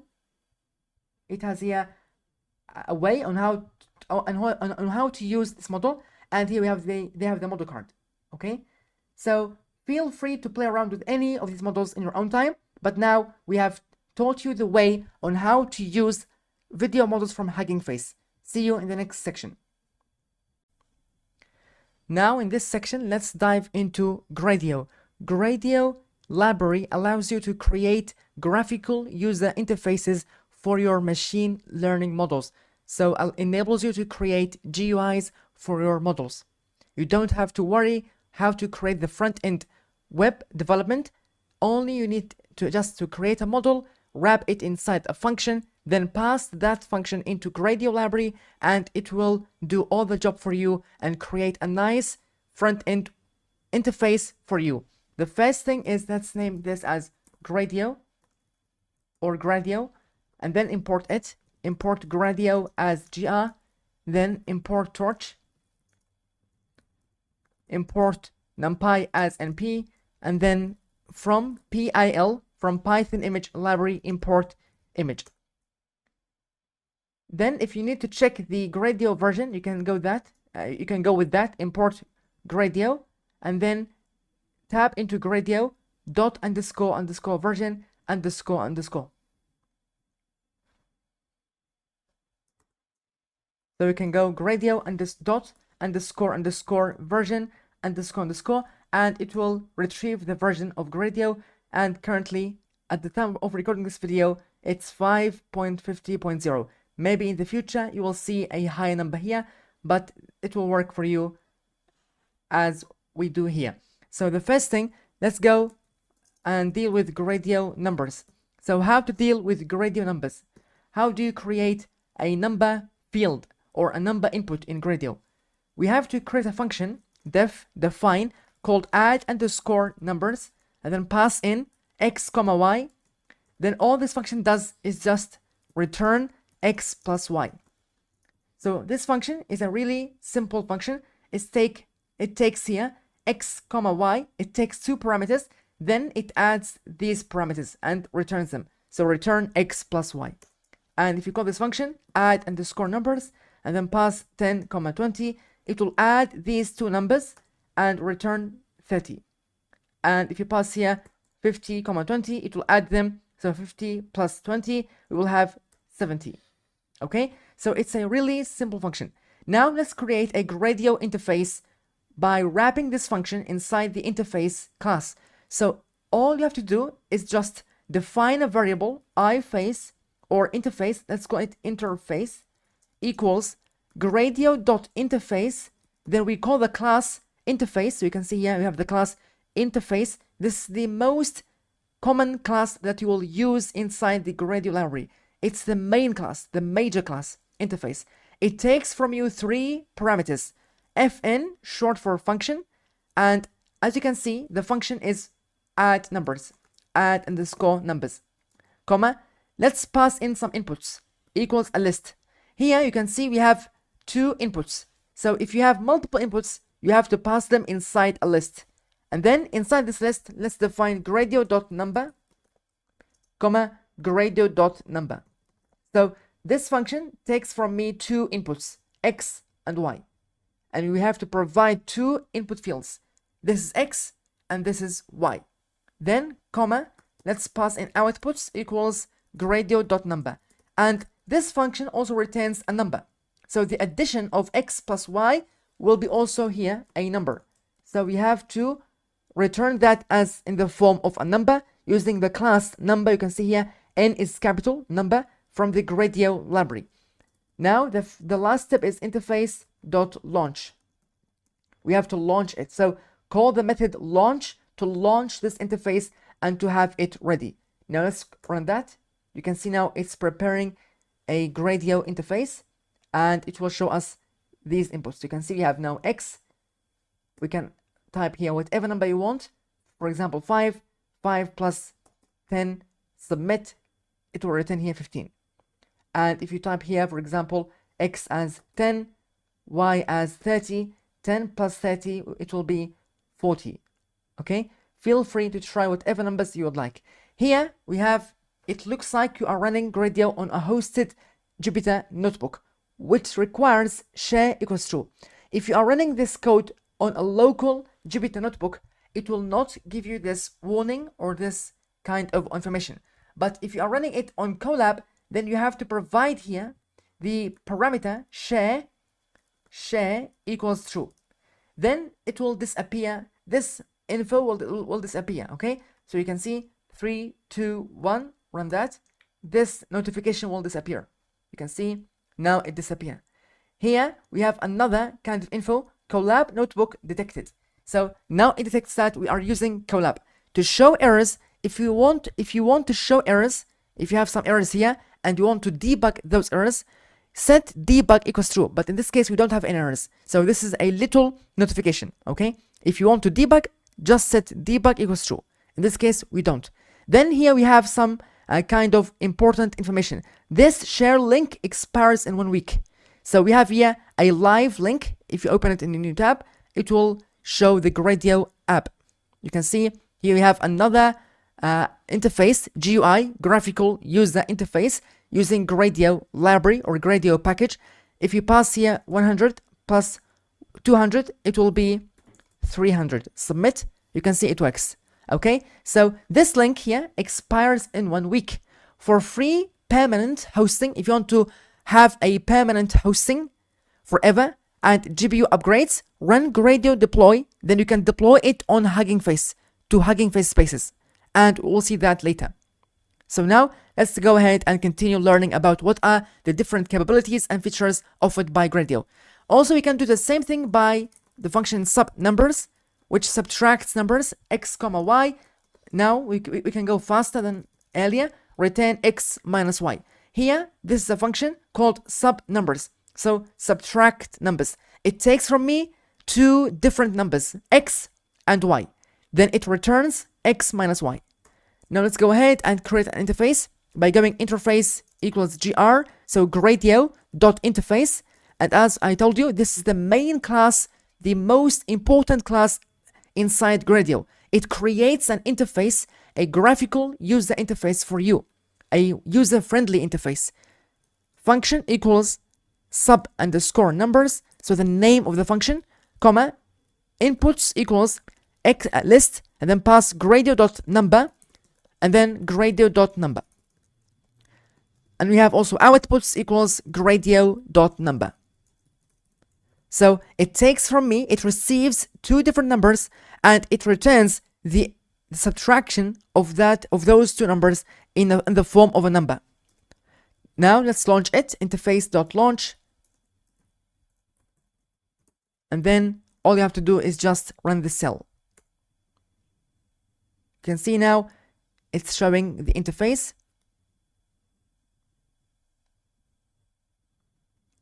Here we have x. If you provide 8 and then y 4, 8 minus 4 we have here 4. If you provide 12, 12 minus 10 is 2, and so on. You can see how easy it is to create a really pretty web interface or front-end interface using Gradio. Now let's go ahead and do another task of dividing numbers. So div underscore numbers, and then it takes from me x comma y, then it return x divided by y. Then let's create an interface equals Gradio, so gr dot interface, pass in fn function equals this function, div underscore numbers, or div number, we can call it div numbers. Then we can pass in here div numbers, comma, inputs equals a list, so it takes from me multiple inputs, x and y, equals Gradio dot number. And then we have to put here parentheses, or open and close parentheses. And also we have here Gradio dot number. Then we can get some outputs by going Gradio dot number. And then at the last, don't forget to launch it, dot launch, start. Then run that again. You can see we will have another Gradio interface, and it allows us to divide different numbers. For example, if you have here x as 15, divide by 5, 15 divided by 5 will be 3. 3 multiplied by 5, it's 15, okay? So this is how to calculate or create a mini calculator using Gradio. Now let's go to the text. So what if you want to manipulate text or to deal with text? How Gradio offers us the text capabilities and how can we make the most out of it? We can go div and then name this function. I will name it as reverse text. So I will provide the Gradio interface with some text, and I need this interface to reverse my text. So provide here text, then it returns input text. We can call it input text, input underscore text. Then we can reverse it as colon -1. So the most simple way, or the simplest way to reverse any text in Python is just passing here square brackets, then colon, so start from the start and end at the end, but just pass here -1 to reverse the order. So if you have here some text, for example, Python, this is a normal text in Python, we can pass into here or index on it and then pass, give me all Python. You can see here we have all Python. It's the same. Start from the start until the end, and then provide here another colon, then pass into here -1. So start from the start, and you can stop at the end, but start from the end, okay? You have -1, you can see Python in reverse order. You can see Python, okay? In a reverse order. You can also pass here language. You can see language in a reverse order, okay? So this function just receives some text and returns the reversed version of it. So returns the reversed version of my text. It's a really simple function. Now we can go reverse underscore function or reverse text and then pass in some text. For example, I like Python, then it returns I like Python in a reverse version. Now to create a Gradio interface, we can do that easily by going interface equals Gradio dot interface. So create an interface, then pass in here a function. So you need to provide the interface with a function to perform it. So you have some inputs and you need to create some outputs. Then what is the link? What is the linking process between my inputs and outputs? This function represents the linking and the connection between my x and y. Equals reverse equals text, comma, inputs equals a list of, so here we can pass here Gradio.text. So this time we don't need to pass multiple inputs, but rather just pass one text, okay? So Gradio.text. And you can see we can pass in some text later and it will be reversed. Comma, outputs equals Gradio.text. So we are setting the inputs as a text and setting the outputs as a text. Then we can go interface.launch. We can launch this app. And remember, we have a public URL here that will be expired after 1 week.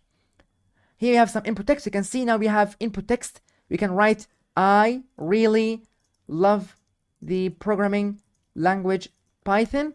Then we can submit it and it will be here reversed. I really love the programming language Python. Okay, if you provide there some word, for example, the word machine, it will be reversed. You can see machine, okay? So this is how you can create a Gradio interface to deal with text inputs. Now let's dive into Gradio sliders. How do you deal with sliders and the slider input or component? First, we have to go def and then define a function called slider underscore example and then pass in a value. Then return f. So let's return some string, formatted string as slider current value is. So let's just keep it simple and just return a string that is saying slider current value is as this value. So this function will be passed to interface, and then here we have some value. We inject this value inside this string, and then we are printing slider current value is value. Now let's go ahead and use that function. We can go slider underscore example and then pass in, for example, 20. Now it will return the text slider current value is 20. But if we want to pass it to interface Gradio, we can go Gradio or interface equals Gradio.interface and then pass here fn. So fn is short for function. Provide this interface with a function as slider underscore example. And note in here, you don't need to pass here two parentheses. Okay? Because why? You only need to execute this function when the Gradio interface is being displayed. So you don't need or you don't want to execute it when the interpreter reads that function. Then we have your inputs equals Gradio.slider, and then pass minimum equals 0. So what is the minimum value you want to set as? Maximum equals 100. So that's up to you, whatever the minimum value you want to set, and the maximum, whatever maximum value you want to set. Then we have here step equals, for example, 1. Let's set it to 1. Then we have here outputs equals Gradio.text. Let's go ahead, interface.launch, so launch the app, and we can run that. Feel free to pass here share equals true to not display that notification anymore. So you can see we don't have that notification, and here we have a small info to show errors, set debug to true. But now we don't have errors. You can see we have now a slider. You can choose whatever value you want. Then, for example, 46. If you submit, it will return this text. Slider current value is 46. If we set it to 100, it will be slider current value is 100. And you can see now the step size is 1. So when you decrease, it will be decreased by 1. 99, 98, 94. You can see 93. But if you want to change the slider step, you can do that by resetting the step parameter, for example, into 2. Now you set it to 2, it will jump by 2 steps. It will increase or decrease by 2 steps. So you can see here, increasing by 2 steps. You can see 2, 4, 6, 8. Now the scale is increasing by 2. And also when you decrease, it will be decreased by 2. Okay? So now the range here is by 2s. Okay? So that's how to deal with sliders. Now let's move on to Gradio drop down menu. So how to create a drop down menu in Gradio. First, we need to define a function, as always, def drop down underscore example, and then pass in some value. Then return f string current value, or current value is as value. And then let's go ahead and call it drop down underscore example, pass in some value, for example, the value Python. So I choose Python language. You can see current value is Python.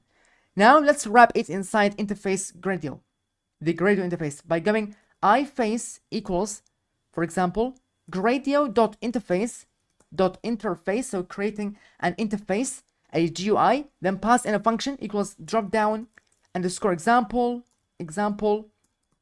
comma, inputs. What are the inputs you want to input? For example, here, Gradio.dropdown. So the class here, you can see it's called dropdown. These are different components, are all available for us in the Gradio library. So the Gradio library has so many components. It has buttons, drop downs, sliders, text boxes, number inputs, and so many components. Here we can pass choices equals a list called options. So this options list we have to create by going options equals a list. Then we can list here A, B, C. So here we have some options. For example, the option A, option B, option C. So for example, if you want to customize a hyperparameter, if you are hosting some machine learning model, then you have some different values for some hyperparameter. For example, learning rate. You set some different values, then you let the user choose whatever learning rate they want to use. This is one idea on how to use and leverage dropdowns in Gradio. Then we can go, comma, outputs equals gradio.text. So it returns the text. Why? Remember, in this function, we are returning what? Text. So you have to keep in mind what are my input shape and what are my output shape. And also, how do you present your output and how do you present your input? And let's go ahead and then call iFace equals launch. So you can see this time I called it iFace. Here, because since we have just one input, we don't need to pass it into a list, although it doesn't produce any error. So let's run that. You can see options. Yeah, here I called it options and I didn't run that. You have to run this list, then run this list. So you can see this is my Gradio interface is being loaded. Here we have some drop down menu. We have A, B. You can switch to C and then, for example, choose B, submit it. You can see current value is B. So you can see how easy it is to create drop down menu. You don't have to worry about the HTML, the CSS, the JavaScript to create these front-end web development. As they say in the tool Gradio here, and then go to the website. Build machine learning apps in Python. Create web interfaces. Web, you can see web is using HTML. So behind the scenes, there are some HTML files, CSS files, JS files are being run and loaded behind the scenes, and you don't know what's happening behind the scenes. So create web interfaces for your ML models in minutes. Deploy anywhere. Share with anyone. And you can see here down, they have everything you need to build. So they have so many components. You can see here, import Gradio as GR. Then we have greet to greet someone, name, hello plus name. Then you pass the function as we did, fn equals greet. This is a simple function like us. Then inputs equals text. We have a text input. We can write here, my name is Muhammad. Then submit. You can see the output here, hello Muhammad. And then the outputs here as text. So feel free to read here in your own time. You can see so many documentations as they have here, API. But let's now go to our notebook and complete the codes. Now, if you wanted to change, for example, here the options, you can do that easily by going A, change for example into Python, B, change it into PHP, and for example C, change into SQL. And you can run that again. You can see now our Gradio interface is being loaded and it will show us the names of the Python or PHP. If you submit, you can see current value is PHP. SQL, you can see here current value is SQL, structured query language. Now the next step is if you want to create Gradio image. How do you deal with images? Well, you can do that in easy steps. First, from pill import image, we have to import the image class, then def convert, and then pass in image underscore path.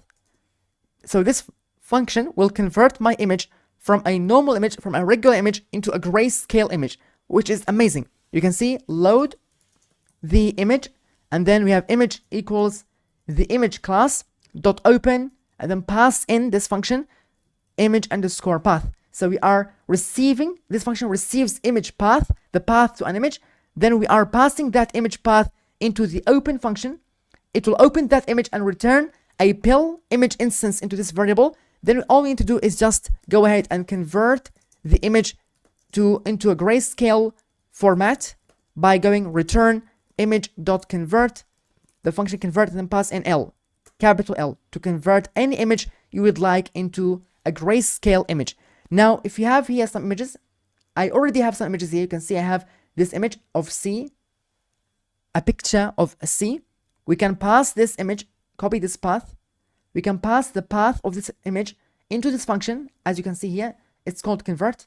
So we can say convert and then pass in my image path here. They ask for image path. We can run that. It returns an image converted into a grayscale image. You can see now the image is a grayscale. So to incorporate this into a Gradio interface, that's easy. We can go iFace equals Gradio.interface, then pass in the function that you want to execute, the function that you want to run behind the scenes. Here we have convert, comma, then we have inputs equals Gradio.image. So we have the image component, then pass type as a file path. So the type of this image will be a file path, a path to the image file. Then you have outputs equals Gradio.image. It receives an image and it returns an image, but in a grayscale format. Sometimes you will receive an image and return a label to classify the image. But here we are inputting an image and also outputting another image. Here you can see iFace.launch, then pass here share equals true to not to get that not to get that error or notification. Share equals true. You can see now it's loading a Gradio interface. Here we have drop image here. We can, for example, take this image and drop it here. Or we can go to Google, search for C images. Here you have a plethora of C images.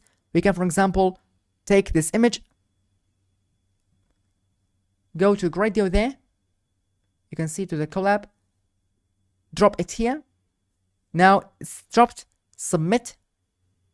Now we have a grayscale version of the image. So you can see here we are inputting a colored image. We have colors, submit it. Then we have a grayscale image converted successfully. So now you have a nice app, and you can also present it using this public URL. So running now, this app is being running on a public URL for a duration of 1 week. After 1 week, this link will be expired. So you can see here we have this app. You can drag any image. For example, if you search for flower images, this image, for example. If you go to here, drop image here. Now this is the image of a flower. Submit it. You can see now we have a grayscale image converted. Let's dive into Gradio JSON. So let's put a title here, Gradio JSON, and then let's define a function called number_details. So number_details to retain some details about a number. It takes from me, or it receives a number, and then you can see it creates a details dictionary. This dictionary contains several information and details about this number. The first information is original, and it contains the original form of the number, the same number. So the number that we pass in will be stored inside the key original, comma, we have the squared version of the number, which is number, then double asterisk 2. So we raise this number to the power 2. Then we have square root, where we take the square root of the number by raising this number to the 0.5 half. So if you raise any number to the power 0.5, then you are basically getting the square root of that number. And also at the finally is underscore even. Is the number even or is the number odd? In this case, you can discover that by going number modulus 2 and then equals 0. So you can see now we have a dictionary that contains several information and details about this number.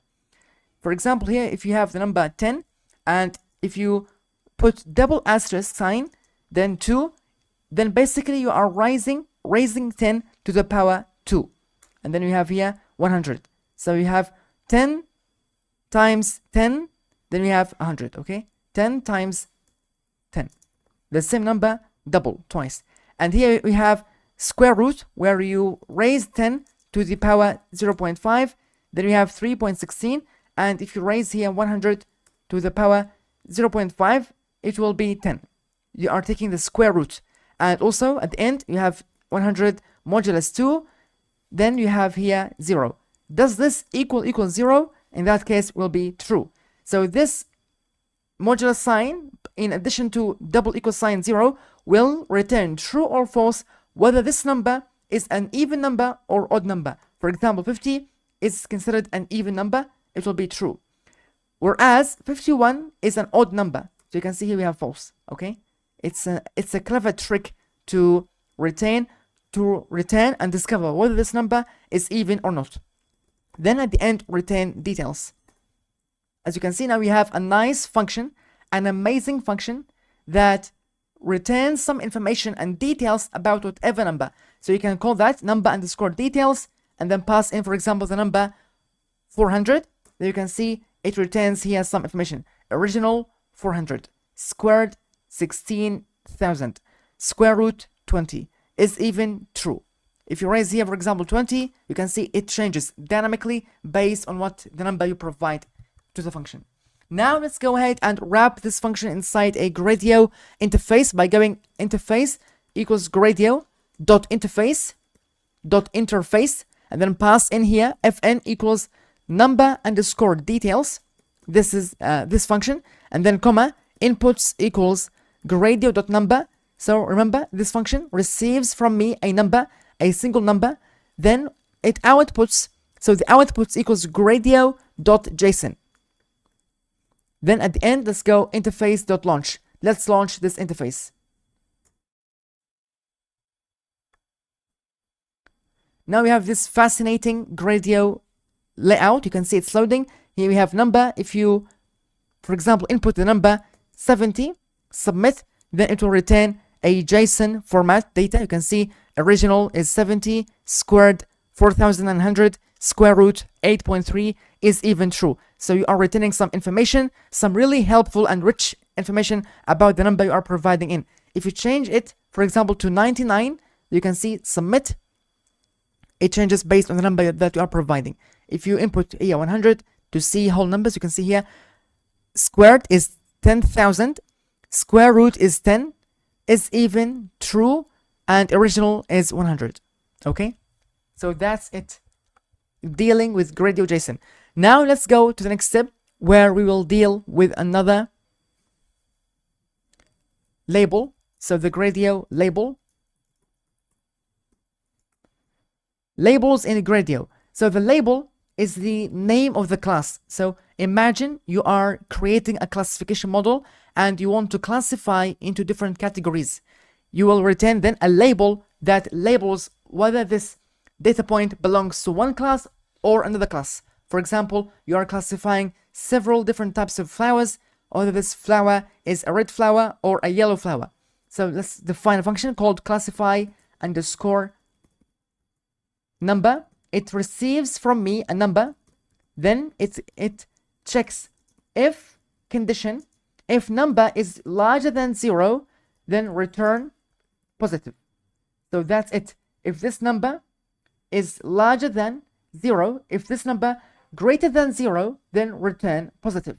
Else if this number is less than 0, so this number is smaller than 0, then return negative.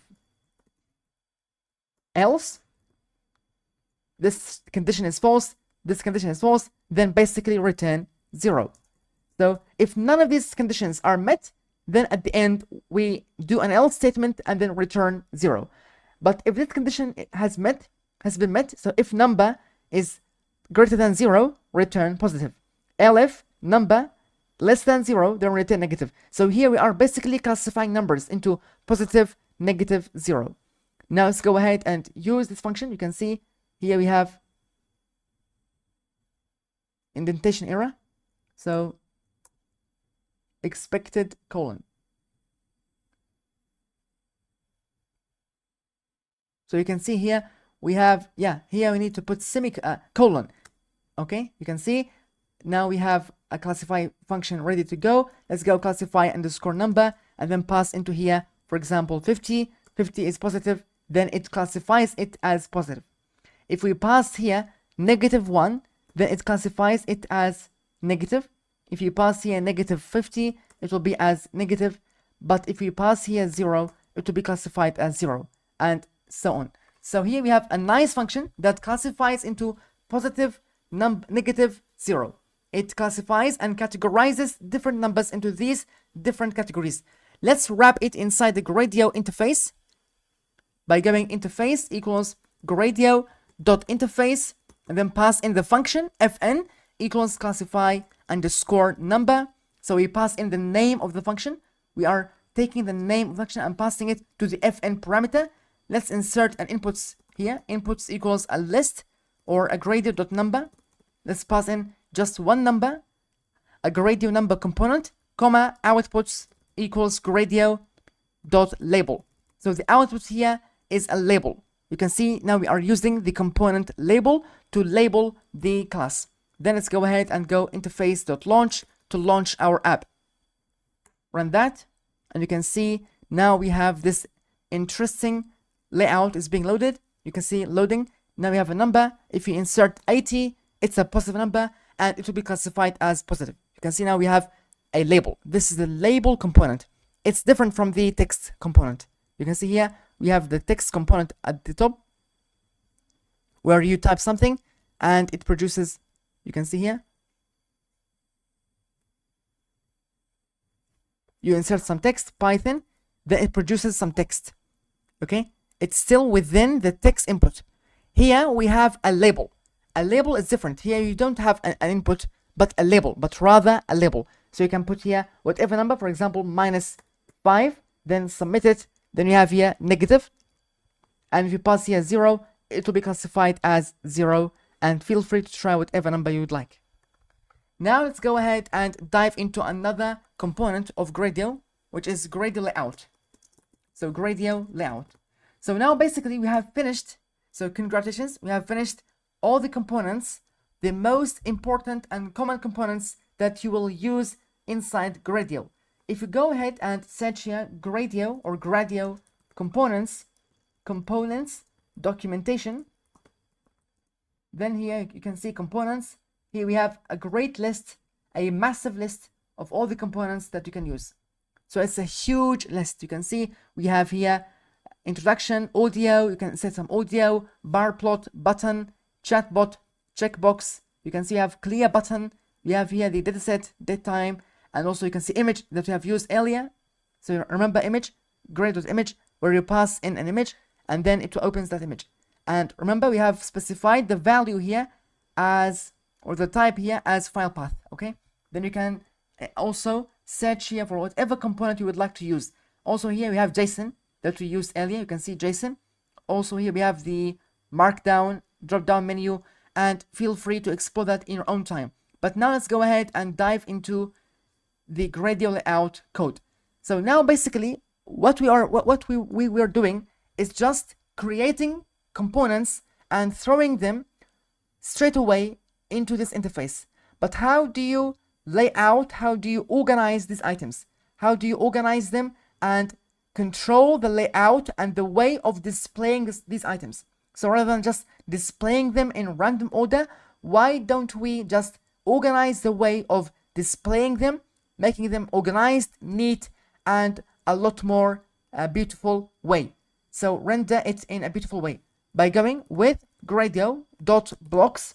So now you can see this class interface controls the rendering process. So interface is an automatic class that automatically sets the organization way of the items.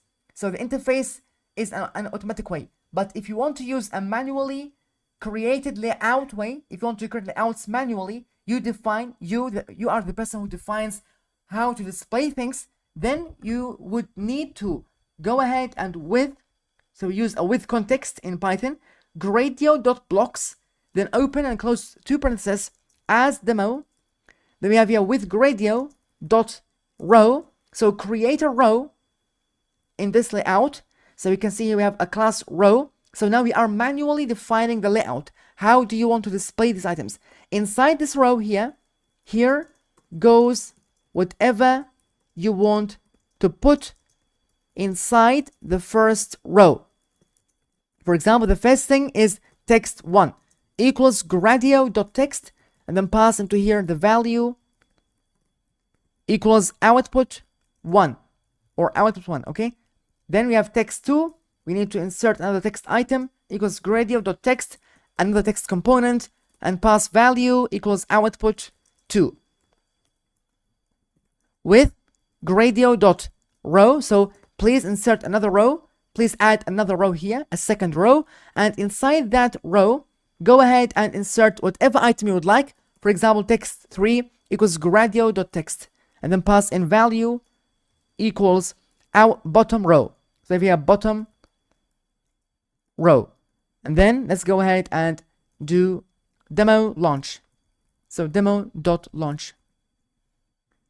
So here, these values are just really strings. You can define whatever string you would need to add. Now let's launch our app. Make sure you pass in share equals true if you don't want to get that notification anymore. You can see here we have this Gradio layout. And beautiful. Now we have 2 rows, you can see. Now you are controlling the way of displaying the items. See, we have 2 rows. The first row contains 2 text boxes. You can see here we have output 1, output 2. Then the second row contains a text box with bottom row. So here again we are instantiating a new instance of blocks by going with Gradio.blocks as demo. Then inside this blocks define 2 rows, row and row. Inside this row insert or inject 2 text boxes, and you can see them here we have 2 text boxes. They are siblings. Inside this first row we have injected 2 input boxes. Then we have inside the next row we have 1 text element that says bottom row. As you can see, now we have this beautiful layout being rendered in our customized way. Now let's go and move on to the next step. Import Gradio as GR with Gradio.blocks as demo. So you don't need to import Gradio again, but if you want to run this cell as the starting cell again, you need to import it again. So if you don't want to run all the cells later, when you come back later, for example after 1 hour and the runtime has disconnected, when you import from here, you don't need to run all the cells from above. You just start from here. Okay, with gr.blocks as demo, let's go ahead with Gradio.row. So insert a new row. Then inside this row insert text 1 equals Gradio.text, and then pass in value equals output 1.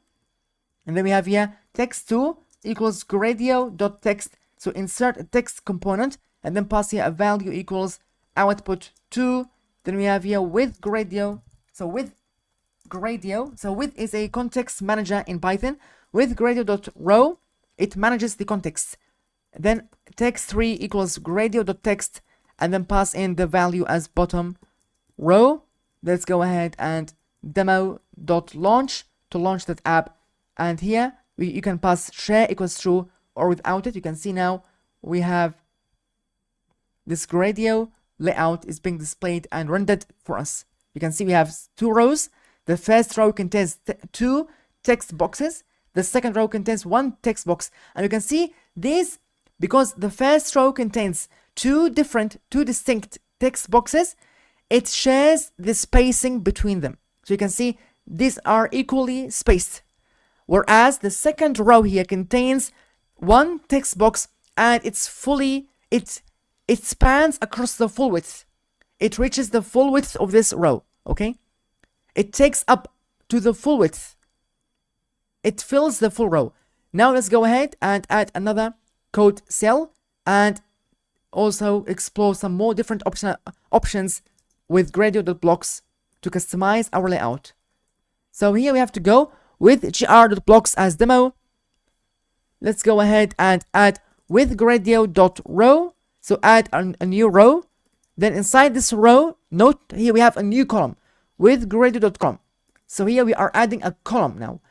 Sometimes you don't need it doesn't necessitate. So in some cases it doesn't necessitate to add a new column. But in this case, you will need to add a column. Then inside this column, text1 equals gr.text, and then pass into here value equals row 0, column 0. So this is the row 0, col 0 dash component 1. And as I told you, in some cases it doesn't necessitate to add columns. In some cases it will be necessary. In case you need to add columns, note we are adding the columns inside the rows. So first you start by adding a row.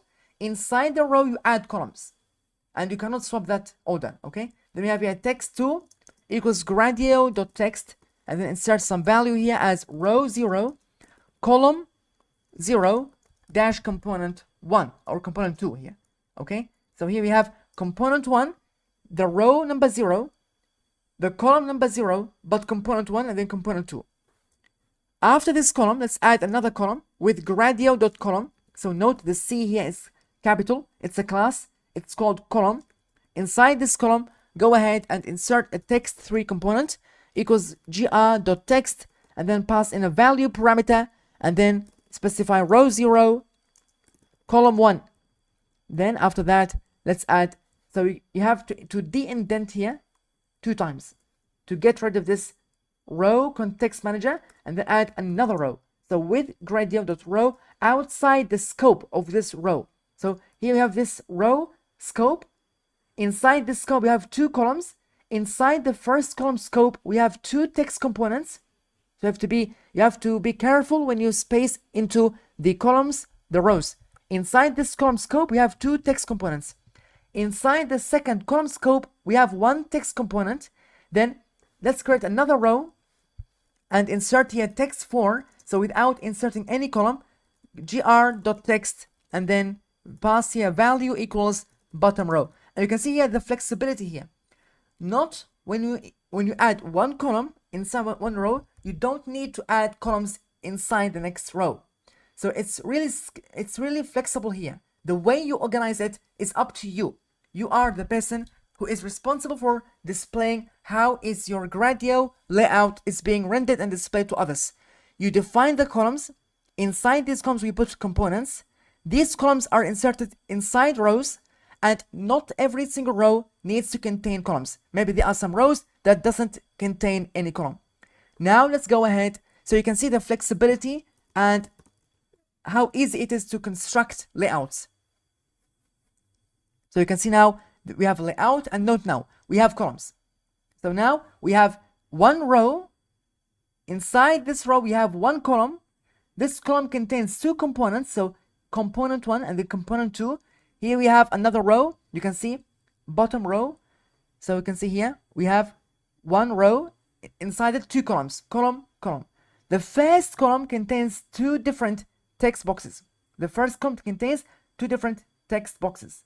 The second column inside the first row contains 1 text component, and then the second row contains 1 text component, and it takes up until it fills the full width, until it fulfills the full width. Okay. Now let's move on to the next step with Gradio.blocks as demo. Let's go ahead and insert here a row. So with gr.row, insert a row here, and then we have with Gradio.column. And note here the 2 columns, you can notice that the 2 columns here are taking the same amount of spacing. They are taking the same amount of width. You can see they are equally spaced. Whereas if you want to differentiate or to assign different width scales, you can do that easily by passing here a scale parameter. So you can go scale equals 2. So here we are scaling this column to take up 2/3 of the width. And then text1 equals Gradio.text, then pass in value equals row 0, column 0, dash component 1. Then we need to insert another text component by going gr.text, pass value equals row 0, column 0, dash component 2. And this column is taking scale parameter equals 2. Let's now insert and add another column by going with Gradio.column. let's go ahead and insert the scale parameter equals to 1. So this column will take just 1/3. You can note here 1/3. This column will take here 2/3 of the total width. Okay. Then inside this column context manager, let's insert text3 equals gr.text and pass in value equals row 0 column 1. Then outside of this row scope, let's add another row by going with gr.row and then pass in here text4 or add text4 equals gradio.text value equals bottom row. And then let's launch this app and see how this differs from the previous app. And remember to pass share equals true. So you need to make sure that you pass in share equals true. You can see here. Now this column takes up to 2/3 of the total spacing. If you go up, scroll up here, you can see here the difference between that layout and this layout. This layout, the spacing is shared. The spacing is distributed equally between these two columns. The spacing is distributed equally between them. But here, the spacing is 2/3 of the space is inserted to the first column, 1/3 of the space or of the width is inserted to the next column. And you can see how the difference between that. All that just with one parameter. Scale equals 2, scale equals 1. You can see how easy it is to manipulate and to play around with the layouts. It's actually quite fun to play around with layouts in Gradio. Now let's go ahead and do some more complex layouts by going with gr.blocks as demo. Inside this blocks, you can see first we instantiate a blocks object and insert an alias name via as demo. So adding an alias name, then with gr.row or .tab. Now let's add a tab. So here we have the tabs, tab, and then we have tab 1. So this is the first tab. Actually, you can insert tabs in Gradio. Then we have here with Gradio.row, with Gradio.column. So inside this row, let's add a column. Inside this column, let's insert text 1 equals Gradio.text, and then pass in some value equals row 0, column 0, dash component 1. Then we have text 2 equals Gradio.text, pass in value equals row 0, column 0, dash component 2. Let's go ahead and insert another column with gr.column and then add another column. Inside this column, let's insert text 3 equals Gradio.text and then insert a value of row 0, column 1. And after this column, let's add, so outside the scope of this row context manager, let's add another row, you can see. And then inside this row, insert text4 equals Gradio.text and then pass in value equals bottom row. At the last, let's add another tab. So you can see here, outside the scope of the tab class here, the tab class or the tab object, let's add another with context manager with Gradio.tab and then pass in here tab 2. So you'll see how nice it is, these tabs. These tabs are really nice. They organize the display of the items. Text, but then with Gradio.row, let's add a row inside this tab, Gradio.text. And actually you can add here columns, but let's keep it simple. Text, and then pass here welcome to the new tab. Let's go ahead and run that demo by going demo.launch. Every single Gradio run, you have to launch the demo. Okay, and then pass here share equals true. Let's run that. You can see now it's running. Now it will show us the layout. You can see the layout has shown up. Here we have tab 1. You can see we have one row. Inside this row, it contains two columns. The first column, the second column. The first column contains two text components, and you can see that the spacing is distributed equally between these two columns. Then we have the second row. In the tab 2 here, we have just one row that contains this text box, welcome to the new tab.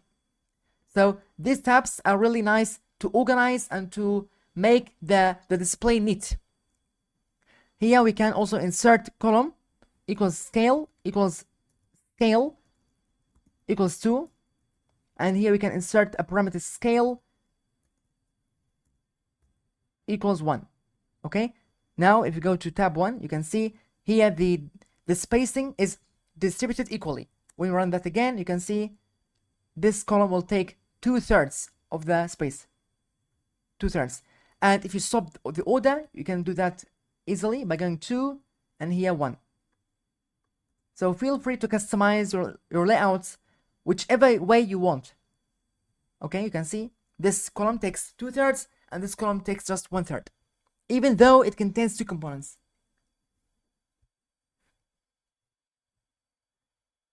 So we can also use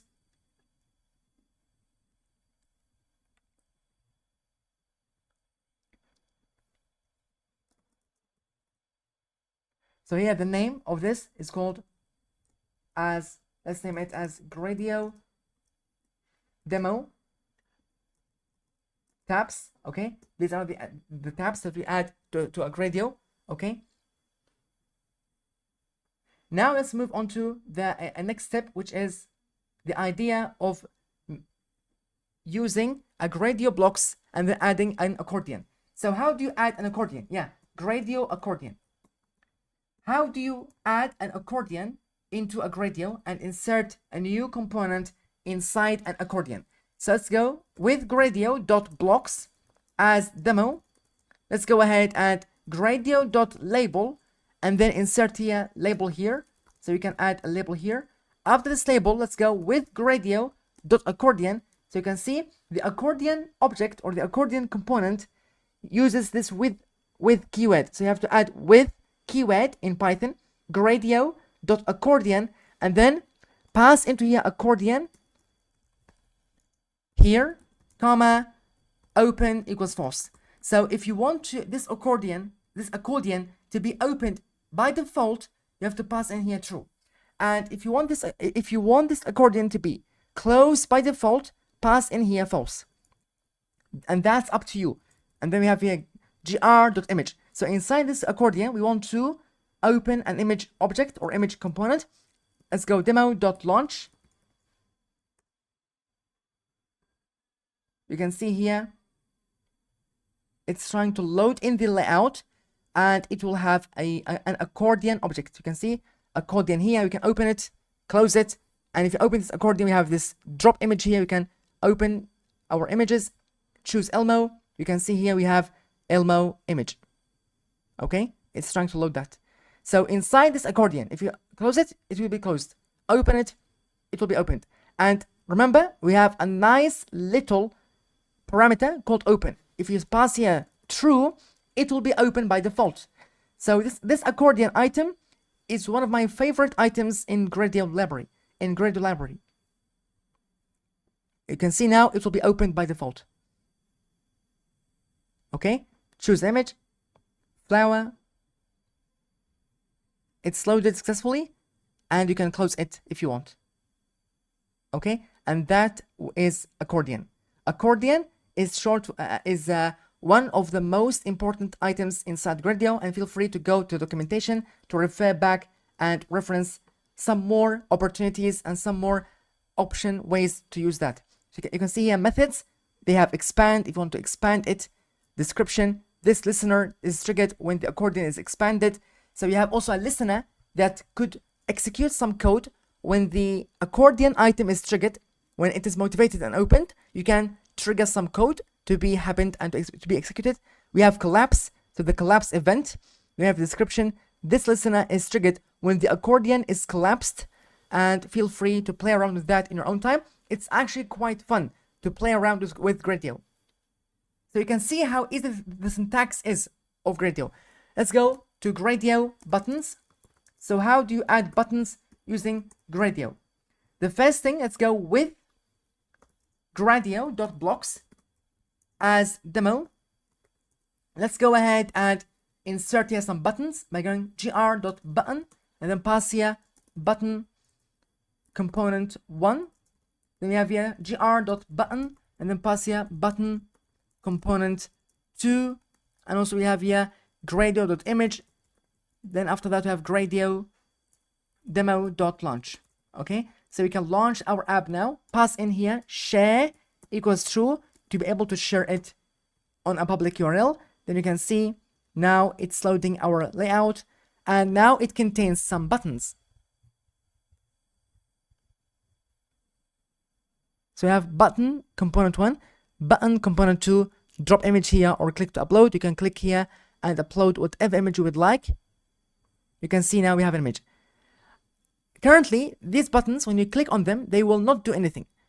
In later section, we will learn how to make these buttons work. Okay.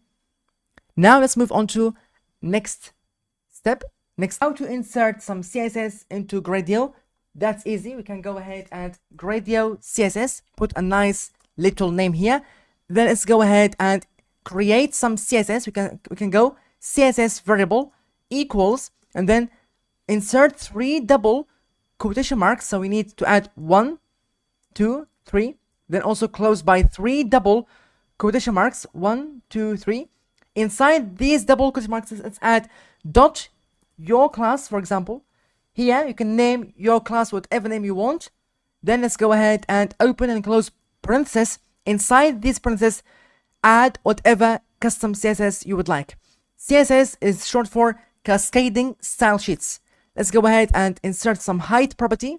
So the height attribute as 1000 pixels, comma, background, dash color, and then set it as, for example, red.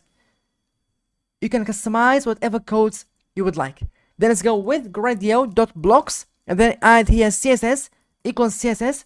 So insert the CSS variable inside the parameter or as a value to the parameter CSS as demo, and feel free to name this variable whatever you want. I will name it, in this case, for example, my own demo. Then let's go ahead and with gradio.row, and then element underscore classes. So this is a parameter called element underscore classes, and then pass in square brackets, pass in the name of the class, in this case your class, and then let's go ahead and add gradio.image as a component inside this row by going ahead and setting the height as 900, comma, width equals 20. Now let's go and demo, or my own demo, in this case my own demo dot launch, and then pass here share equals true. Now 3, 2, 1, run that. You can see now we have a custom CSS code that will run.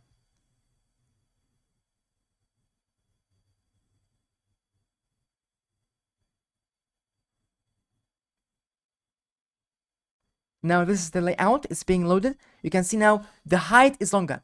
So you might not notice that, but you can see the height here. Before, it wasn't that height, but here now we have a much longer height. You can see the scroll now. You can go down further, and then we have a background as red. You can customize whatever CSS you would like. For example, changing the background red as yellow, it will change it to yellow. It's all up to you. The custom settings, the custom modifications that you want to apply to your custom layouts. Here we have def multiply. Now, what if you want to actually make these buttons work? How do you trigger some code when you click on a button? How do you execute some code when you click on a button? That's really simple by going ahead and defining a function. For example, multiply. So def is short for define a function called multiply, pass in x, y, then just returns x times y. This is one of the most simplest functions that we have created. If you write multiply and then pass in 5, 5, it will just multiply 5 by 5, 25. If you pass here, for example, 10, it will be here 50. Let's wrap it inside Gradio interface by going with gr.blocks as demo. So instantiate a new instance of the blocks class as, and store it inside the alias name demo. Go ahead and create a row to organize our display, and then create 2 sliders. Now we have 2 events The first event is called here change event. So you want to trigger some code in a change event or during a change event. So basically we have two different types of events. If you go here and right here, there are two different types of events. We have one, click events, and we have two, change events. Let's start with change events. So the first thing is change event. How do you trigger code when you, for example, change a slider value? X slider equals gr.slider and then pass nothing. Then you have here y underscore slider equals gradio.slider. So here we have two different sliders. How do you trigger some code whenever you change change event, whenever you change the value of the slider? And then we have here with gradio.row, add another row, and the result, this row will contain the result equals gradio.text. Then let's go ahead and here add y underscore slider dot change. So let's trigger some code when we change the value of the slider. Here we are applying this event upon the y slider, okay, not upon the x slider. You will see later, I will tell you that x slider will not, when we change it, it will not trigger any code. Whereas y slider, when you change it, when you play around with this value, it will trigger this code that I'm about to write into here. Fn function equals multiply. So here we are saying, hey, please, y slider, when I change your value, execute the code, multiply, and then take the inputs as the following. You can see here inputs equals a list of two numbers, x slider, comma, y slider. So multiply the x slider value by the y slider value, then go ahead and just display the outputs as the following: Gradio or result. So we have to pass in result. This result variable contains gradio.text, okay? The output will be in a text form. Now, if we go ahead and just app or demo.launch. So as I told you, you can feel free to play around with this name. It's called now demo. I can change it to app and it will work successfully. We can set share equals true. Now we will have a really exciting app where you can see here, when we change the X slider, okay, the code doesn't get triggered. So feel free to change that. Nothing happens. But when you change the Y slider, Gradio will work and it will execute. So there's a hidden listener that listens for this event, the change event, and whenever you change the value of this, so it multiplies 15 by 42, you can see here we have 630. If you reduce this value by 10, now 15 times 10, if you change this, 15 times 10, here we have 150, okay? So whenever you change the value of the Y slider, there is a hidden listener, there is a latent listener that listens for this event and tries to execute this code, multiply, so this function, this nice function, it will be executed whenever you change the value of the Y slider here, Y slider change, pass in the function multiply, pass in the inputs X slider, Y slider, multiply the Y slider value by the X slider value, and then return the output in the form of a result, which is a Gradio text, a normal, regular Gradio.text, okay? And you can see here, this app is fully working. It's a multiplication app that multiplies the Y value by the X value. Now let's go ahead and apply some more examples to practice more. Here we have with Gradio.blocks as demo. Then let's go ahead with Gradio.row, add a new row or insert a new row. Then we can go X slider equals Gradio.slider, and then pass in label equals X. And then also we have here Y slider equals Gradio.slider. So a slider is a component inside Gradio, which is a normal slider that you can slide and change the values. Then we have label equals Y. Then we have another row that displays the value, displays the result by going result equals Gradio.text, a normal text input. Then here we have X slider. So now let's step things up and apply the listener not only to the y, but also to the x by going x slider dot change. So execute a change event listener, pass in the function as multiply, comma, inputs equals a list of 2 inputs. So here we have x slider, comma, y slider, and then at the last, finally, we have outputs equals result. And here we have to insert equal sign.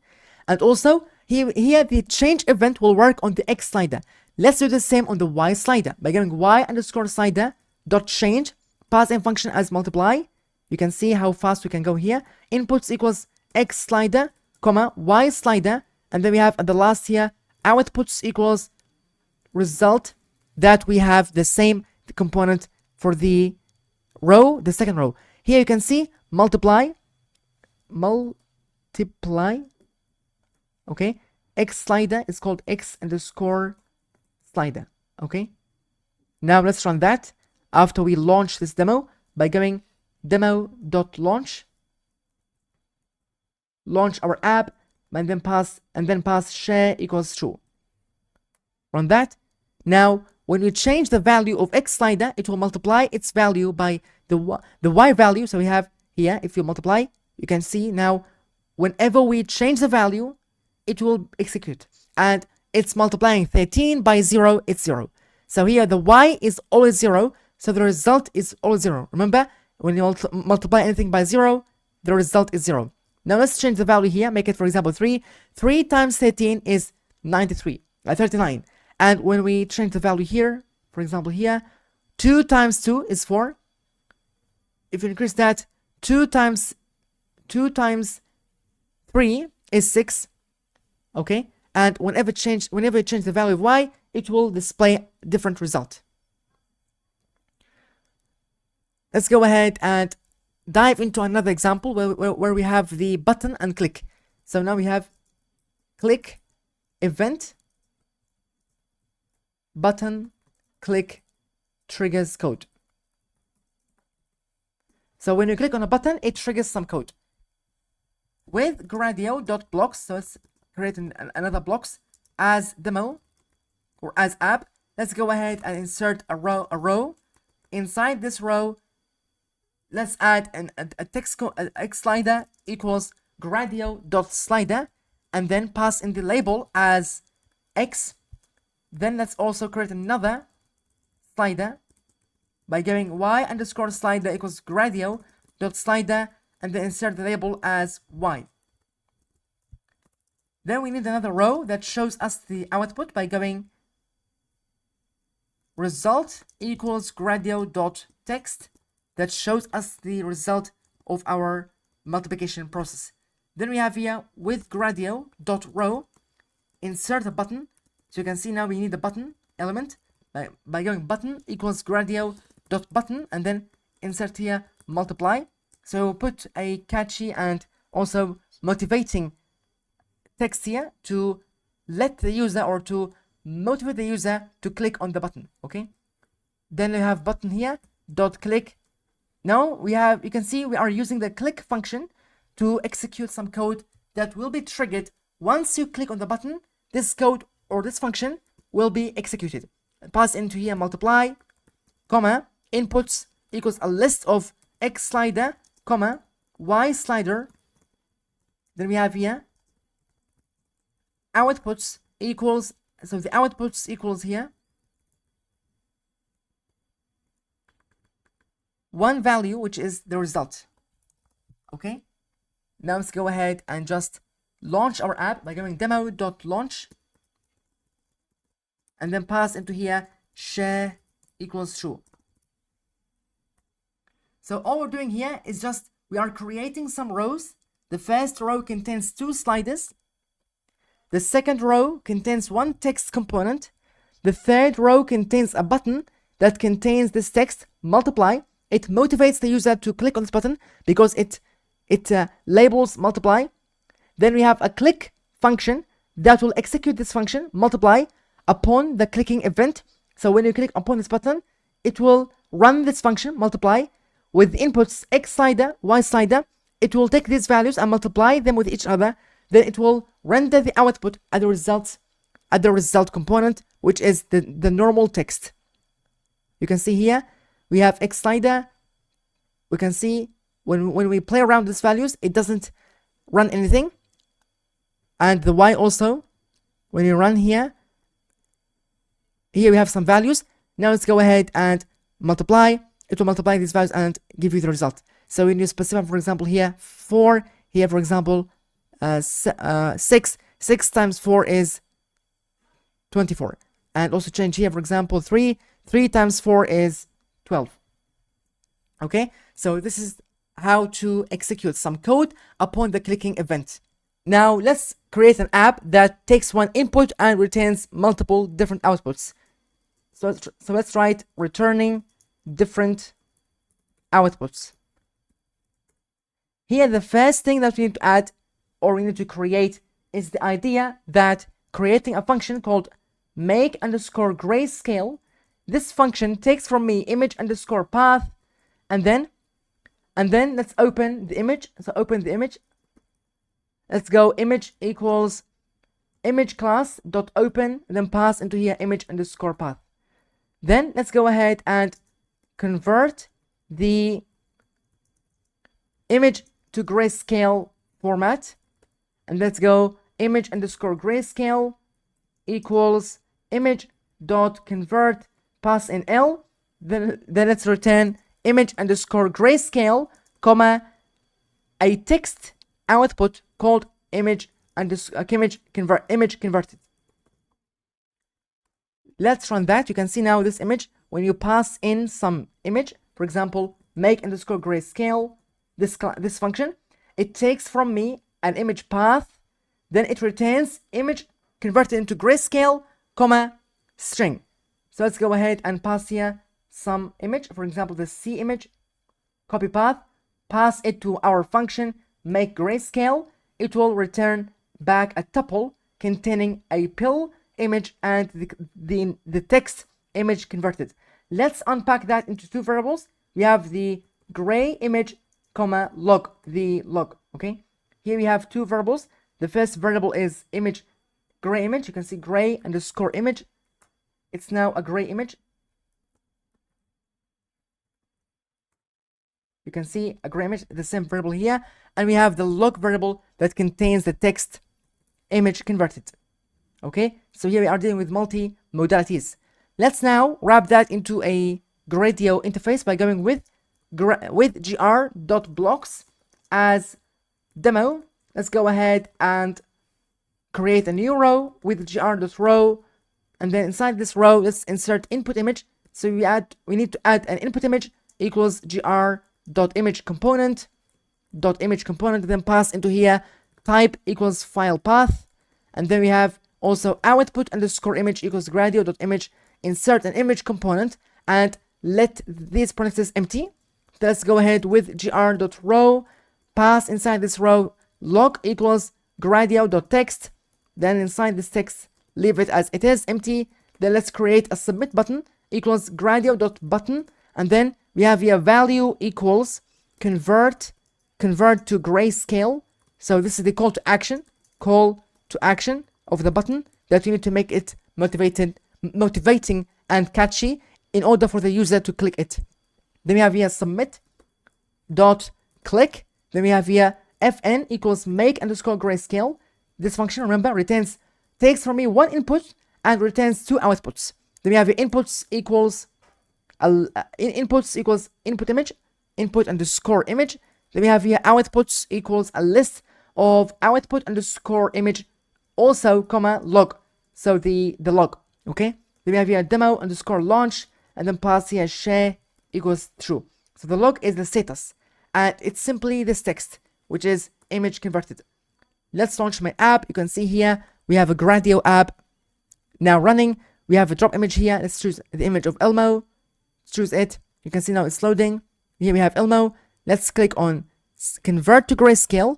It will return here this text image converted, and in addition to with this image of Elmo converted into a grayscale image. So here we have multiple outputs being returned, and this is the idea of returning different outputs. taking in one input and returning different outputs.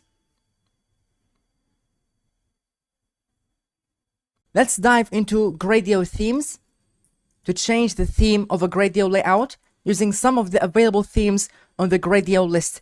We can go help and then pass in gradio.themes to check what are the different themes that we have.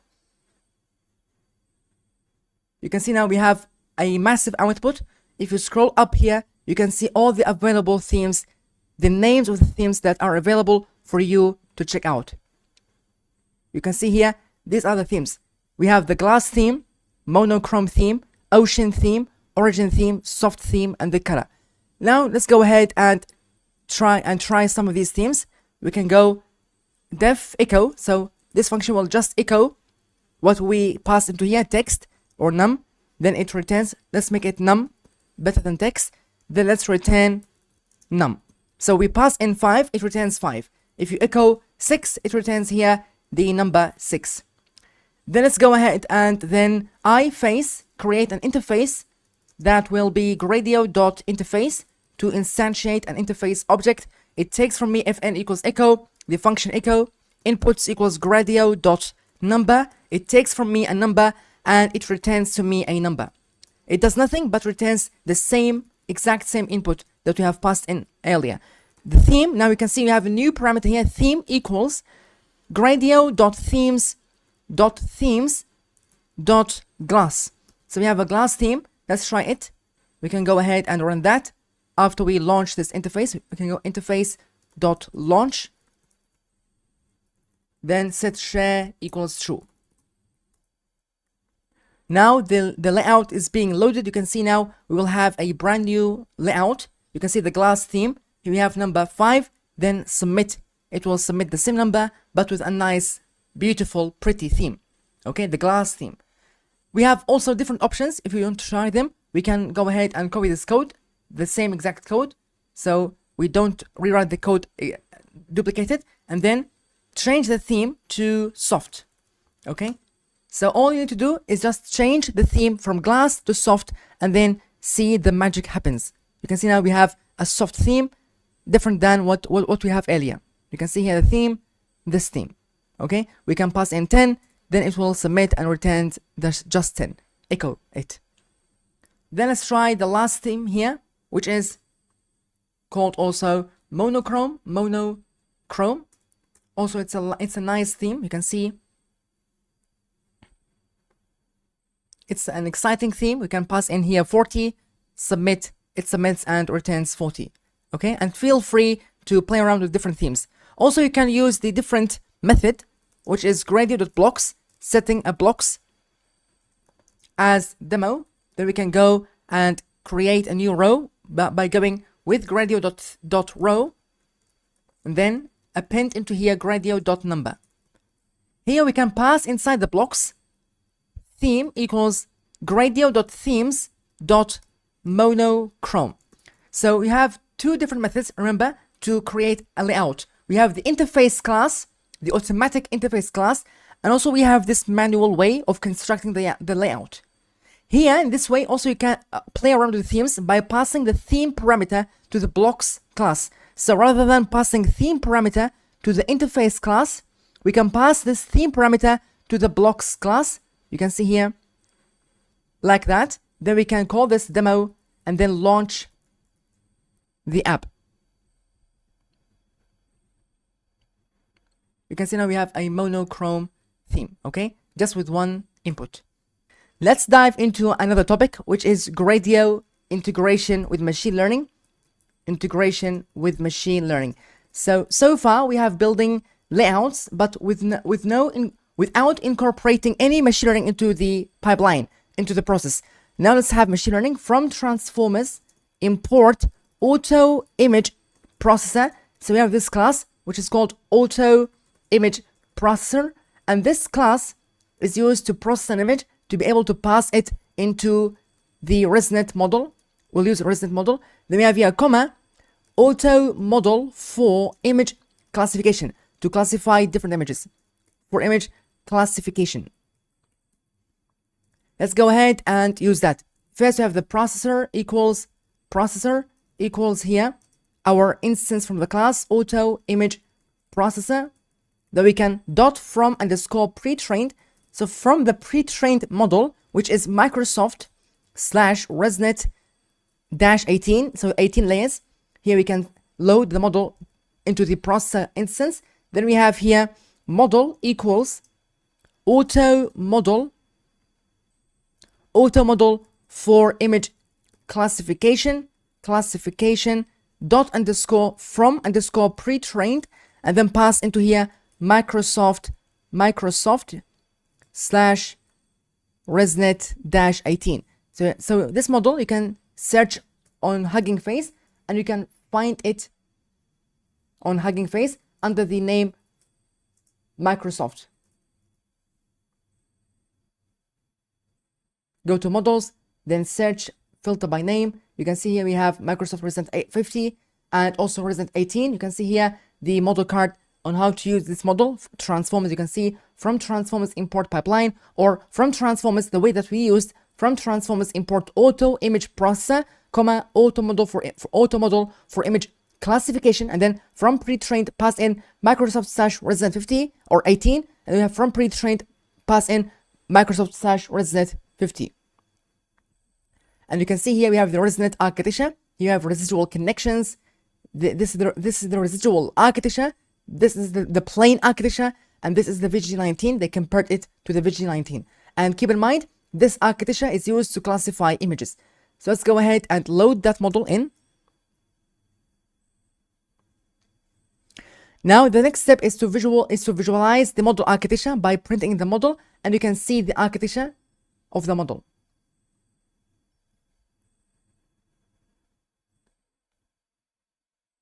Here, if you search for ResNet model architecture, you can see a plethora of images on what is the residual net. You can see here the residual neural network. This is the main idea behind ResNet.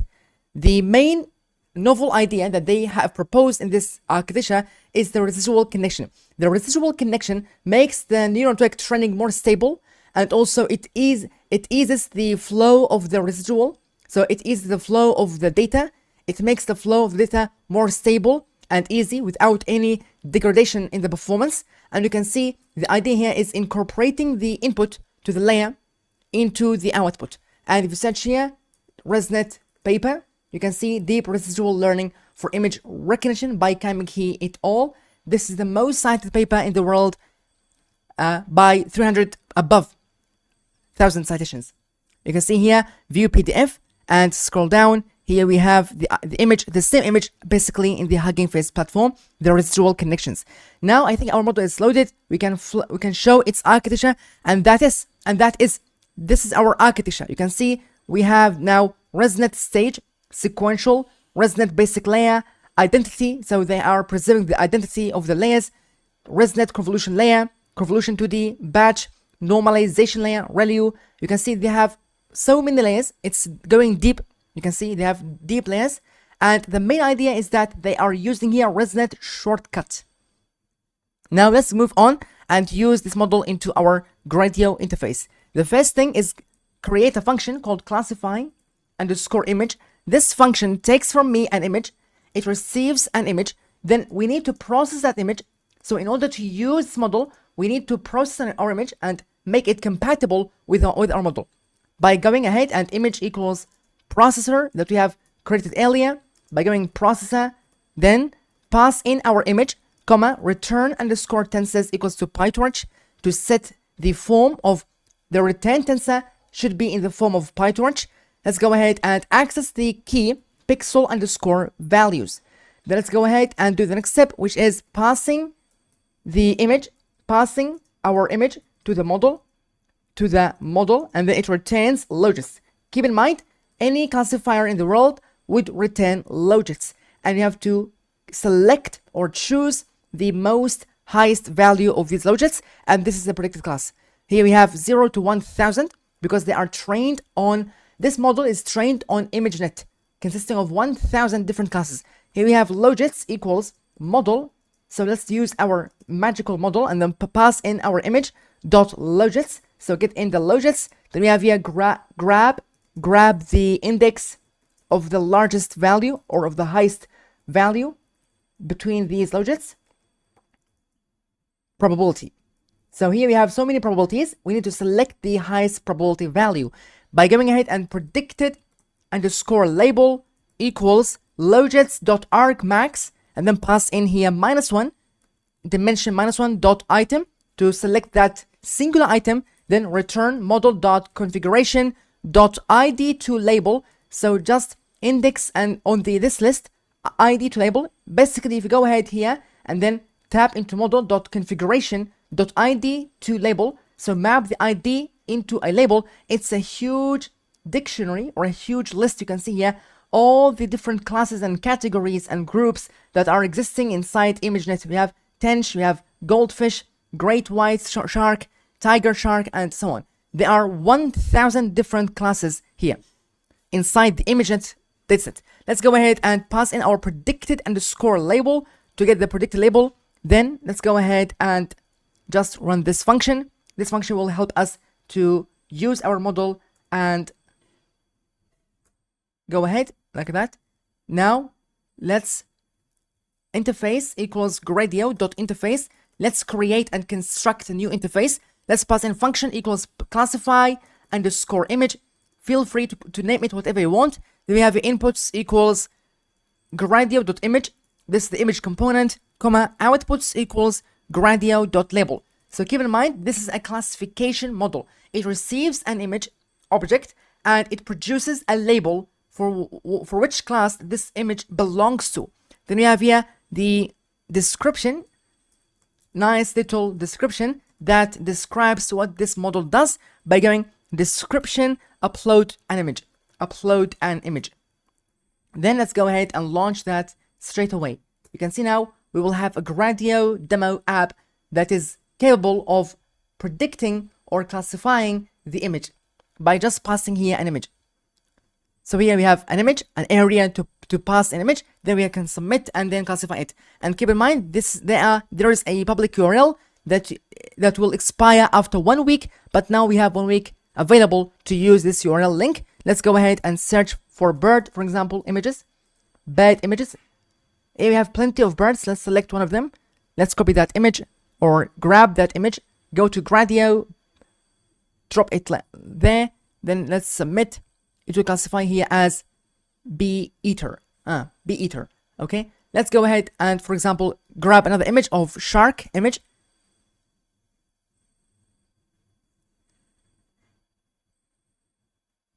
This is a shark image. Let's go here, Gradio, submit. You can see here, great white shark. Nice. And the last, let's search here, volcano image. You can see here we have volcano image. Let's get rid of this image, pass in the volcano image. It will classify it as a volcano.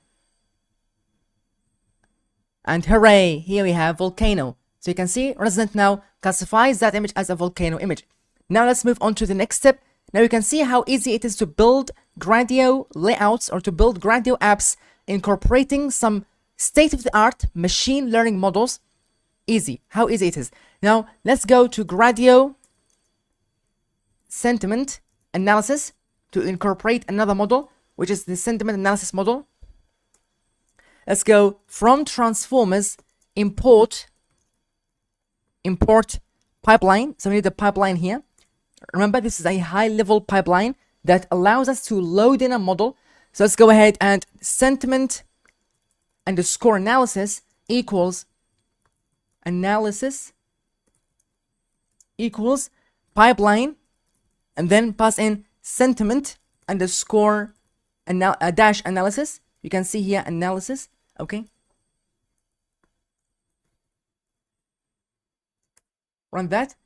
Here we have the pipeline and then passed into here sentiment analysis. And remember, this is defaulted to Distilbert, the default model to classify the sentiment or to classify text. Now our model here is loading. No model is supplied because we want to use the default model Distilbert. And you can see here it's called also a Distilbert base and case fine-tuned SST to English. Now my model is loaded. Let's go ahead and see here model, or it's called a pipe. Here you have sentiment dash analysis. sentiment underscore analysis. And this is my model. You can see the architecture of the model or the pipeline, okay?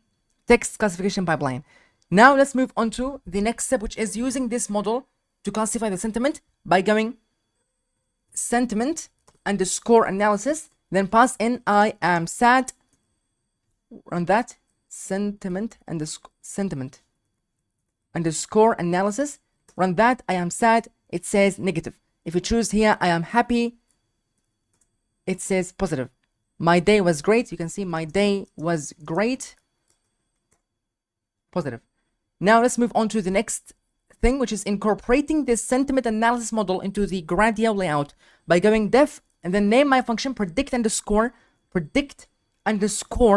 sentiment. So you have to predict the sentiment and then pass into here a text.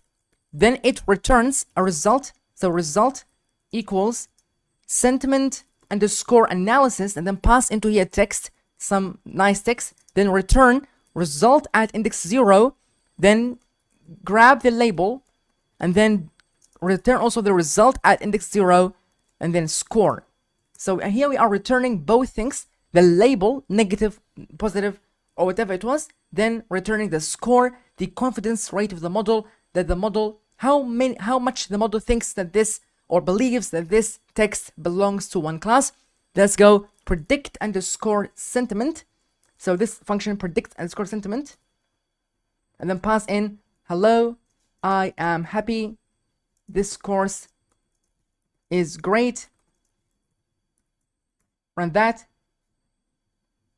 Here we have a typo, so it's called predict underscore sentiment. No worries. Sentiment.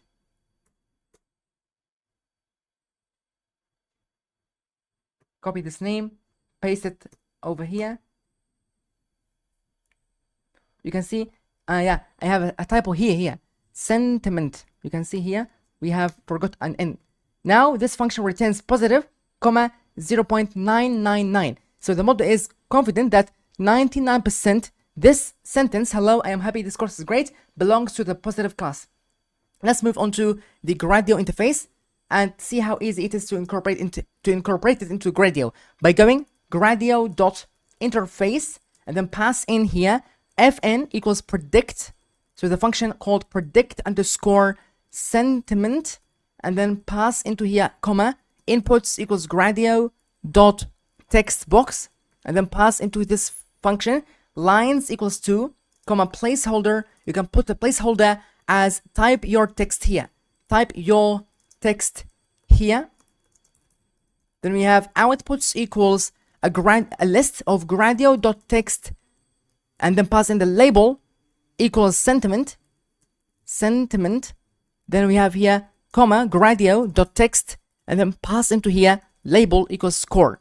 So one text for the sentiment and one text box for the score. Let's go iFace.launch and start my app by passing share equals true.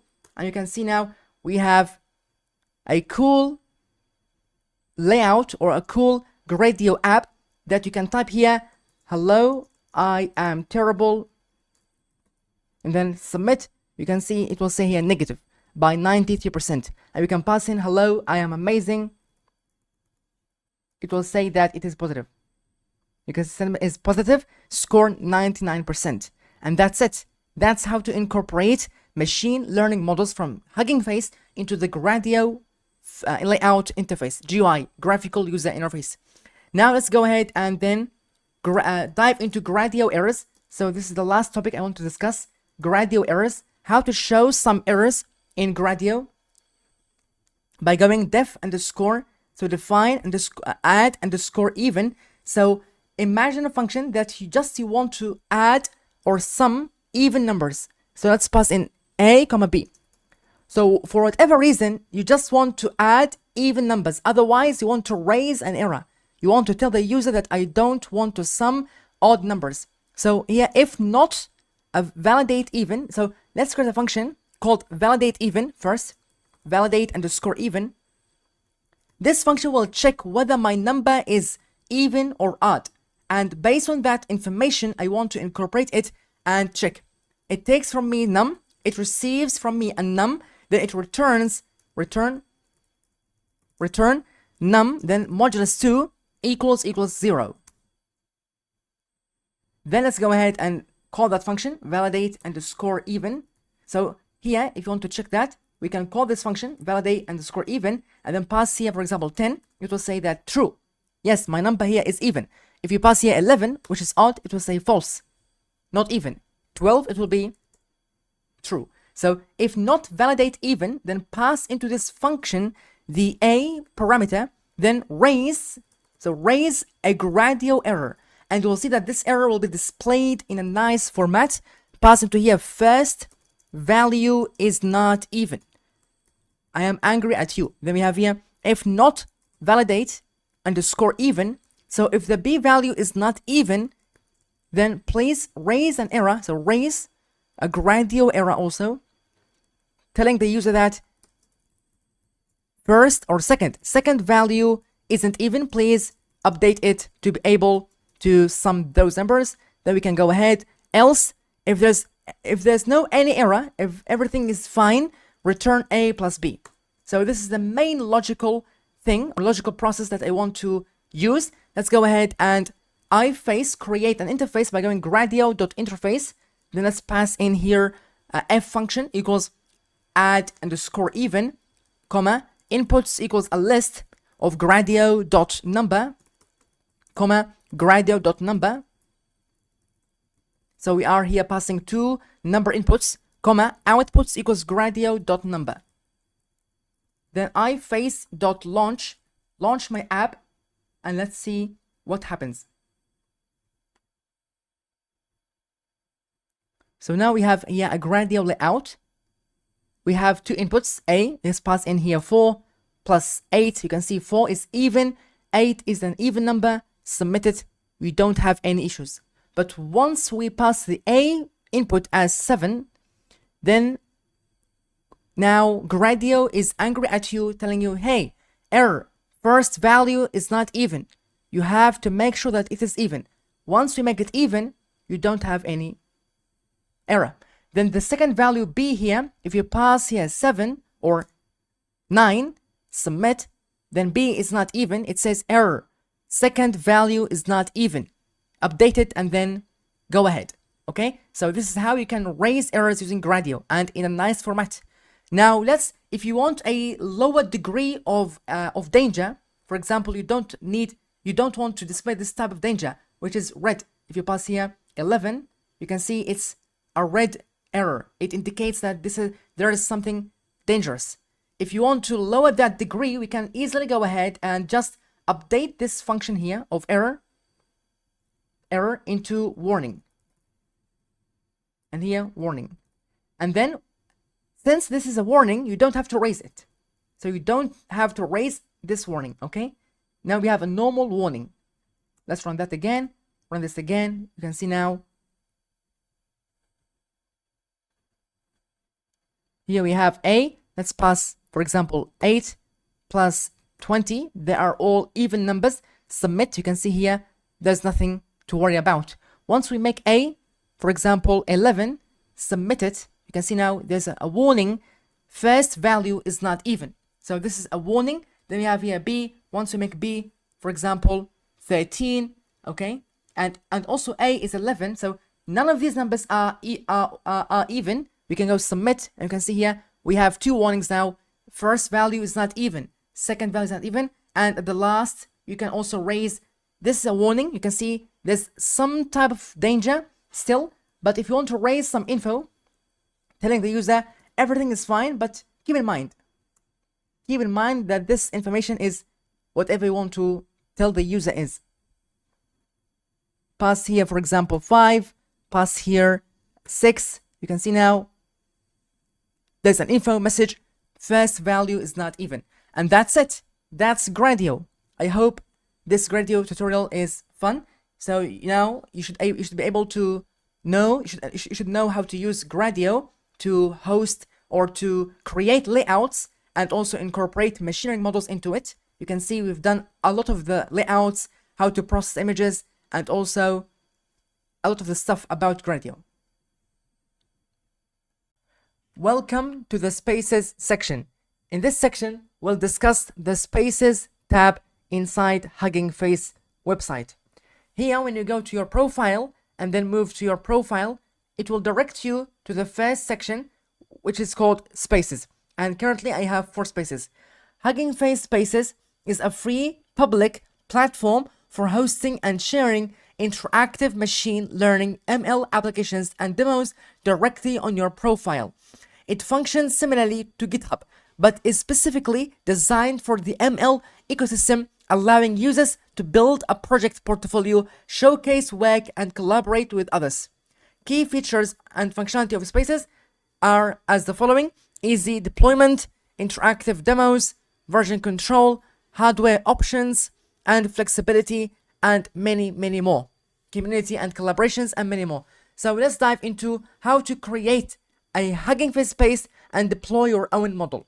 So here you can go to your profile, and then it will show us this drop-down menu. Let's go to new space. Then it will direct you to this page, create a new space. Spaces are Git repositories that host application code for machine learning demos. You can build spaces with Python, libraries with like Gradio, or using Docker images. So spaces are Git repositories, so they are like the GitHub repositories that host application code for machine learning demos. They are dedicated for machine learning. First, here we have the owner. You can choose your own profile or other profile that you have. Then let's name our space here in this input, new space name. Let's name it as Diffusion Model. So this is my space name. Then here we have an input that says put some short description that describes the purpose and the functionality of this model. Let's go, for example, diffusion model to generate MNIST numbers, or MNIST dataset numbers. MNIST dataset numbers. Here we have some license. Feel free to choose whatever license you would like. In this case, I will choose the most common one, which is MIT, the MIT license. Then let's scroll down. Here you can see select the space SDK. Let's choose Gradio. Actually, we will use Gradio to build this interface and then deploy it or host it to Hugging Face spaces. Then let's go to here. You can see we have space hardware. You can choose CPU basic or 0 GPU or custom hardware. In this case, I will stick to the default CPU basic. And here also we have choose a Gradio template, whether you want blank, chatbot, text to image, leaderboard, or Traceo. I will keep it the same, or the default option as blank. Then here you can see we have public or private. This depends on your own preferences. I will keep it as public to be able to share it with other people. Let's go and click on the button create space. You can see now we have a space here created successfully. Let's go to files. You can see here we have git attributes, and we have here readme.md. These are the default files that Hugging Face creates it for you. And you can see if you go and click git attributes, it will show you all these different options. Here you can see we have the .pth, short for PyTorch, .pt, short for PyTorch, also another extension for storing model weights for PyTorch. Also we have .pkl, pickle, and also we have this .onnx, short for Open Neural Network Exchange. And we have so many extensions, and if you go to here, diffusion model, it will direct you to the same page. And also we have readme.md, .markdown, where it contains some meta information about your project or about your Hugging Face space, title, diffusion model, emoji. They choose this emoji for you. And then we have also color from red, color to blue, SDK Gradio, the SDK version 6.1.0. And if you want to change this emoji here, you can go to edit. So feel free to change it. And then you can scroll down and then change this emoji to whatever you want. Then you simply just go ahead and commit the changes here. After you change it, you can commit it and go ahead. But now let's go ahead and just use our diffusion model to deploy it on Hugging Face spaces. So the first step is we need a command line terminal. Let's go and search here for terminal. You can see here we have the terminal window opened. The first thing is we have to check our Git version. Git, and then let's go zoom in a little bit. --version. So now let's check what is the version, what is my current version of the Git package. You can see here you have Git version as 2.52.0 Windows 0.1. So if you don't have Git, running this command will result into an error because you don't have Git. And if you don't have Git, please go here to Google and then search install Git. And here you have the main website, the first website that shows.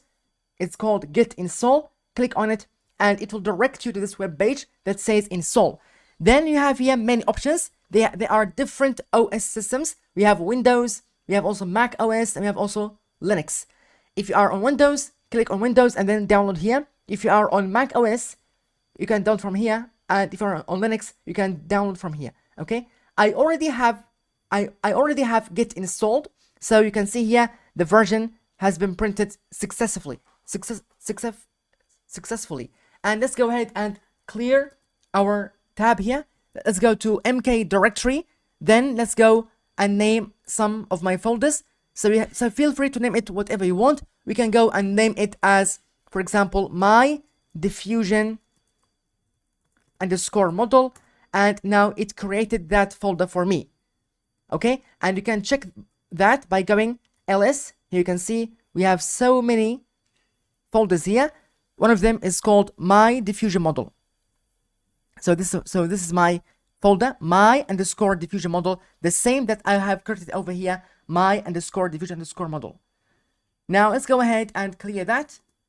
The next step is ls /downloads then /diffusion. So whenever or when you want to deploy a model on Hugging Face spaces, you need a custom or a particular structure that you have to construct and build. For example, here I have in this notebook, I trained and built a model, diffusion model, to convert from text into an image or to draw an image out from text. So you provide some text, for example, 3, 4, 5, and then it generates those MNIST numbers.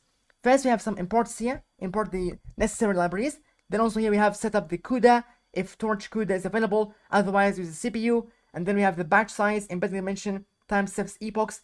Here I set epochs as 100, and I already trained that model for 100 epochs. You can see here also we have the transformations. We have to tensor to convert the MNIST images into tensor, and also we have lambda that performs a specific function on our images. Here we have stored the MNIST dataset class inside a variable called train data, and the same we have passed this train data variable into the data loader class. Then we have a train loader variable that contains a data loader object that is compatible to be passed to the PyTorch model, and the PyTorch model will be able to train on it. Here we have also the UNet class. You can see we have the architecture of the model. We have the first encoder, convolution 2D. We have some convolution 2D layers that performs the operation of convolution. Also here we have some decoder that does the transpose operation of convolution. And also here we have the for method that calls these layers step by step, and then it defines the forward computation of the neural net. After that, here we have set the optimizer as Adam to optimize our weights, and here I've built and written a training loop that trains our model. You can see we have the forward pass to pass into the model, and then we have here you can see we have forward pass, loss calculation, optimize a 0 grad, doing some backpropagation, and then optimize a step to optimize and improve our weights. And then I let the model train for 100 epochs. You can see here we have epoch 100 out of 100, and the loss became 0.06. So we started the loss from here 0.09 until it decreased until it became 0.06. Then we have here the loss curve. You can see it's going down and down. So the loss curve is getting lower and lower. After that, here we have a sampling function. So this function is really important. It is considered the prediction function. So here it takes from me, you can see a word, a prompt, then n equals 8, steps equals 100, guidance scale equals 3. And then it performs this unconditional labels for CFG, and then it returns out an image. As you can see here, if we type over here, for example, the number 7, then it generates here the number 7. You can see here it looks like a 7 number. If you run again, here we have a 7, an image that looks like 7. Okay, so the model is trying to generate and to synthesize the image of 7. You can see here we have 7, and if we write here 1 in natural language way, it will turn it into an image. You can see we have 1 here, the number 1, and also if we provide here 2, it will create and it will generate the number 2. If we go again, here you can see we have 2 number. So we have a diffusion model, we have trained it for 100 epochs, and we use this architecture that is leveraging the UNet model. You can see here we have the class UNet, and this class here has so many convolution layers and transpose convolution layers that is working on our images and trying to convert and trying to turn our prompt from a natural language into text, into image. So converting text to image. After that, we have another sample here. If you pass here, for example, the number 6, then it will generate here the number 6. You can see here we have a lookalike number 6. So here you can see we have here an image that looks like the number 6. And if you type over here also, for example, 4, then it will generate here some numbers that looks like 4. So you can see here, we have 4, number 4. Okay,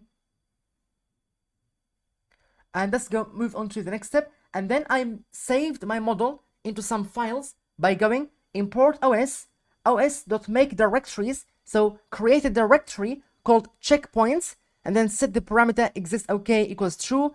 Then save the model.state dictionary inside this file that has extension .pt, and also save this model, the model weights, save it into a file with the extension .pth, so .pytorch.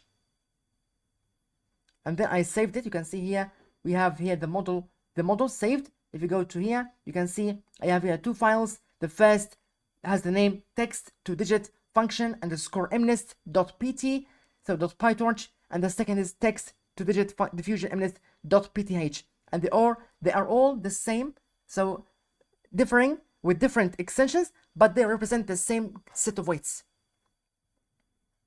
Because remember, PyTorch library supports 2 different types of extensions, pt and pth, and they are considered the same. Then we have here, you can see model.loadSet dictionary, then pass into here the function torch.load, and then pass here one of these files, the path that is pointing to one of these files. It will load in the weights and create a new instance of the model with the same set of the weights as our trained model earlier. And here we have also the function of the loaded model. If you pass here the number, for example, number 1, then it will generate some images that is representing the number 1. And if you pass here, for example, 8, it will generate the number 8. You can see here we have some images that looks like number 8. Let's move on to here, and then we have some function to normalize input. So you pass in some text, then we have here return the text, and also raise some value error. Please enter a number. So if you don't provide the number, it will raise an error. Then we have also here, you can see a function Gradio generate that creates some try and except block. So try word, then normalize the text, except exception. If you have some error, then return none and return the string of the error. And also here we are returning the image and returning a string indicating that generated digit as word. And at the last, we created a Gradio interface that takes from me a Gradio interface. The input in the form of a text box, we enter some text, and then the model tries to generate and convert this text into an image, and then it returns that output in the form of image. And you can see the label as generated mnist digit type equals numpy. And then if we provide here a number, for example, number 2, submit, then it generates here number 2. You can see it tries to generate number 2. And if you provide here 1, submit, it tries to generate number 1. So you can see here we have 1, submit again, 1. And if you provide, for example, number 6, it tries to generate number 6.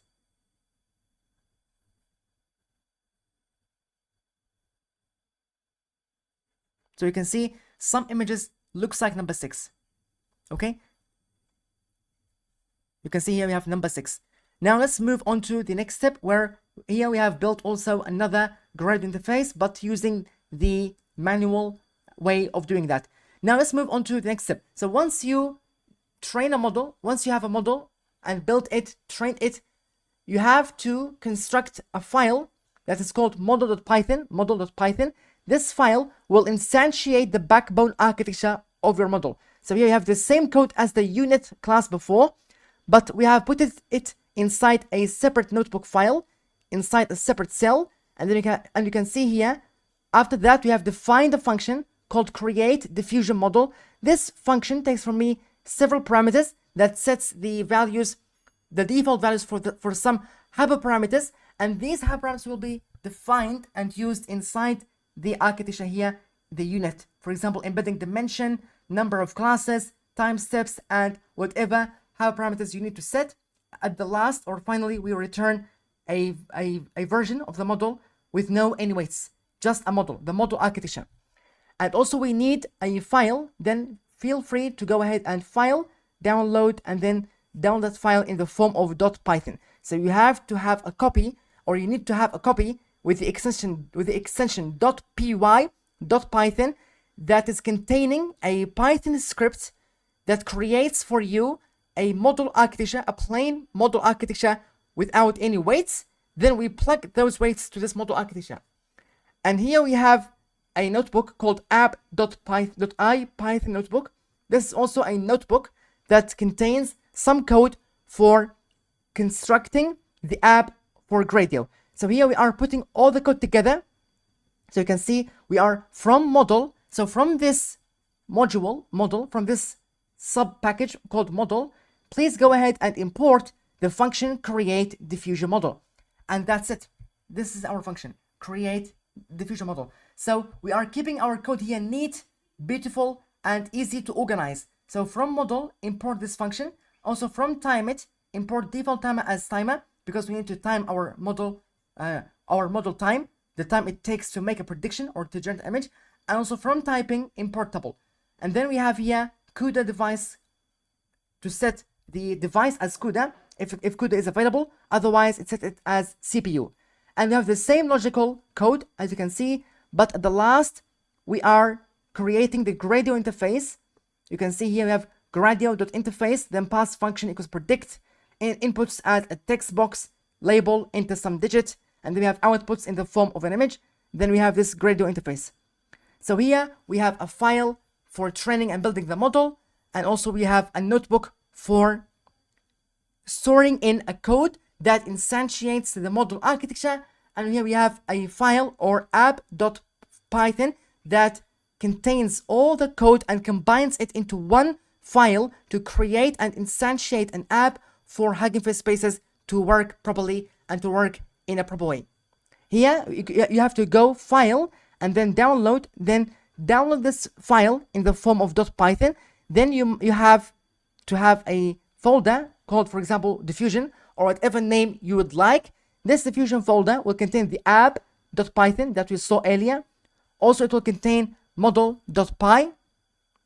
You can see we have the file app.python. Also, we have model.python that contains a code to create an object of the model, to create an instance of the model. And also we have a file, a special file, called requirements.txt that contains the requirements and the necessary libraries that you need to require when your Gradio app runs. So when your Hugging Face space runs, it will require some libraries, some packages, some modules to be installed. And here you are telling Hugging Face, hey, Hugging Face, I will upload to you this model. Please make sure you have these libraries installed already. Torch with this version, Torch Vision with this version, 0.24, and Gradio with this version, 5.50.0. And also here we have two files, Actually, you don't need 2 files, but here we are providing Hugging Face with 2 files. The first ends with the extension .pth and the second ends with the extension .pt. They are all the same. Feel free to choose whatever you're preferring. If you prefer pth, use that. If you prefer pt, use that. You don't need to have 2 files. But here we have the weights. We plug these weights to the architecture. Then we trigger that code inside the app. And we have some requirements to tell Gradio and Hugging Face that we require these libraries to be installed in order for our app to work in a proper way. Let's continue with our prompts to deploy our app or our model to Hugging Face spaces.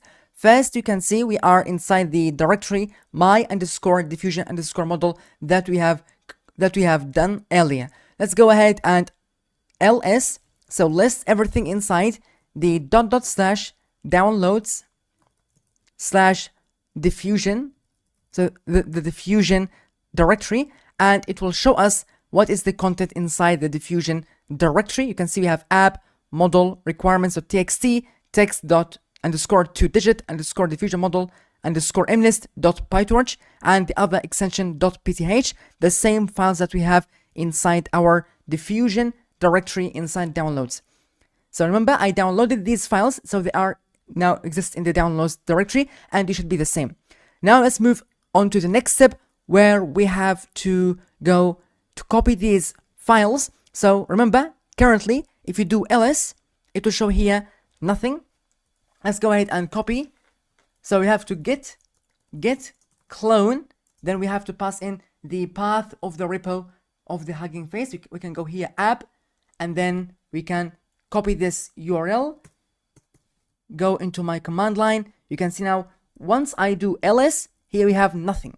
But once we get clone, and then pass in my path of the repo, and then clone the repo, you can see now it's cloning into diffusion-model, and you can see here we have also enumerating objects.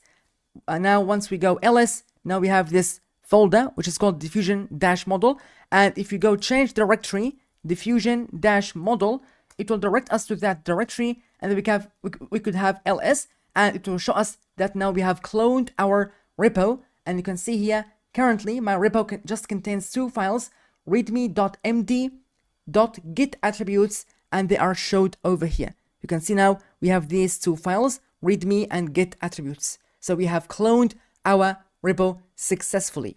Let's go ahead and clear my page and move on to the next step. Now the next step is, remember that ls.downloads, so you need now double, then we go downloads/diffusion. I have here the contents app model. I need to copy these contents and paste them over the diffusion-model directory by going cp, short for copy, -r recursively, and then we have here /downloads, and then we have here /diffusion, and then move everything inside the diffusion by putting star, then space dot. So we move everything here into our current working directory that is representing diffusion-model directory or folder. Let's go ahead, and you can see now it copied it successfully. And if you go and show ls, now hooray, we have app.python, model.python, readme.markdown, requirements.txt, and my weights files. So now we have got all the necessary parts, the necessary files that we need to run our Gradio app on Hugging Face. Now all we have to do is just go ahead and try to commit or push these files onto Hugging Face. So the first thing, let's go get space remote-v. So what is my remote origin? What is my origin? You can see here I have origin https://huggingface.co/spaces/ my username /diffusion-model, and we have 2 permissions available. We have fetch, so the permission fetch, and also push. You can also push to the Hugging Face spaces. And here you can also go ahead and get lfs and then install. So we need the get lfs. Why? Because currently my model file is larger than 1 megabyte. So if you have large files, at least they are above 1 megabyte or above 10 megabytes, you need to install the lfs package by going to Google and then get LFS install. If you don't have it already, you can install the get LFS. You can see get large file storage and open source Git extension for versioning large files, and you can download that from here to be able to upload large files onto Hugging Face. And you can see here you can go easily get LFS large file storage install. Then we can also get track, get LFS track, and then have this file. So let's move on to our command line. Get LFS install. You can see now I have it already installed. Updated git hooks, get LFS initialized, and you can track files easily by doing this: get space LFS and then track every file. For example, my model file, and we can go here to my folder and then copy the name of the model file. So remember, we don't need the model.python, but rather the weights file, because the weights file could get large and large. Then we can go here and paste it over here. Now we can go, you can see now get LFS track. You can see here the path .pth is tracking text to digit underscore diffusion underscore mnist.pth. So now our model file weights is tracked in a proper way. We can move ahead and also continue with the prompt. So get space LFS track every single file that ends in the extension .pth. We can go ahead and you can see .pth is already supported. So now we have tracked our files. We can go ahead and do the next step, get attributes, and feel free to read here into the documentation. We can see here we have also get attributes. You can run that command and it will execute over here. You can see here we can run and it added the get attributes, and also as get add star, so add everything. And then if you check the status by going get status or status, you can see now all of our files are green. That means we have tracked every single file we have inside our folder diffusion-model. So now all we need to do is just go ahead and commit that by going get commit and then here -m. So pose a message or send a message that says initial commit. So feel free to read here, to put here or write here whatever message you want to put or write. But in the first commit, let's keep it simple and write here initial commit. You can see now it will commit that to the Hugging Face, and then let's go ahead and get push. It will push that to the Hugging Face spaces. You can see now it's trying to push my files, and now it's uploading. So keep in mind, sometimes it will ask you for a token ID or a token that you need to provide here, and that is easy. All you have to do is just write the command get remote and then set URL. So you can go get and then write here remote set -URL, then pass into here origin HTTPS, and then put here your username. So your user -name, you can put here whatever username you have. Then we have colon token. So here you can replace the token, your token ID at huggingface.co/repo path.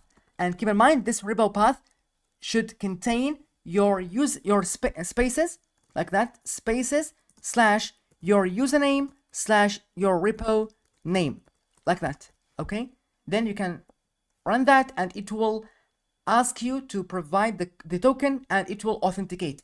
And also then you can run the next command, which says get pull origin, and it will push your files into Hugging Face spaces. With that being said, now we are done with the command line. Let's go to here and check you can see now our Hugging Face space is now starting. You can see now it's starting and trying to start and launch our app on Hugging Face spaces. So it might take some minutes, for example, 2 minutes to 30 minutes to 3 minutes, and you have to wait until it finishes building and starting. Then you can be able, or then you can review your app and view it and also actually start using it. Now you can see my Hugging Face space is now running successfully. We don't have any errors, we don't have any issues, everything has run smoothly. And if you go to your username, here you can see we have now many spaces, And our space that we have done in this section or in this course is this space, diffusion model to generate MNIST dataset numbers. And if you click on it, you can see here it is committed 4 minutes ago, or it has run for 4 minutes now ago. And here we have running. You can see now my repo or my Hugging Face space is now running smoothly, and this is my dashboard, or this is my Gradio interface. Here we have some input text box where you can write here a human readable number name, for example 3 or for example 1. Then you can go ahead and submit it, and it will generate here some numbers. You can see submit again. If you pass here 3, submit. It tries to write here the it tries to draw the number 3. You can see here it's trying to draw number 3, and if you pass here number 4, for example, submit, you can see now it is trying to draw number 4. And if you pass here 2, for example, it tries to draw or to write number 2. So this is my diffusion model. You can see here it wrote or it draw here number 2, and feel free to upscale this model to train it further, or to upscale the architecture, or even use transfer learning techniques to better make this model work properly. Okay, and here you can see we have the generation time in seconds. So you can see here every time we generate, here we have a differing amount of time that the model has taken to produce or to draw this image. Here we have the generation time as 0.34. And if you pass here, for example, number 6, it also will generate and submit number 6. You can see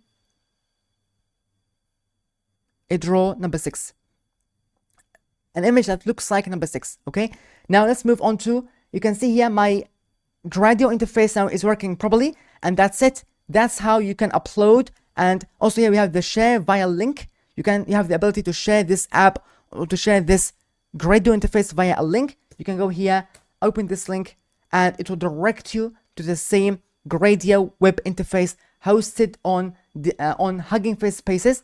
And you can see it belongs to my username, my account, and it's named diffusion-model. And currently I have here 0 likes. Hopefully you give me a like here. And then we have this text box, and it generates some output image here. And then also I have some other spaces here that I would like you to see.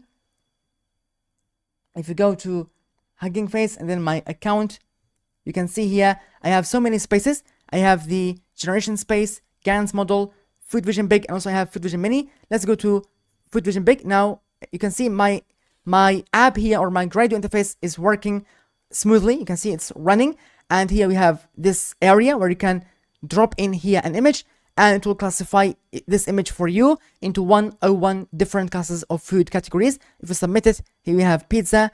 And also if we grab another image, for example, you can see here I have examples. If you choose it, it will use that example to demonstrate how the workflow works. And if you go to Google and search over here tiramisu, for example, images, it will show you some tiramisu images. Let's drag some of these images and drop it over there. We can go like that, drag it, drop over here, drop the image here. You can see now we have a tiramisu image. We can go and submit it.